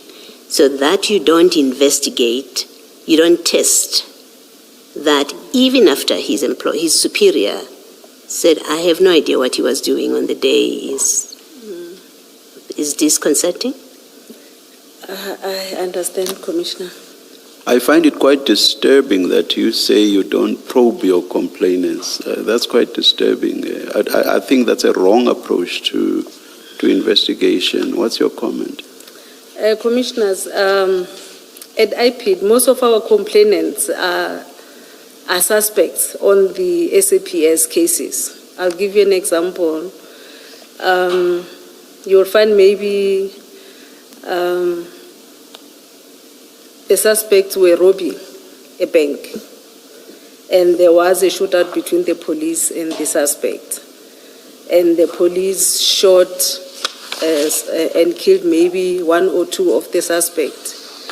IPID investigate that case. because we are checking the conduct of the police. We are not checking what the criminal were doing in robbing the bank, but we are checking whether the conduct of the police, they acted within the scope of their mandate or not. Whether they killed somebody, maybe they killed two, and then the third suspect ran away, and then he surrendered somewhere, but the police shot and killed that particular person. Those are the conduct that as IP2 we are checking. So we don't investigate the initial cause of the bank robbery, but the police are the one who must investigate the bank robbery. Then IP2, when we investigate this matter, we obtain the copies of that robbery. Would this be murder committed during the robbery? Yes. I'm not sure that I follow the distinction, Jen. I'm not sure that I follow the distinction then. Yeah, I'm not sure that I do. I'm trying to give a scenario that we don't check the conduct of our complainant or our victims as to what happened prior to this incident. But the police, they investigate the robbery case, then IP will get the copies of the robbery. Maybe let's just forget about that example because it may just confound the issues. Let's look at what was at issue here. You have these people who are complainants, and what we are saying is it is just odd for you to say that you basically do not interrogate what's been brought to you insofar as it relates to or concerns your complainants. That is what I find difficulty with. I think it's a different, I think it's a wrong footing to proceed from. Because ultimately, when you decide that there is a case to be answered, which you should then refer both to the employer and to the NPA, it can only be because you are satisfied that there is indeed a case. And if there are issues that are questionable insofar as your complainants are concerned, it may well be that those issues will point in the opposite direction, which is that there is, how should I put it? You follow me. You follow me. I do, Commissioner. In this case, the commanders of Pakula said he had the knowledge of what Pakula was going to be doing on the day of incident. And also, the commander of Mokano gave a statement saying Mokano called him and informed him about the operation. So for me, it was something that they are commanders, because we investigate the police, not the traffic officers. The police commanders knew where their members were doing operation on that particular day. Let me they take were you. Informed. Okay, let me. Yeah, you do investigate traffic officers. Yeah. No, not the Gauteng traffic officers, the Metro Police. It's Metro, officers. or it's Metro and subs only? Yes. Okay. Anyway, let me go back to the question that triggered the debate that we are having now. That question was about you following up on the issue that Commissioner Khumalo raised. And you said you did follow up on that. But later you then said that you know nothing about the jurisdiction of someone like Chief Mashaba and so on. Then I started wondering, what exactly would you then have inquired about if you basically know nothing about these issues around the jurisdiction and so on? What then would you have inquired about? That goes even to Warrant Officer Mokano being desk bound. So what would you have inquired about? Because you said you did inquire. Do you remember saying so? Yes. Now, if later in the Not the same thing. That's not the issue that was being raised around whether they ought to have been there in the first place. That's a totally different question to where they were and were they authorized in terms of maybe their bosses saying, no, you can't go to Eratin and so on. This is a totally different question. Is this something that fell within their mandate? Is this something they could, in law, have done? The only person that we did not inquire much, it was Chief Mashaba. No, the question is, what did you inquire about? We inquired whether they were on duty and whether their commanders knew about the operation. I will leave it. That's not the question I'm asking, but I will leave it there. Thank you, Chair. Director, my concern is this. Remember, you guys are policing the police. You're supposed to be the watchdog and ensuring that the police are kept in order. And in doing so, it can never be, in my understanding, that it's just a matter of who of the naughty kids came to report first to the principal. You need to check the facts that are brought to you to verify those allegations.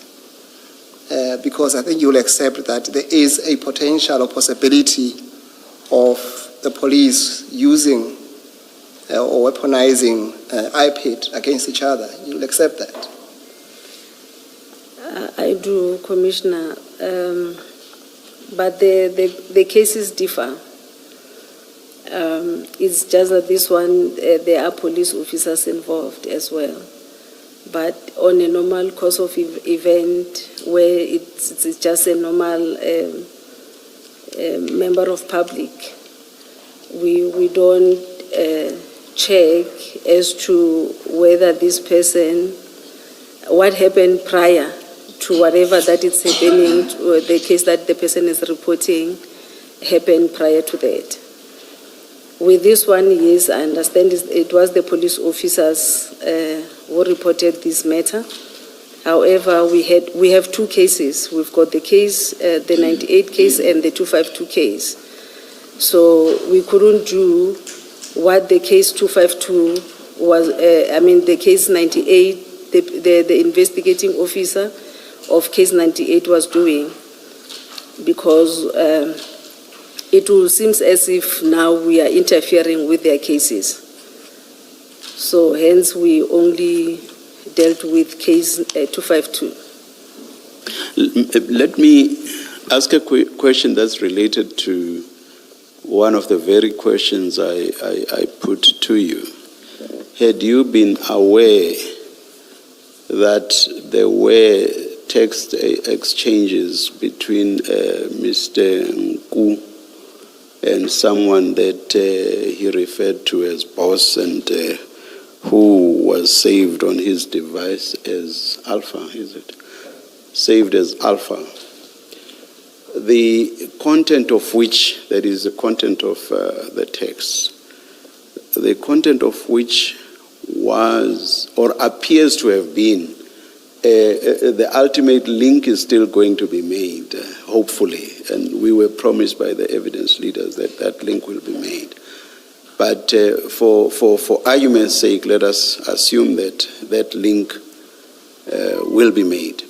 So had you been aware that there were exchanges of texts that appeared to follow up on this consignment of suspected drugs, constantly, the texts even expressing concern in case that consignment were to be intercepted or, however else, not to be received by apparently them. And also,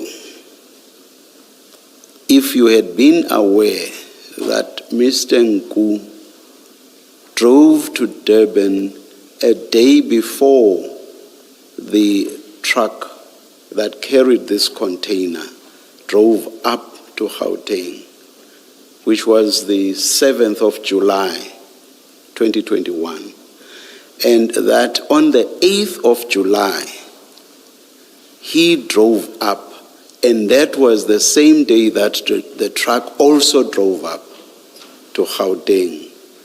And then on the 9th, that's the day on which he, together with these two, the traffic officer and warrant officer Mohana, then followed the truck to Ayrton from Yellow Jerseys.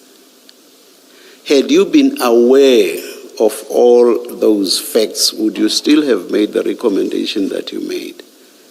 In particular, the very first ones that appear with Nku involved, with someone he calls boss, texts that are concerned about, are we going to get delivery of this?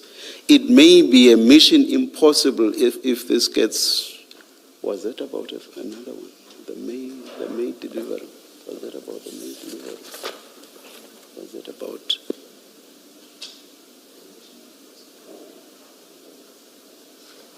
No. I'll leave out the concerns and mission impossible and so on, but I will retain everything else that I've suggested to you. Had you been aware of all of those things, would you still have taken this to be the mere actions of an informer? Or would you not have suspected that this is actually someone who is complicit in the delivery of this consignment, delivery and receipt of this consignment? Yeah, Commissioner, with regard to Nku, yes, if we had that kind of information, we were going to look at these things differently. That's why I'm saying, had you had? Yes. Okay, yeah. all right. We were going to, even maybe the kind of investigation was not going to be the way the investigation was. If we had that kind of information, unfortunately, we didn't have. Okay. Just advise me, yes, I know you tried to get hold of the poison docket. Yes. You did not succeed. Just remind me again, how high did that request or inquiry about the docket, how high did it go on the IPID side?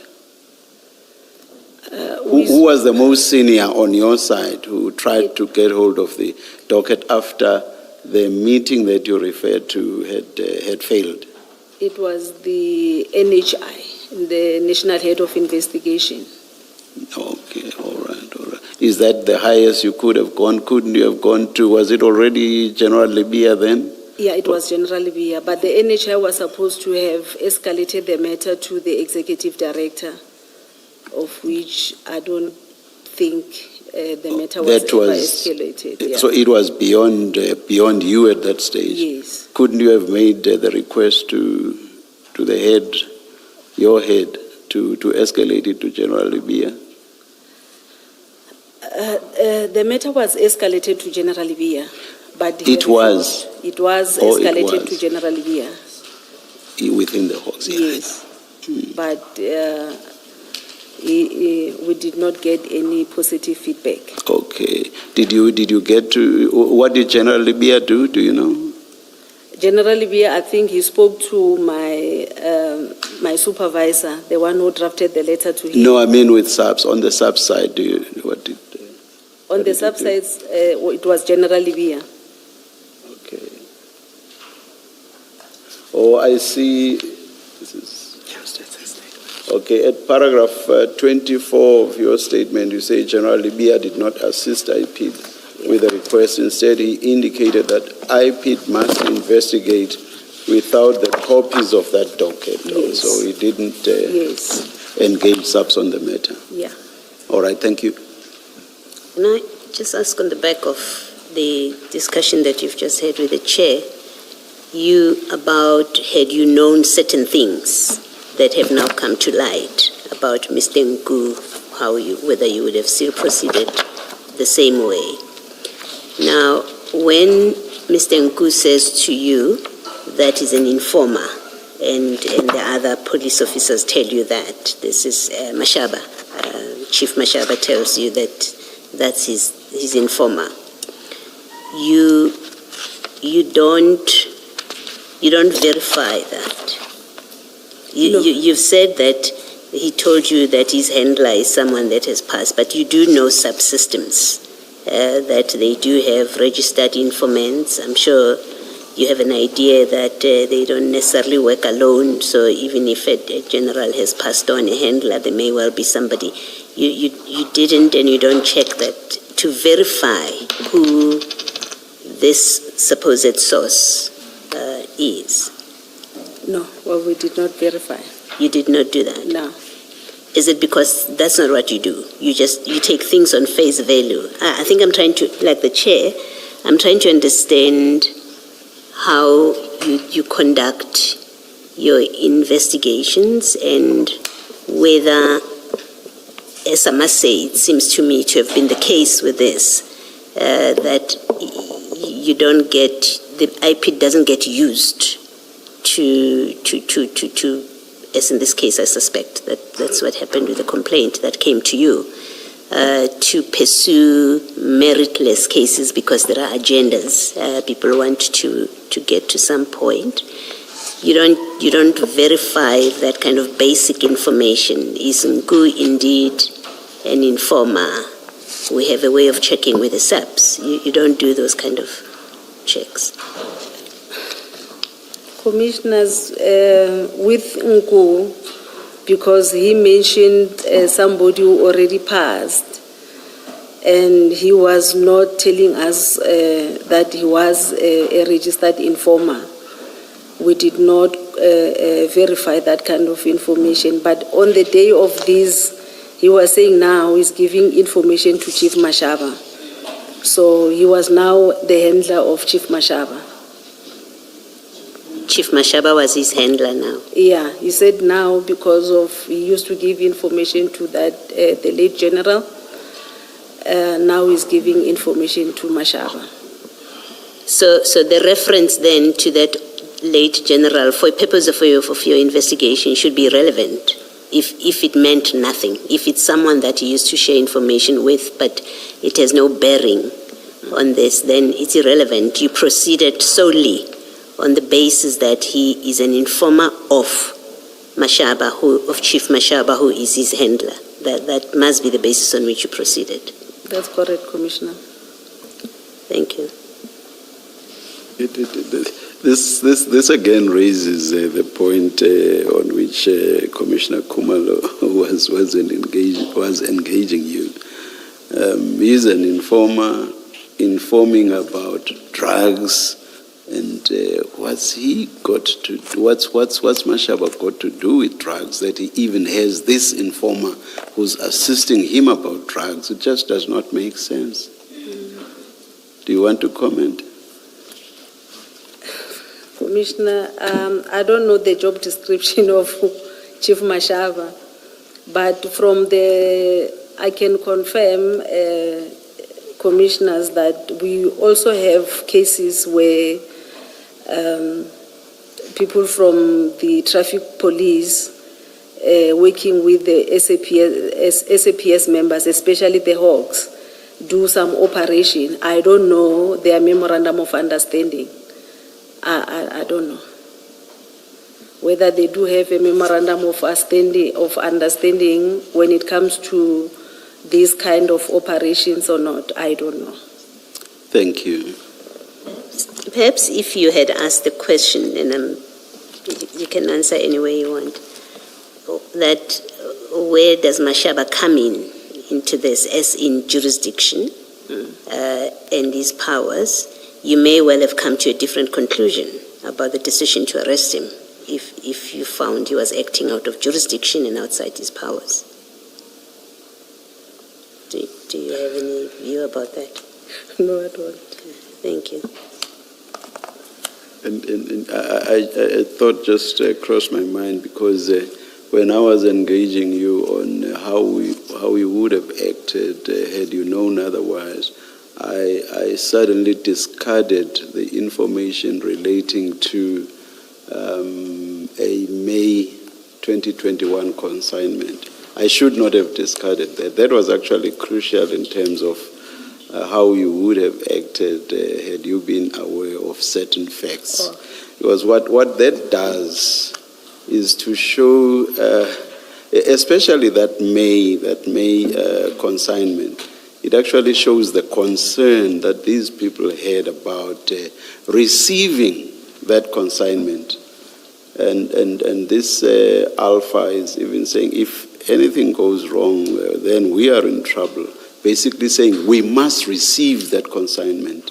And it's apparently two private individuals interacting.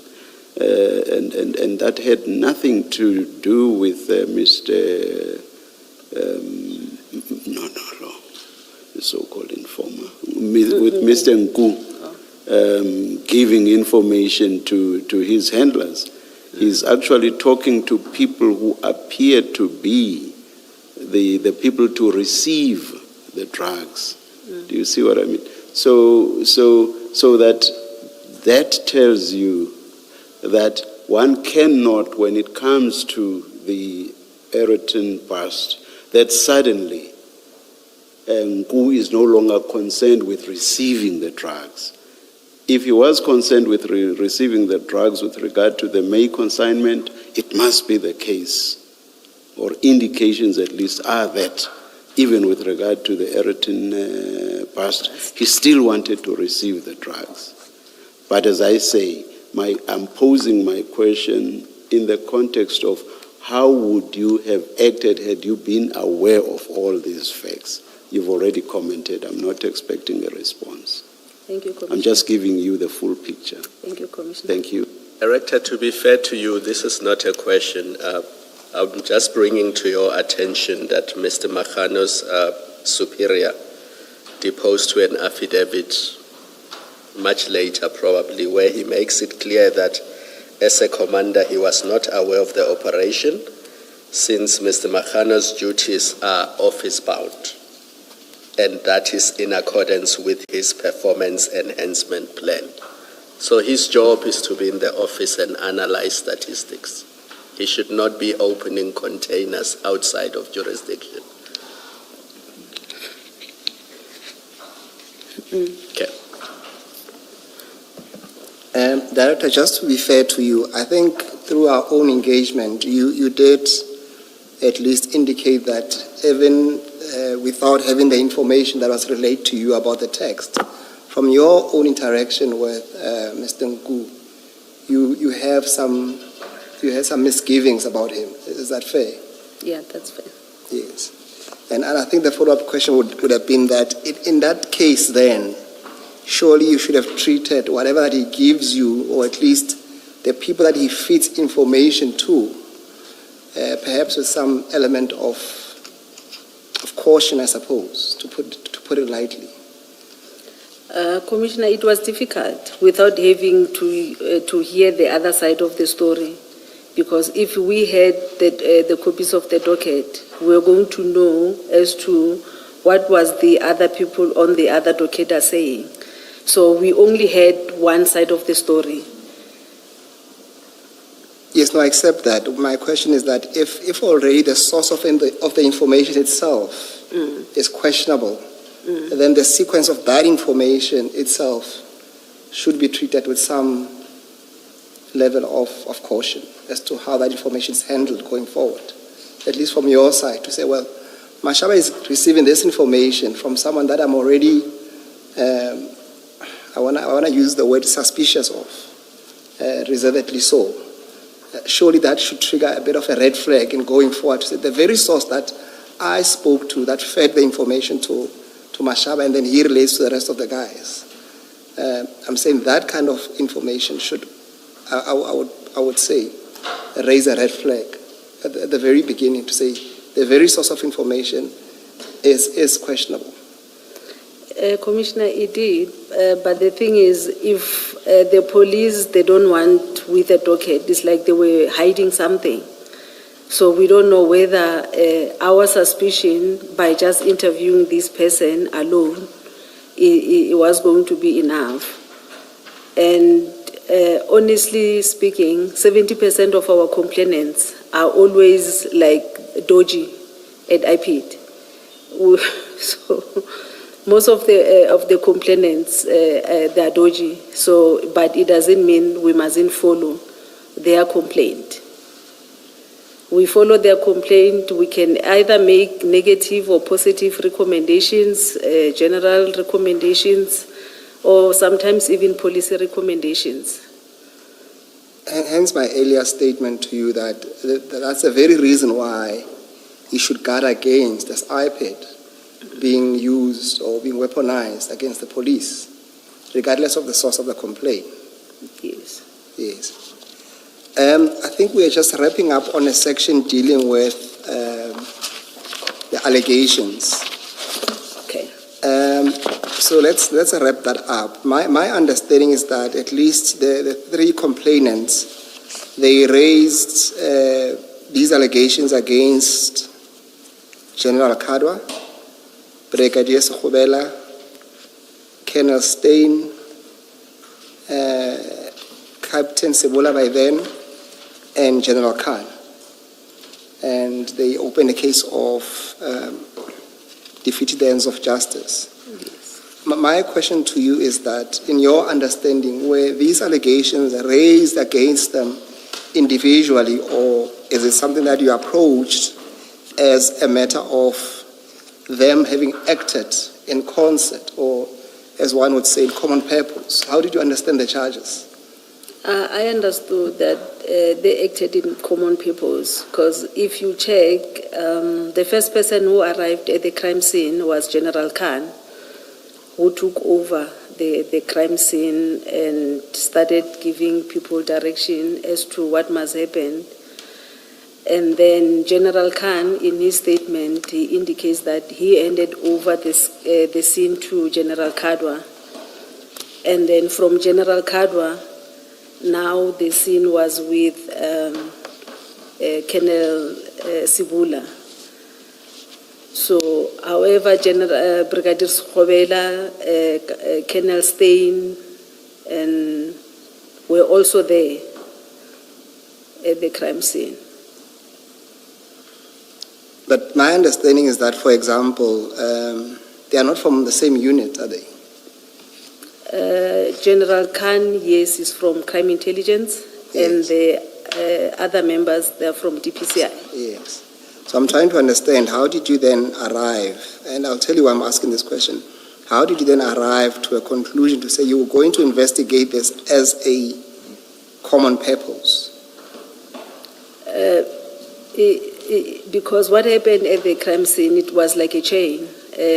After General Khan came and took over the crime scene and did what he did at the crime scene, he said he handed over the crime scene to General Kadwa. After he handed over to General Kadwa, then Captain Sibula, Lieutenant Colonel Sibula took over and arrested those four members.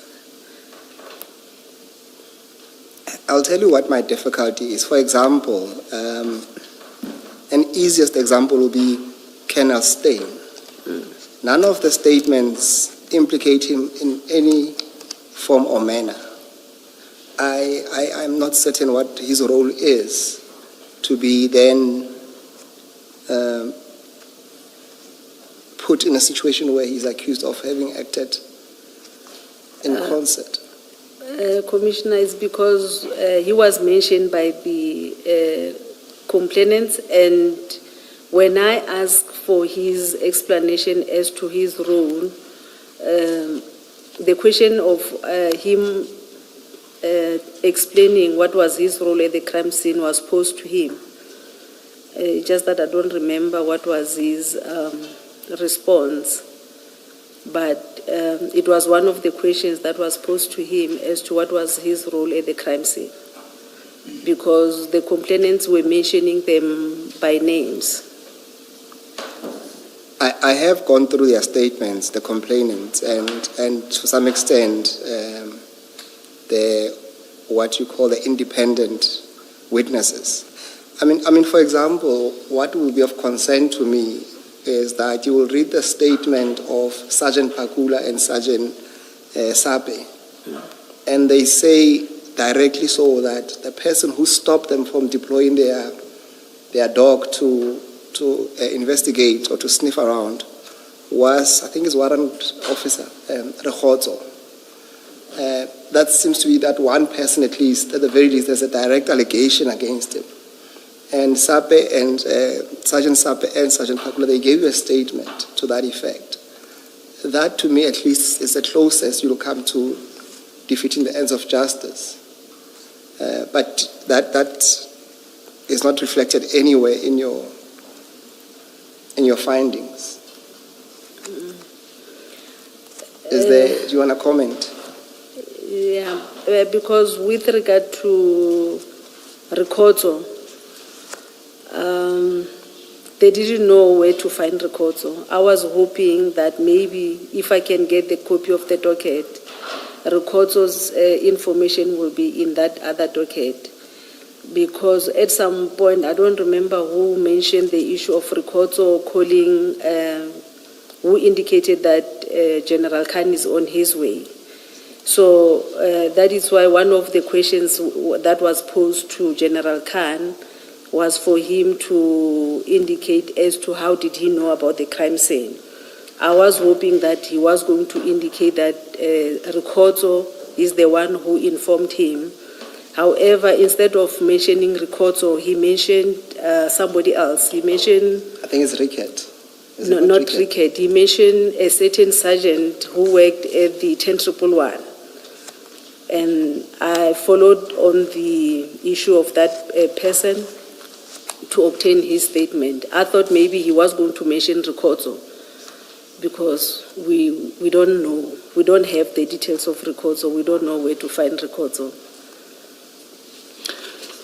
Regarding what constituted the defeating of the ends of justice, all I heard you say, I hope I understood you correctly, was this one handing over the scene to this one and that one handing it over to yet another one. I didn't hear you explain where exactly the defeating was and what exactly it consisted in. Commissioner, in them arresting these people who made because the bust. it could not have just have been about the arrest, because it must also relate to what was sought to be achieved that was then defeated by the acts or conduct of the people complained about. What exactly was, where exactly did the defeating lie? Okay. Commissioners... I'm not saying the arrest was irrelevant, no, yes. but surely it could not be the beginning and Yeah. end. Yes, and the issue of... No, the handing over of the scene. Yes. There was an issue of the dog unit as well, that the dog unit was called, but they did not do the job at the crime scene. Must you always have a dog at the crime scene? Commissioner? Must you always have dogs at the crime scene for this purpose? Because it was drugs, and the dog that was called was for the narcotics. It was I'm saying, is it obligatory that you should always have dogs?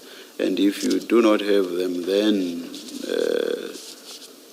where someone felt like they should be called, then the ends of justice have been defeated if somebody else had a different view, for example.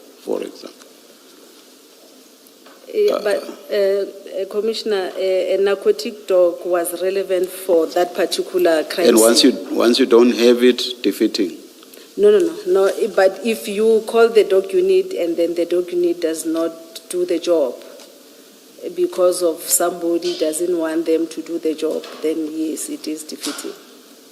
Or were the dogs going to sniff the container maybe for more bags? Yes, the dog was supposed to have checked the whole area to check if there are any other drugs that were maybe stored in that particular warehouse. Anything and else? check the container maybe for more drugs. Anything else? That's what I can think of now. Yeah. Because I'm asking, for example, because we know that once other people were involved, the LCRC was called. LCRC, which ought to have been called right at the beginning, before the bags were loaded onto Warrant Officer Mohana's van. Yes. And these people that are now supposed to have defeated the ends of justice call the LCRC for the LCRC to do its job. Would people wanted to defeat the ends of justice have done anything like that? Commissioner, the first people who arrive at the scene, I think it is the statement of Warrant Officer Mahana. It's him, Chief Mashava and Mr. Nku, whose motor vehicle was parked some distance away. Yes. They were the three who arrived, first to arrive at the scene. Yes. I'm talking about the LCRC person. I wanted to talk about the issue of the LCRC person. Yes. That they did call the relevant stakeholders to come at the crime scene, whereas the LCRC was one of those stakeholders. Who of these two called the LCRC? Mahana, with the assistant of the Boysen's police. Definitely not Warrant Officer Mahana. It was... Assistant Director, you didn't think anything was wrong with this report or complaint by these three people, that the story included that they got there, the three of them, which is Mr. Nku, Mr. Mahano, Warrant Officer Mahano, and Chief Mashaba. They got there, opened the container, and then unpacked, took the drugs onto Warrant Officer Mahano's van.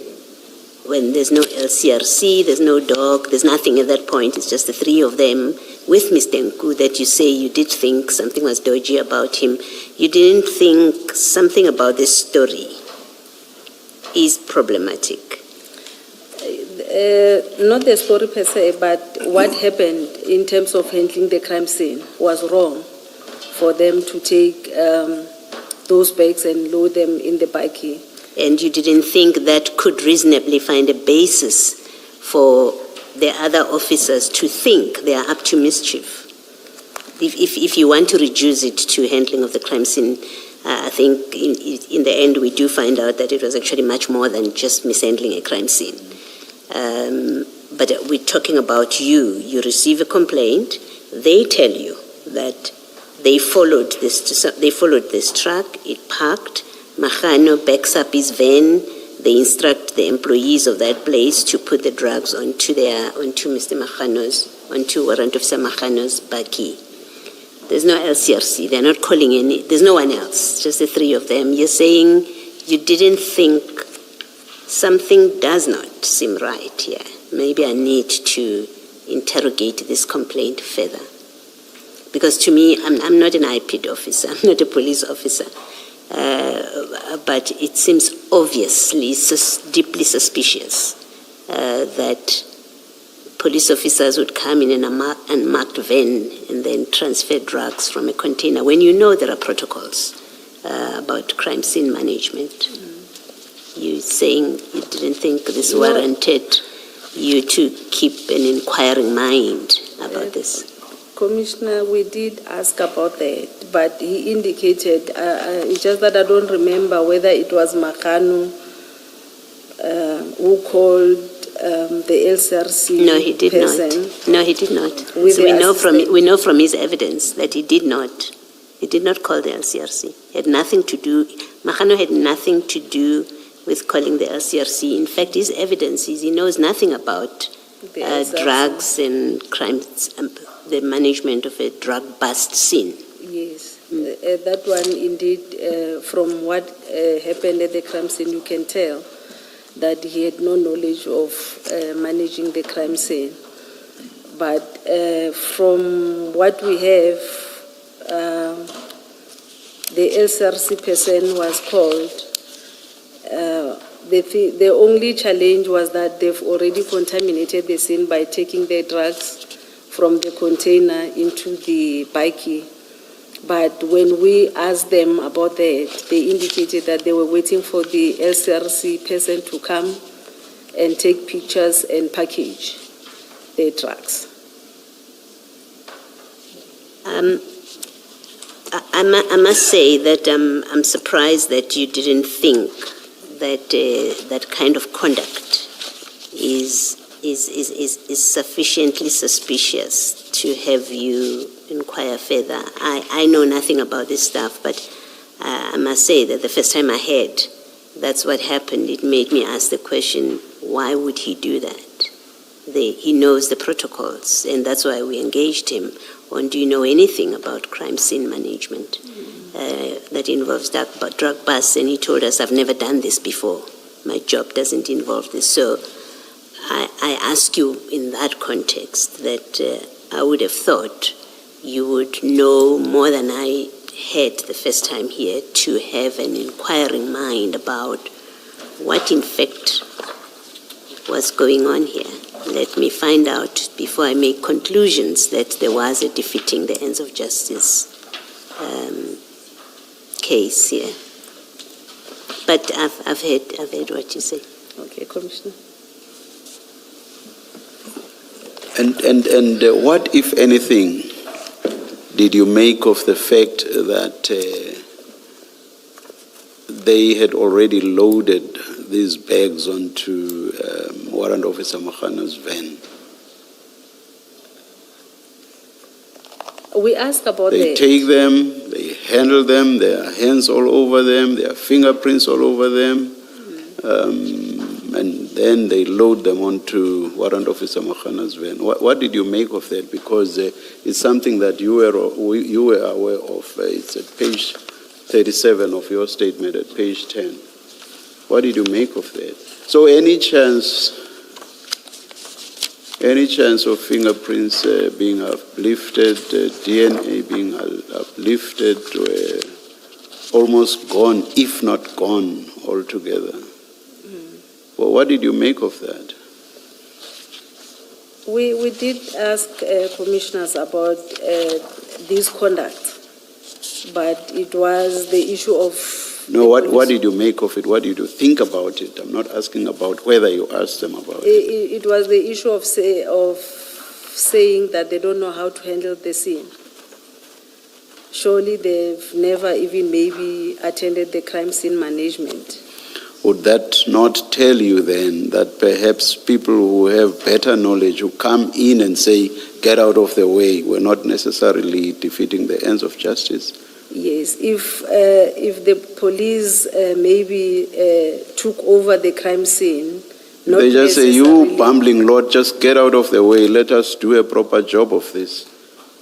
Would that not have told you that those who came later were actually the people who were doing what ought to have been done?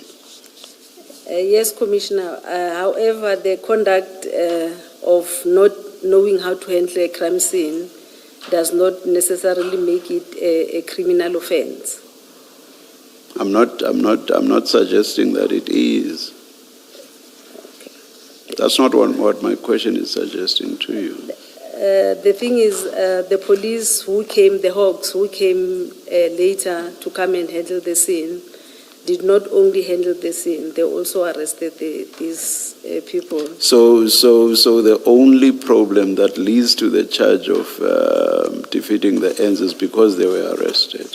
Not so much that something wrong was done with regard to what ought to have been done. Not so much that. Yes. It's just because they were arrested. That's the issue. I'm not suggesting, by the way, that it is right or correct to arrest someone who should not be arrested. That's not what I'm suggesting. Okay. Commissioner, it's not only that. The police did not even try and establish as to who's the owner of these drugs. Today, How would you have been established? How would you have been able to establish that there and then? No, I mean now, even now. Yes. Because of the drugs were in the Scania container. Yes. I don't know whether they did follow up on the Scania issue, but from the information that we received, like on the street, was that the CEO of Scania at that particular time was from Brazil, who later resigned or something like that and left the country. So I don't know if maybe at that particular time they've made follow-ups on this matter. Maybe we were going to have the real owner of those drugs. None of that is answering my question, but I will leave it. Thank you. I think to be fair to you, Director, I think on the issue of the dogs, I think there was a mention that there's a suspicion that there could have been more containers. I think from the information that you received, that there could have been about 3 containers containing, I think other ones containing guns and other ones containing drugs as well. And I suppose the stopping of the dogs at least shut that window of opportunity. That's true, Commissioner. If that was the case. Yes. But that would be only in relation of the one container, because from the evidence there's only one container that came up, or that's at issue in Ayrton. It's an issue in Ayrton, Chair. One container. That it could have been 3 containers on the premises. At least the information that was relayed. It comes across later on when we get affidavits from people from Scania that were expecting 3 containers. Whether they would have arrived the same day or a day before, that's something else. Yeah, that's what I'm clarifying. You're not saying that the evidence is that at the time of this incident that is happening on the premises of Scania, there was another 2 containers that the dogs would have helped to sniff out. You're not saying No, that? we're not saying that. Okay. We're just saying to an extent that there could have been, a dog could have, but that's as high as it goes. But there's no evidence to suggest that there were more than that. Please correct me, I may be misunderstanding the rest of the evidence. My understanding was that the vessel coming in with a container, with containers, or this particular container even, there were other 3 containers that were going with this particular one, but only one came up to Gauteng to become an issue in this case. We don't know. That's the difficulty, Okay. Commissioner. What became of those 2? Whether they stayed there or they moved prior to the 9th or the 8th, it remains a question. So is the point that the dogs would have been used on more than just the one container that contained the suspected drugs or the suspected cocaine? So they would have sniffed at a minimum of 3 containers on the day. For what is worth, Chair. On the day. For what is worth. But remember, I still have the reservation to say, but even the person who stopped the dogs is Reholzo. It has nothing to do with the 5 accused in any event. But to leap to that conclusion, you would have to assume that on the day at Scania, there were, in addition to this container, 2 other containers. Because if you were saying they might still be coming 2 or 3 days later, calling the dogs on that day actually makes no sense. No, that's perfectly true, Commissioner. And from what we saw, there was not another container that came from Durban on that day that was in the premises. Because if it was there, the policemen who were there would have searched those containers, even without the dogs. That's all I can take it as far as that. We may not have seen others, at least in the pictures we were shown. But even if there were, the focus was just on this one, on the evidence before us. Yeah. That's Thank true, you. Chair. So I don't think that assists you, I tried, Chair. Assistant Director. Commissioners, in fact, that whole thing, they were expecting 11 containers. But they are saying from these 11 containers, 3 of those containers, 2 had drugs and 1 had firearms. So the thing is, I didn't even see the photo album of the crime scene on the day of incident, so I cannot say much. Thank you. Thank But you. what we do know is Mr. Nku's information related to this one container, the one that he followed all the way from Durban, and he parked inside Scania to watch its unloading. At least we know that much, that their interest in this operation that plays out in Ayrton was on this one container. And so was the interest of Chief Mashaba Yes. and Warrant Officer Mokhana, just this Yes. one container. Yes, I'm not sure about the 2 containers, whether it was on the same day or the previous day, or I don't know. Okay. Thank you. Yes, Mr. Musigiri. Thank you, Chair. Assistant Director, I want us to move then to the next subtopic on page 7, where we deal with a request for copies of docket Boys Cast 98/7, 2021. Can you then pick it up from paragraph 19 and read that into the record, please? On 2021-10-21, I've made contact with Investigating Office of DPCI, Captain Sibula, requesting the copy of the docket. He said we must come to his office at Germiston on 2021-10-22 to collect it. That is like the following day. My colleague and I went to Germiston as agreed, but to our surprise, on our arrival, Captain Sibula was not in the office. He was contacted on his cell phone, and he indicated that he was not going to give IPID copies of the docket, copy of the docket. I just find out, well, surely there is a protocol of how you go about getting dockets.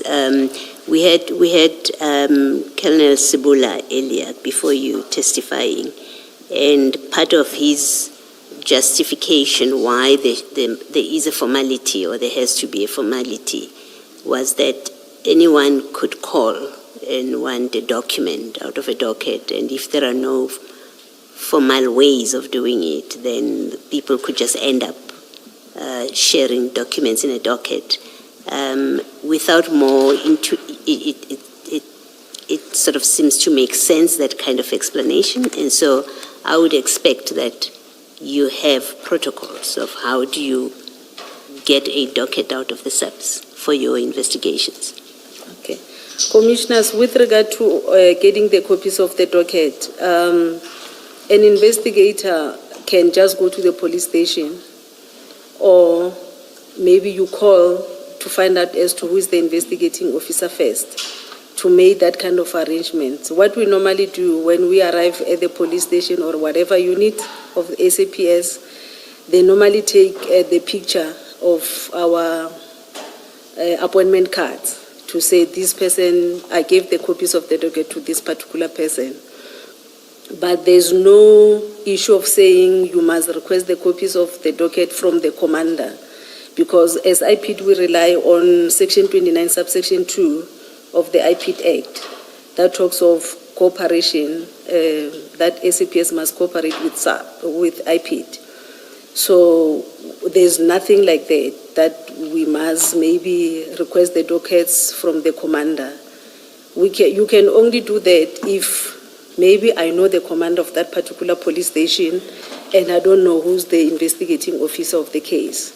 Then I can liaise with the commander. And there's no requirement for certain form that it must take. There's nothing like you have to do it in writing, even if it's an email. There's nothing like that. Nothing, Commissioner. perhaps you should have, so that you don't have Colonel Sibula appearing and saying, I never got such a request. No. So maybe you should have some kind of protocol. Maybe that one can be addressed in terms of maybe fixing our standard operating procedures. Yes. Yeah. All right. It Thank can be you. a standard way of doing things. Thank you. And to be fair to you, this letter on page 34, assuming you had not asked for it formally, by the time you got to this November letter on page 34, it's in writing from your director to General Libya, and you are making it clear there that you are asking for this docket.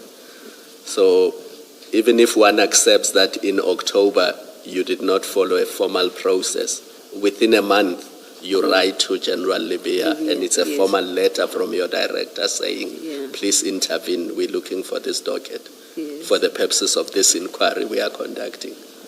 That's correct, Commissioner.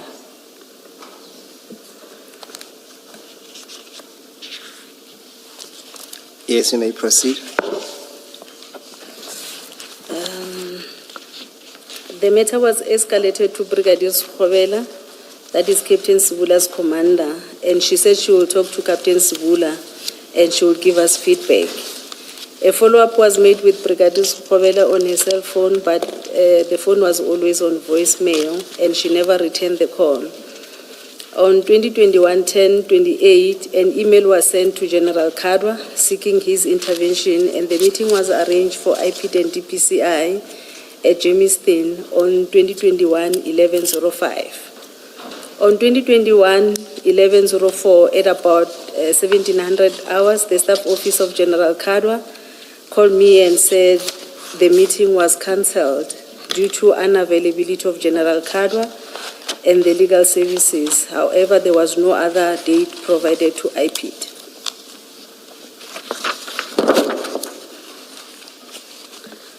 On 2021-11-17, my supervisor drafted a letter to General Libya, who is the national DPCI head, and was signed by the IPID executive director.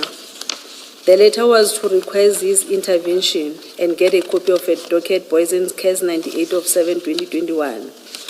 On 2021-11-24, the letter was delivered to General Libya's office at Silverton, and it was received by his staff officer. General Libya did not assist IPID with the request. Instead, he indicated that IPID must investigate without the copies of that docket.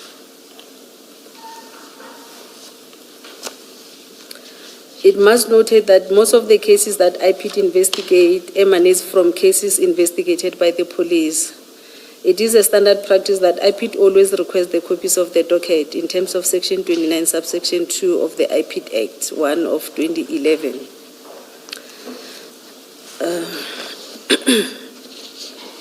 The member of the South African Police or Municipal Police Service must provide their full cooperation to the Directorate, including but not limited to, number A, the arrangement of identification parade within 48 hours of the request made by the Directorate. B, the availability of members for the taking of an affidavit or an affirmed declaration to give evidence or produce any document in that member's possession or under his or her control which has a bearing on the matter being investigated. C, any other information or documentation required for investigation purposes. Whereas Section 33, subsection 3 of IPID Act 1 of 2011 stipulates that any police officer who fails to comply with Section 29 is guilty of an offence and liable on conviction for a fine or imprisonment for a period not exceeding 2 years. IPID has this power in Section 33(3). It gives you quite serious power to compel compliance with 29(2). Does IPID use this power? Has it ever used this power? Yes, Commissioner, this Section 33, we also have the regulations In terms of the regulations, because Section 21, we've got subsection 1 and 2. With subsection 1, it deals with the reporting of the cases to IPID. So the regulation in terms of Section 29, subsection 1, is clear as to what must happen if the police fails to report the case. However, in terms of subsection 2, it doesn't give us a clear directives as to what must happen. It talks about talking to the person, requesting the reasons for not giving the documents, and then the NHI or the provincial management in terms of the province will give advice as to what must happen. Well, I mean, implicit in 33.3 is that a criminal charge can be laid, a criminal complaint against a non-cooperative or uncooperative police officer. Yeah. And so whatever the regulations say, maybe the regulations say you must first follow these steps, try and persuade intergovernmental relations kind of provisions. Maybe it says that, but my question is, let me assume on the back of what you've said that the regulations require you to follow, they provide for a certain process before you get to the drastic step of laying a criminal complaint. Yes. My question is, I'm now at the criminal complaint stage, where General Libya has ignored you. I think it's also General Schobela or Colonel General Schobela. Kadwa. Kadwa has ignored you where there's been formal correspondence. Yes. And I'm assuming you have already exhausted whatever processes Yes. there may be that try to find a resolution, a friendly resolution to this. My question is now at the tail end. Has IPID ever invoked that provision that permits you to lay a criminal complaint and have people prosecuted? Yeah, in terms of Section 29, subsection 1, we do have most of those cases of non-compliance. So you have laid criminal complaints? Criminal complaints, yeah. But the thing is with subsection 2, this one was, I would say it was a peculiar case. It has never happened before where we request the docket and somebody refused with the docket. It was one of its kind. And nothing happened here? And nothing happened. No criminal complaint was laid? Yes, because the NHR was supposed to give me instruction of saying go and open a case. Okay, thank you. Thank you, Commissioner. Perhaps to that, we can add, there should be a copy of a government gazette next to you there. I just need to refer you to that section. Commissioners, you should have a copy of the government gazette dealing with the IPID Act. Just to piggyback on Section 33.3, can you also look into 33.1 and perhaps read that into the record?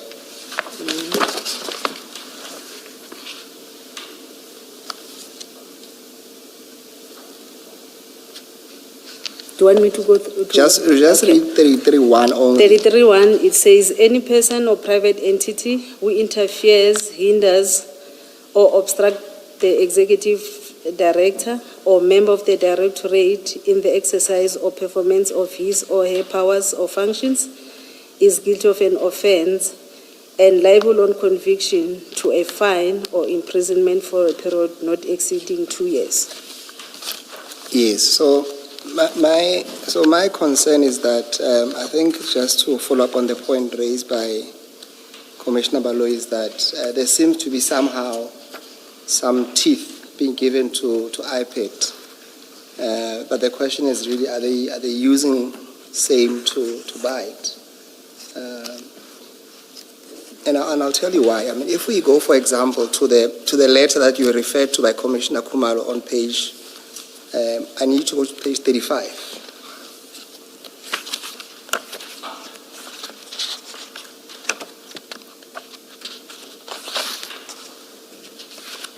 Page 35 of my statement, of your statement, yes. So the annexures, for the annexure. yes. Annexure, what is the annexure It will number? be TK 11. Let me just double check.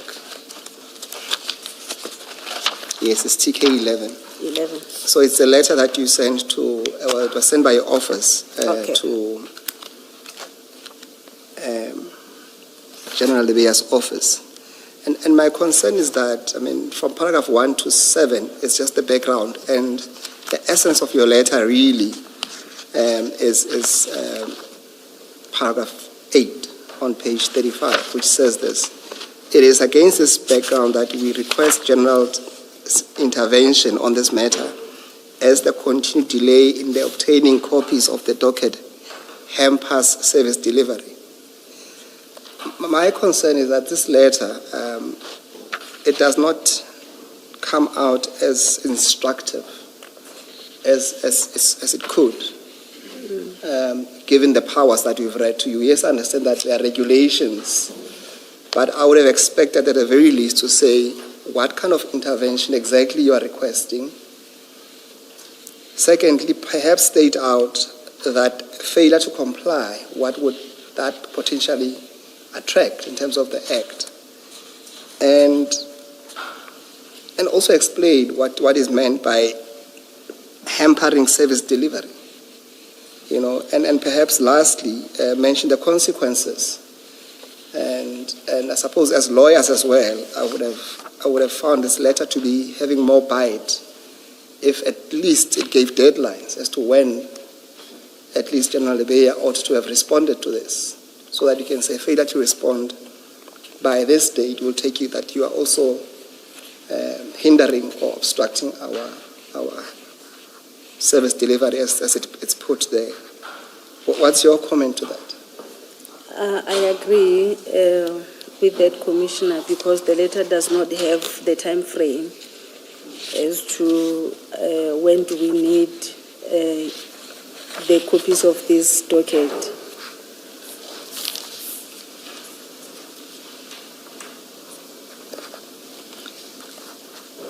And I've mentioned it's not only the timeline, it's other issues as well, that you don't set out what you require, but also the consequences of failure to comply.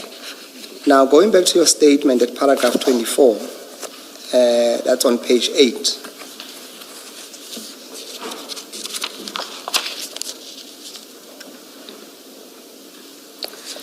On 2021-11-17, my supervisor drafted a letter to General Lebeya, National Head of DPCI, and was signed by IPD Executive Director.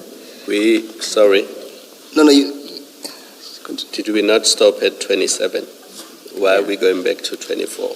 Yes, no, I just wanted to ask you a question on 24. You'll see the last sentence there. You say that General Lebeya did not assist IPID with the request. Instead, he indicated that IPID must investigate without the copies of that docket.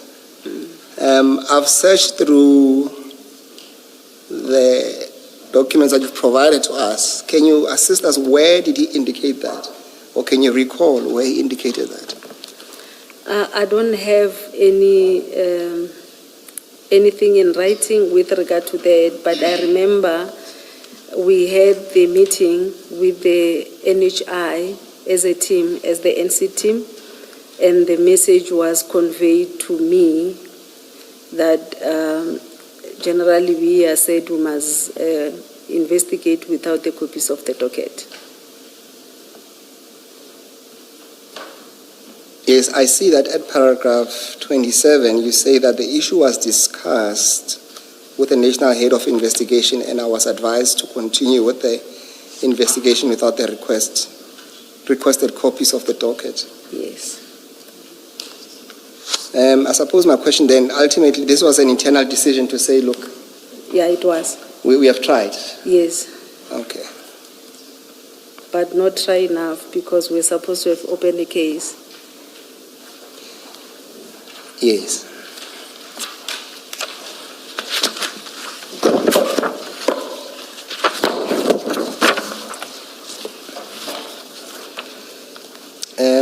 I want us then to move to the next topic, which relates to your investigation.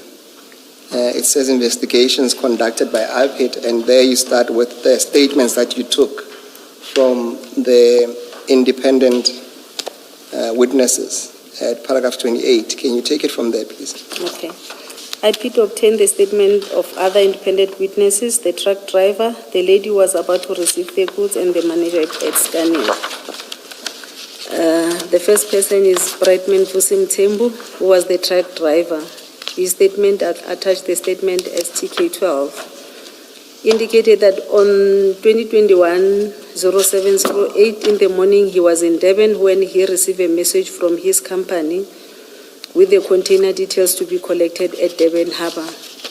He arrived at the Durban Harbour at about 13:20. He inspected the container and the seal was intact. He then took the container and drove to Rorikop, where he arrived at about 20:20.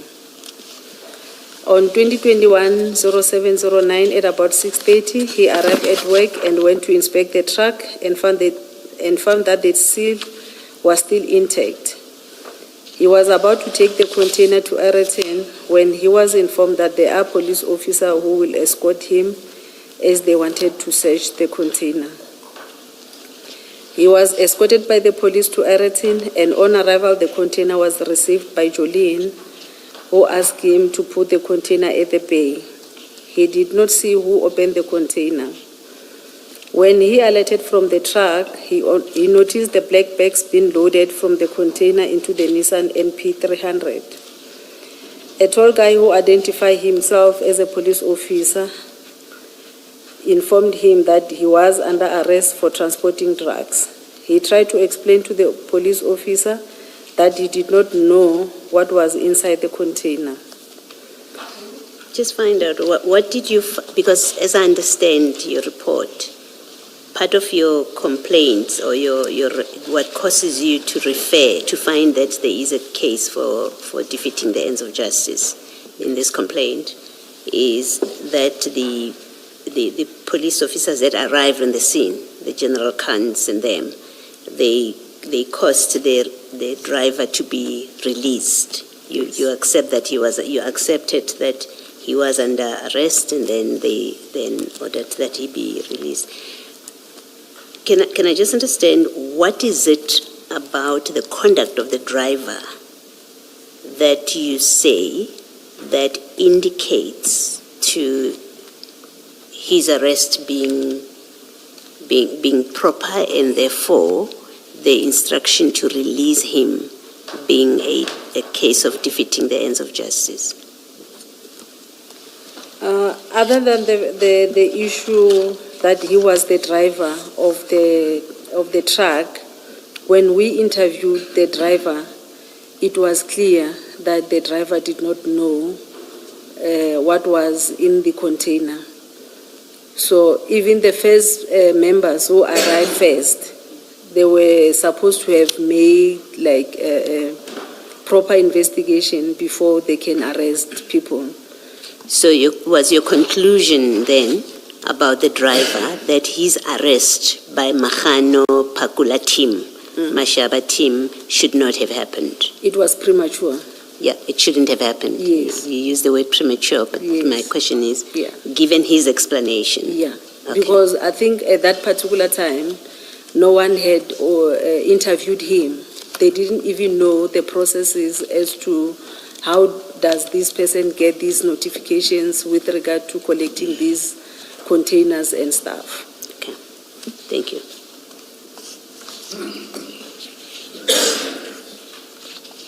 Perhaps just on it's a different subject, but still affecting the driver. I've read from you've provided us with a copy of your diary entry where you interviewed Mr. Nku. And he seems to suggest there, if my memory serves me well, that the driver is involved or somehow is implicated. Did I capture that? Is my recollection correct? Yes, Commissioner, he did mention something like that. Yeah. Because he was indicating that the driver did not pass through these way bridges. So he drove from Durban to Rodikop without stopping at any way bridges. And according to him, because of him doing that, he knew what was inside the container. And this weight bridges is where there's a potential, I suppose, search Yes. of the trucks. Of the trucks, yes. Yeah. Was it that the only inference from him to say because he didn't stop? Yeah, that was the only inference. That renders him Yeah. suspicious as well. Yeah. He was saying maybe he was instructed by somebody that he mustn't stop anyway. He must just drive from Durban to Rodikop. Now, when you spoke to Jolene and them, the Kukemurs, did you explore this with them in terms of the traveling of the truck and the stops? Are they compulsory? Did you take this issue further with them when you interviewed them? Commissioners, the Jolene's and the other lady who works for Scania, Jolene works for Scania, I think in South Africa. There's that other one, Scania Brazil. They don't know as to the traveling arrangements because the company, the truck company belongs to another company. It belongs to Yellow Jersey, yes. Not the Scania, the Freighten, because the Jolene's company is Freighten, but they deals with Scania. In Jolene is Scania South Africa and the Roseland Scania Brazil. So they only request the transportation from the other company. What the other company tells their driver, they don't know. Do you ask the driver about that allegation? Yes. And he said no, he didn't get any instruction from anyone. No. No, sorry. Let me clarify my question. Did you ask him about not stopping at way bridges? Yes, we did. And he said he was in a hurry to go back home. He was tired. He didn't want to stop anyway. okay, but then later on, and I'm sure Mr. Msikidi will get there, but it's a topic that's related to this. You seem in your conclusions to have accepted that something was wrong with him not stopping at way bridges along the way. Yes, Commissioner, because normally I don't know what is the purpose of these drugs going to these way bridges, whether there's a reason for them to go. Normally when I drive, I just saw the trucks going through way bridges. I don't know what is the purpose of those trucks going there. But if this one is saying this person did not even go to the way bridges, I went and asked the driver, why you didn't go to the way bridges? And his answer was that, no, I was tired. I just wanted to reach my destination on time. Okay, you may misunderstand what I'm saying. You say in the conclusion the driver took the container at the harbour at about 13:30 and arrived at his company in Johannesburg at 2000 hours, which is very quick, I agree. Yeah, it was very quick. And then this is the part which I'm asking about. You say, which is highly unlikely for the truck. So you seem to give significance or even credence to Nku saying, he didn't stop along the way, which suggests he had instructions. So I was asking that kind of question, that did you accept that the driver must be implicated? That's why he was not stopping at way bridges, or in the way that you now, as you're sitting there, seem to speak about it, you now say, well, that's what Nku said.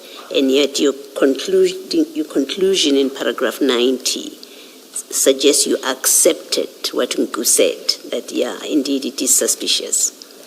And I was trying to clarify that with you. Yeah, Commissioners, it is really suspicious that a truck can travel like from Durban from 1 o'clock and then 8 o'clock is now here in Johannesburg. It was really suspicious. However, if I were to investigate these, this was supposed to be been investigated by the Hawks to check as to whether is it true that this person did not go via those way bridges or not. I would say it was supposed, to the extent that it has been put to you by Nku, and you seem to make something of it, but you had to investigate it. Otherwise, you've just accepted the so-called informers' information to you, which may, which may be nothing. If you had investigated, for example, you could have asked Yellow Jersey, and maybe Yellow Jersey might have said, no, don't worry, this driver does this all the time, or there's nothing wrong with him not stopping. And between you and me, Assistant Director, we drive on the road and see very fast trucks, scaringly fast trucks. So the fact that it was fast, alone in itself without more, it's difficult to accept that. Therefore, it indicates the driver was in on whatever scheme was going on here. You would be expected to do further investigation of it before you say, yes, the conduct of the driver was suspicious. Nku is on to something here. Commissioner, it's difficult to investigate those kind of issues because it was going to look like we are now overstepping on the investigations that is being conducted by the SAPS. However, like I was saying, if we had the copies of the other docket, we are going to see as to what is in the docket, whether the police followed the issue of these way bridges or not. If not, IPID was going to do that.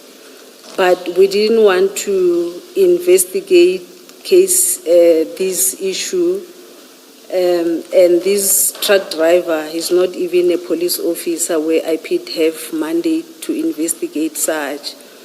So it was supposed to have been done by the police officers. I guess my problem with you is you draw something out of it. If you had just recorded it, as Nku said, and left it at that, and it didn't look like you made anything of it, then you and I would not be having this conversation. We are having this conversation because Nku says this, and then you make something of it in paragraph 30, that yes, of course, that it was suspicious, the driver was suspicious, but you can't then sit there and say, well, it wasn't anything that I could investigate when you're drawing certain conclusions about the travel time. That's my concern about it. Yeah. But I've heard you. Okay. Thank you, Director. Can we then pick it up at paragraph 34, dealing with Jolene Kukemur? Okay. Jolene Kukemur Wenzel, the lady who received the container, see attached annexure TK13, state that she is employed by Freight and Logistics Eriton. Her duties include, amongst others, receiving the goods, warehousing, and distribution of Scania, South Africa. On 2021-0709, at about 9, the container arrived at the warehouse from Yellow Jersey. The truck was accompanied by the police officer. On arrival, one police officer approached her and said they have a tip-off and requested her to open the container. She immediately took a file and went to the container to check the seal, comparing it with the arrival notification to check if they correspond. The seal was intact and corresponded. She then requested her colleague to open the container. As they opened the container, the black bags fell out of the container and the police officer said it was drugs. They were instructed to load the bags inside the Nissan buggy. After loading, the tall officer came with cable ties and he said he was arresting them. He was arresting her for receiving the goods, the driver for transporting the goods, and Cornelius because the goods belonged to him. He said he was taking them to the nearest police station. Before you continue, just for the benefit of the commissioners, because I have consulted with the gentleman involved here. You have also met them. Would you agree with me that when reference is made to the toll officer, it would refer to Mashaba? Would you accept that? I don't even remember. I think he's tall. I don't remember him. Of the three, he Of is the he's the tallest between Pakula. Well, everybody's taller than me, but I don't remember if he's the tallest, but I think it was him because the first people who arrived, it was him and Mahano. and Mahan is quite short. Yeah, Yes. I think yes, they are referring to Mashaba. Yes, so commissioners, I think for now you can accept that at least when reference is made to the tall officer is Mashaba. And in any event, I think it ties down with what he says in that he effected the arrest. Suggesting we take judicial notice of that. Indeed. All I can say is I did see that Warrant Officer Mahano is not really tall. But as for the rest and who's the tallest, I have no idea.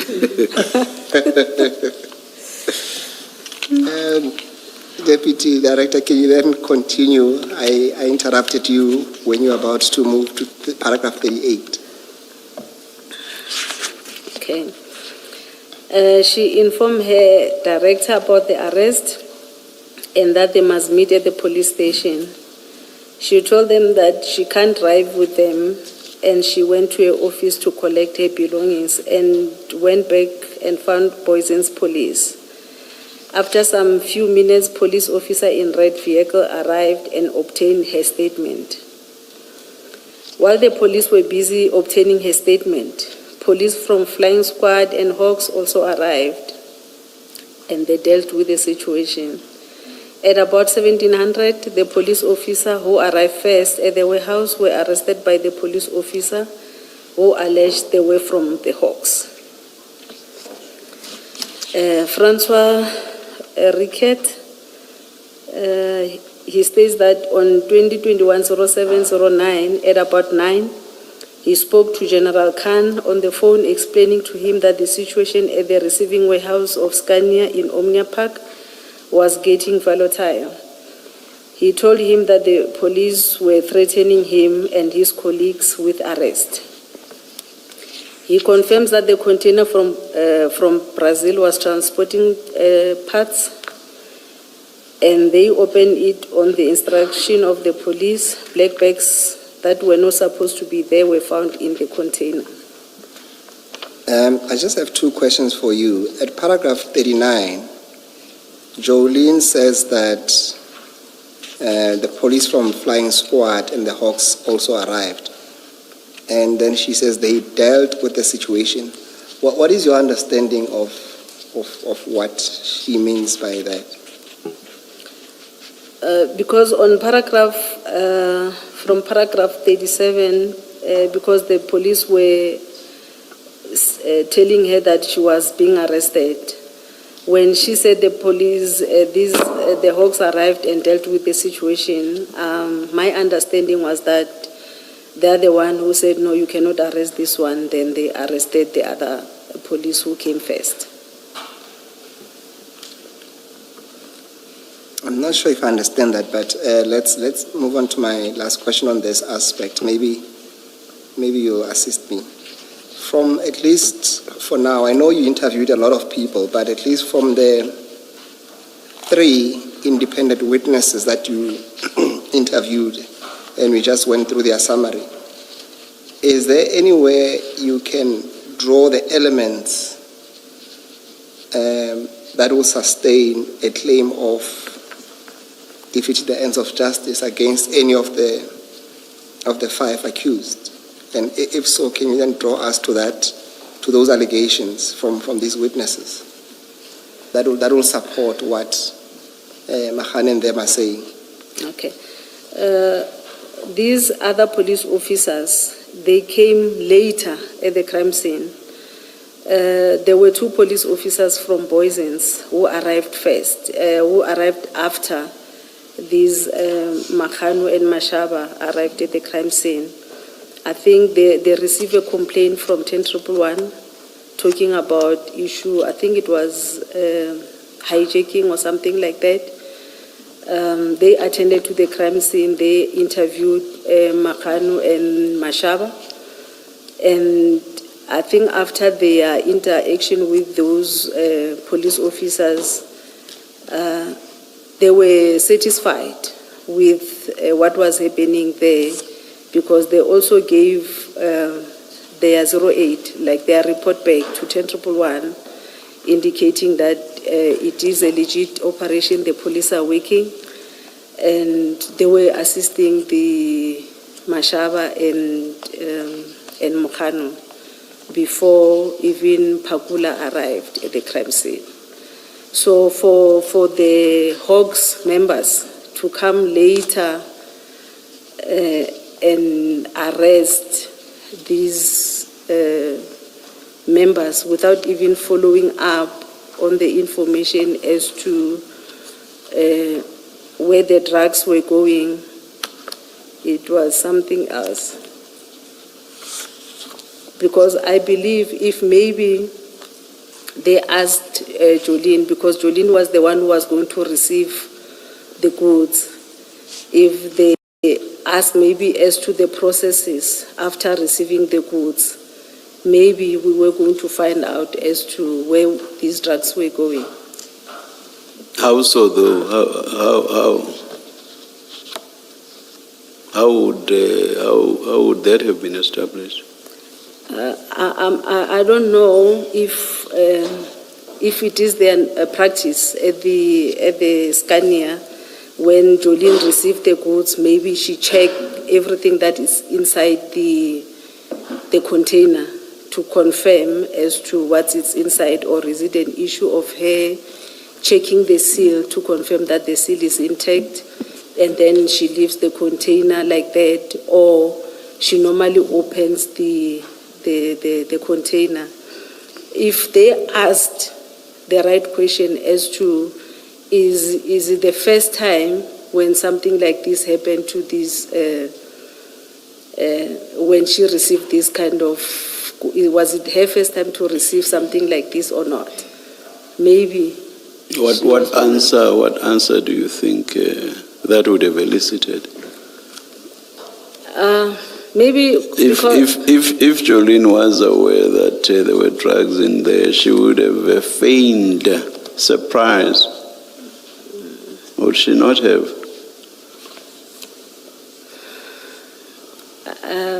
Commissioner, because where the container was, it is a place for freight. Do you think she would have owned up and said, these are my drugs, or these are Scania's drugs? Or?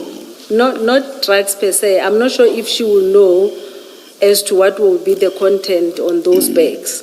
But maybe she was going to say, no, we normally receive these bags, and then when we receive these bags, this is how we handle the bags. I'm just giving an example. Or she will say, no, this is the first time seeing something like this. Or she will say, we don't open the container because this is freighted. Now, in the face of being arrested, don't you think, that is by the officers who are now complainants, don't you think that would have caused her to give the sort of answers you are talking about now? I don't know what was Jolene's statement at that particular time, because I got the information that Pakula was obtaining Jolene's statement when he was arrested. I don't know what kind of questions was he asking Jolene. I think the thrust of the position of all the people that Warrant Officer Pakula, Warrant Officer Mohana, and Chief Mashaba arrested, I think the thrust of their responses was basically that they knew nothing about the drugs. Yes. So I'm not sure what you are suggesting would have taken anybody. Yeah, but now, Commissioner, the drugs, we've got the drugs here. Perhaps let me give you some background. People who have expertise in this field, have said that it's very difficult, if not impossible, to ever get to know who the person supposed to receive the consignment is. And in fact, I think,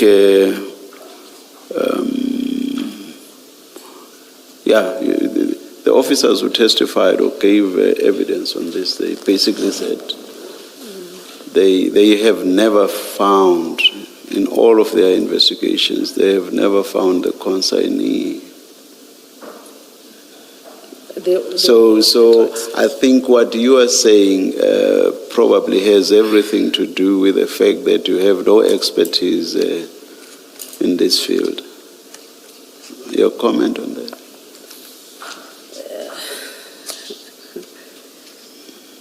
Commissioner, I don't have expertise with drugs, but when you talk about this consignment coming from Brazil. To give you names, I think it was Uflin, and then also Sander. Yeah, both of them said they have never. Yeah, I think even Colonel Jacob, they have never been able to apprehend the consignee or the owner, as you put it. Yeah, I accept that, Commissioner, but if the Hawks, maybe they dealt with the scene not the way they dealt with to maybe the statement of those people, I don't know whether they know more than they are saying at the moment, because they were arrested.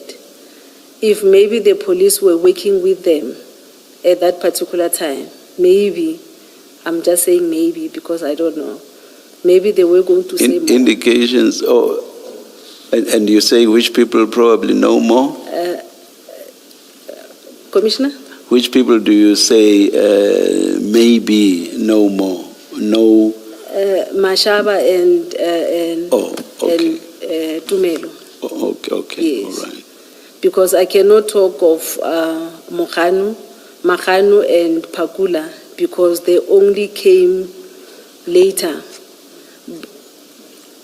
Mahano was there right from the beginning. I thought your basis for saying maybe he knows nothing is founded on some other reason, but not the timing of his arrival. He was there right from. He even went to Yellow Jersey, so yes. he was there.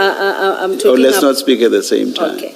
He was there right from the beginning. Yes. I'm not shutting you down. There are problems with transcription when people speak at the same time. No, I'm saying he came later, Commissioner, because I'm talking about he was only notified in the morning.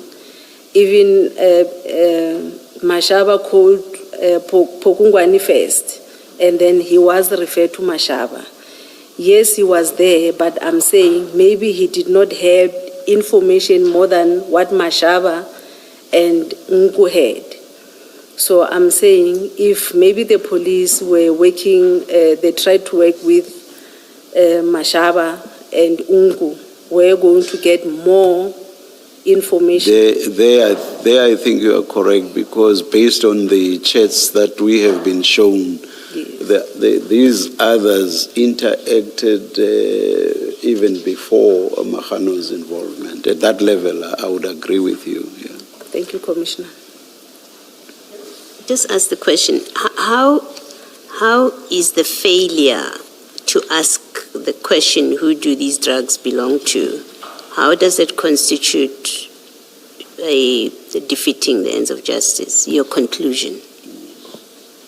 Because ultimately that's what this is about. It's about certain conduct, and you say that conduct constitutes defeating the ends of justice. And now in your testimony, as you were speaking to the chair, you say they didn't, for example, they prevented them from asking the question, maybe they should have asked Jolene. You're surely not saying the failure to get that question asked is to defeat the ends of justice.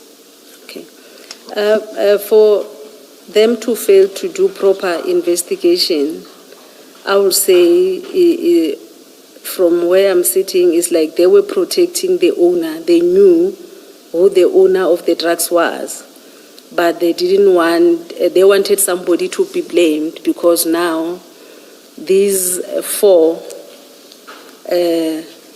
disturbed this smooth movement of these drugs. You are also not saying that an investigation would and should have happened on that day in Eriton, on the scene, done and completed and gotten all the answers. You're not suggesting that. Because Commissioner? you're not saying that the investigation should have happened on that day, on the scene, all these answers obtained, who the drugs belong to, and all of those answers closing, basically getting the answers that you say they should have gotten. And because that did not happen, because the General Khans and others arrived, Yes. you're not saying that was the end of it. I mean, an investigation is ongoing, right? It's not just on the day at the scene. No. So when you say their conduct on the day at the scene constitutes defeating the ends of justice because they prevented these questions, they prevented getting answers to this and that, you're limiting it to the day as if an investigation is just that one day and that would have been the end of it. Can you maybe just explain? Commissioner, I'm saying that because of, with them arresting these four, they are shifting the whole focus of getting the real owner of the drugs into these four people. Do you know that by now, by the time you write your report, you know Mahano is not an investigator of narcotics. You know that. You know that Mashaba is not an investigator of this kind of stuff. You know that. Yes. You know Nku has nothing to do with all of this. Yes. So, unless you are saying the defeating of the ends of justice happened on that day, if that's what you're saying, I can see. I may have problems with you saying that, but I can see that you limit it to the facts on the day itself, and then you say an investigation would have been done on the day, all the answers obtained, and you frustrated that happening on the day, and therefore you defeated the ends of justice. I can see that. But if you accept that an investigation would have been an ongoing process, how do you get, and I've given you the fact of Mahano is not an investigator. He had no business to be there beyond that one day. Mashaba is not SEPS. He's not SANEP. He has no business to be there beyond that day, if he ever had a business at all. Nku is a supposed informer, so he's completely irrelevant to conducting an investigation, as in he can't be one of the personnel.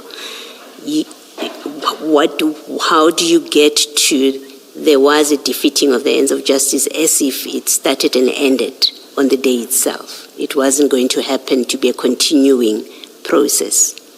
Okay. Commissioners, the police were supposed to have opened an inquiry because at that particular time, at the crime scene, nobody knew as to the owner of the said drugs or the said packages. So, but for them to arrest people without having information, I took it as if they knew who the owner was of the drugs, but because of these first four disturbed their own mission, the police mission, or whoever drugs belongs to, now they must punish these first four with arrest. Were you told that one of the SAPS people that arrived asked about an inquiry number, and Pakula said, "We don't need that. I don't need that. I don't have time for that."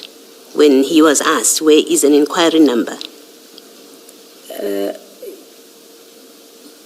I don't remember. Well, there is evidence like that Pakula, I think it is Pakula, but it's one of the Mahano party of people who said, I didn't have time, and there's no time for that. This is an urgent operation. So you should be actually charging Pakula for not getting an inquiry number, because they're the first people on the scene, and that's what we've learned from the evidence, that the people that do the drug bust, they are the ones that arrange for the registering of an inquiry number. So you seem also now to be blaming the wrong people for not having an inquiry number, when in fact Pakula and Mahano, as the first responders on the scene, should have gotten that inquiry number. But that you may not be aware of that evidence, but that's the evidence that we've had. No, I'm not aware. Okay, thank you. Director, before we conclude, the difficulty with all of this is if you look at page 10, paragraph 37 of the statement, which is where you were. They opened the container, black bags fell out, the police officer says it's drugs. Instruct that they be loaded in the Nissan Baki, the tall one starts taking out cable ties and arresting people. There's something seriously wrong with that. Because first of all, you cordon off the scene, you call the right people, they put whatever it is that is found there in exhibit bags, it gets booked in. Within 7 days, it must go to FSL, which must determine that this is drugs. Then the investigation continue and you can arrest people for being in possession of drugs. That's true. Here, you're just seeing black bags. For all you know, it could be powder milk. It could be soap. You've got somebody who's only ever arrested people for dacha, deciding that these are drugs and arresting the driver and arresting the manager. You don't do that. Yeah. So the mere fact that they had done that was improper to begin with. So it's not shifting blame. As Commissioner Baloy correctly points out, the investigation does not start and end on the 9th of July. Maybe after 10 days, once it was determined that these were drugs, then the investigation would go back to the driver and the warehouse manager and all those people. And then they become suspects because you've determined that these are drugs. And then you take their statements and possibly they can be arrested. But the way it was done, where containers fall out, bags fall out of a container, they are put in a Nissan Baki and somebody already decides, based on how the bags smell, that these are drugs, was improper. So the simple point is that none of that could happen in a day. The most important thing that should have happened in that day was that the exhibits are properly secured. They are booked properly, and the prescripts are followed to determine what is in those bags, so that if there's a need to arrest anybody, people can be arrested. That's true, Commissioner. But there can be defeating the ends of justice based on within 30 minutes bags fall out, somebody determines that they are drugs, somebody already determines who the drugs belong to, and somebody already determines who must be arrested. So the reason why the driver and the other people were released, or there was an instruction that they should be released, for the time being, it was because it was premature to arrest them to begin with. Now, Commissioner Baloy's point, why is that defeating the ends of justice? If the investigation is not closed on the day, it's a continuing investigation, and the very people can still be arrested on some other day, or their statements can still be taken on some other day. Yeah, I hear you, Commissioner. On that day, no one was supposed to have been arrested.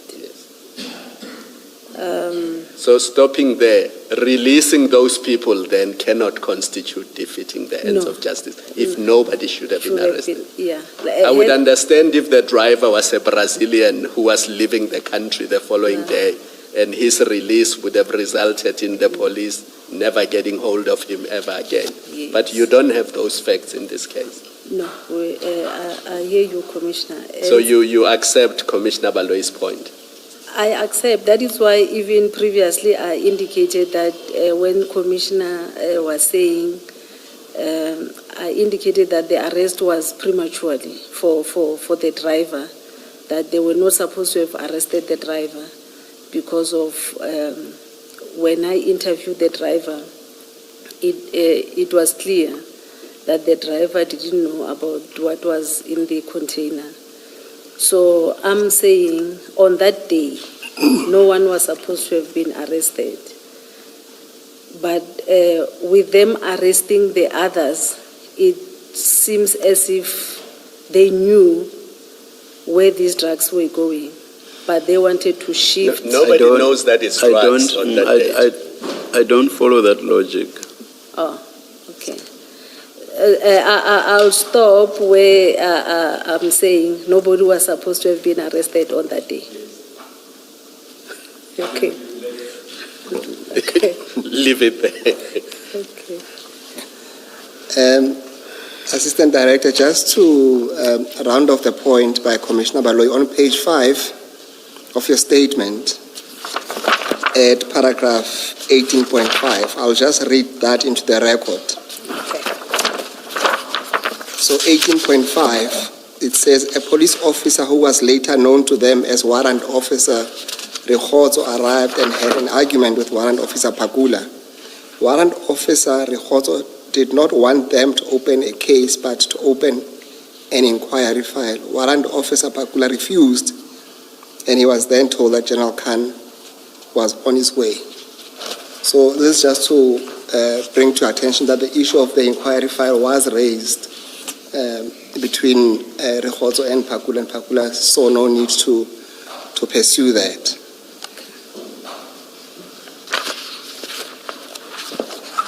And I suppose to round off the last conversation you had with Commissioner Khumalo is that we then accept that what if you say that no one was supposed to be arrested, we can accept that you were not investigating a case of unlawful arrest in this case. No, IP does not have mandate to investigate unlawful arrest. Yes. Can we then move to paragraph 42? The topic is statements of... Sorry, you're starting a new heading now. Yes, Chair. Statements of sub-stock unit members. Yes, Chair. Let's do that tomorrow. Let's adjourn and resume at 9:30 tomorrow.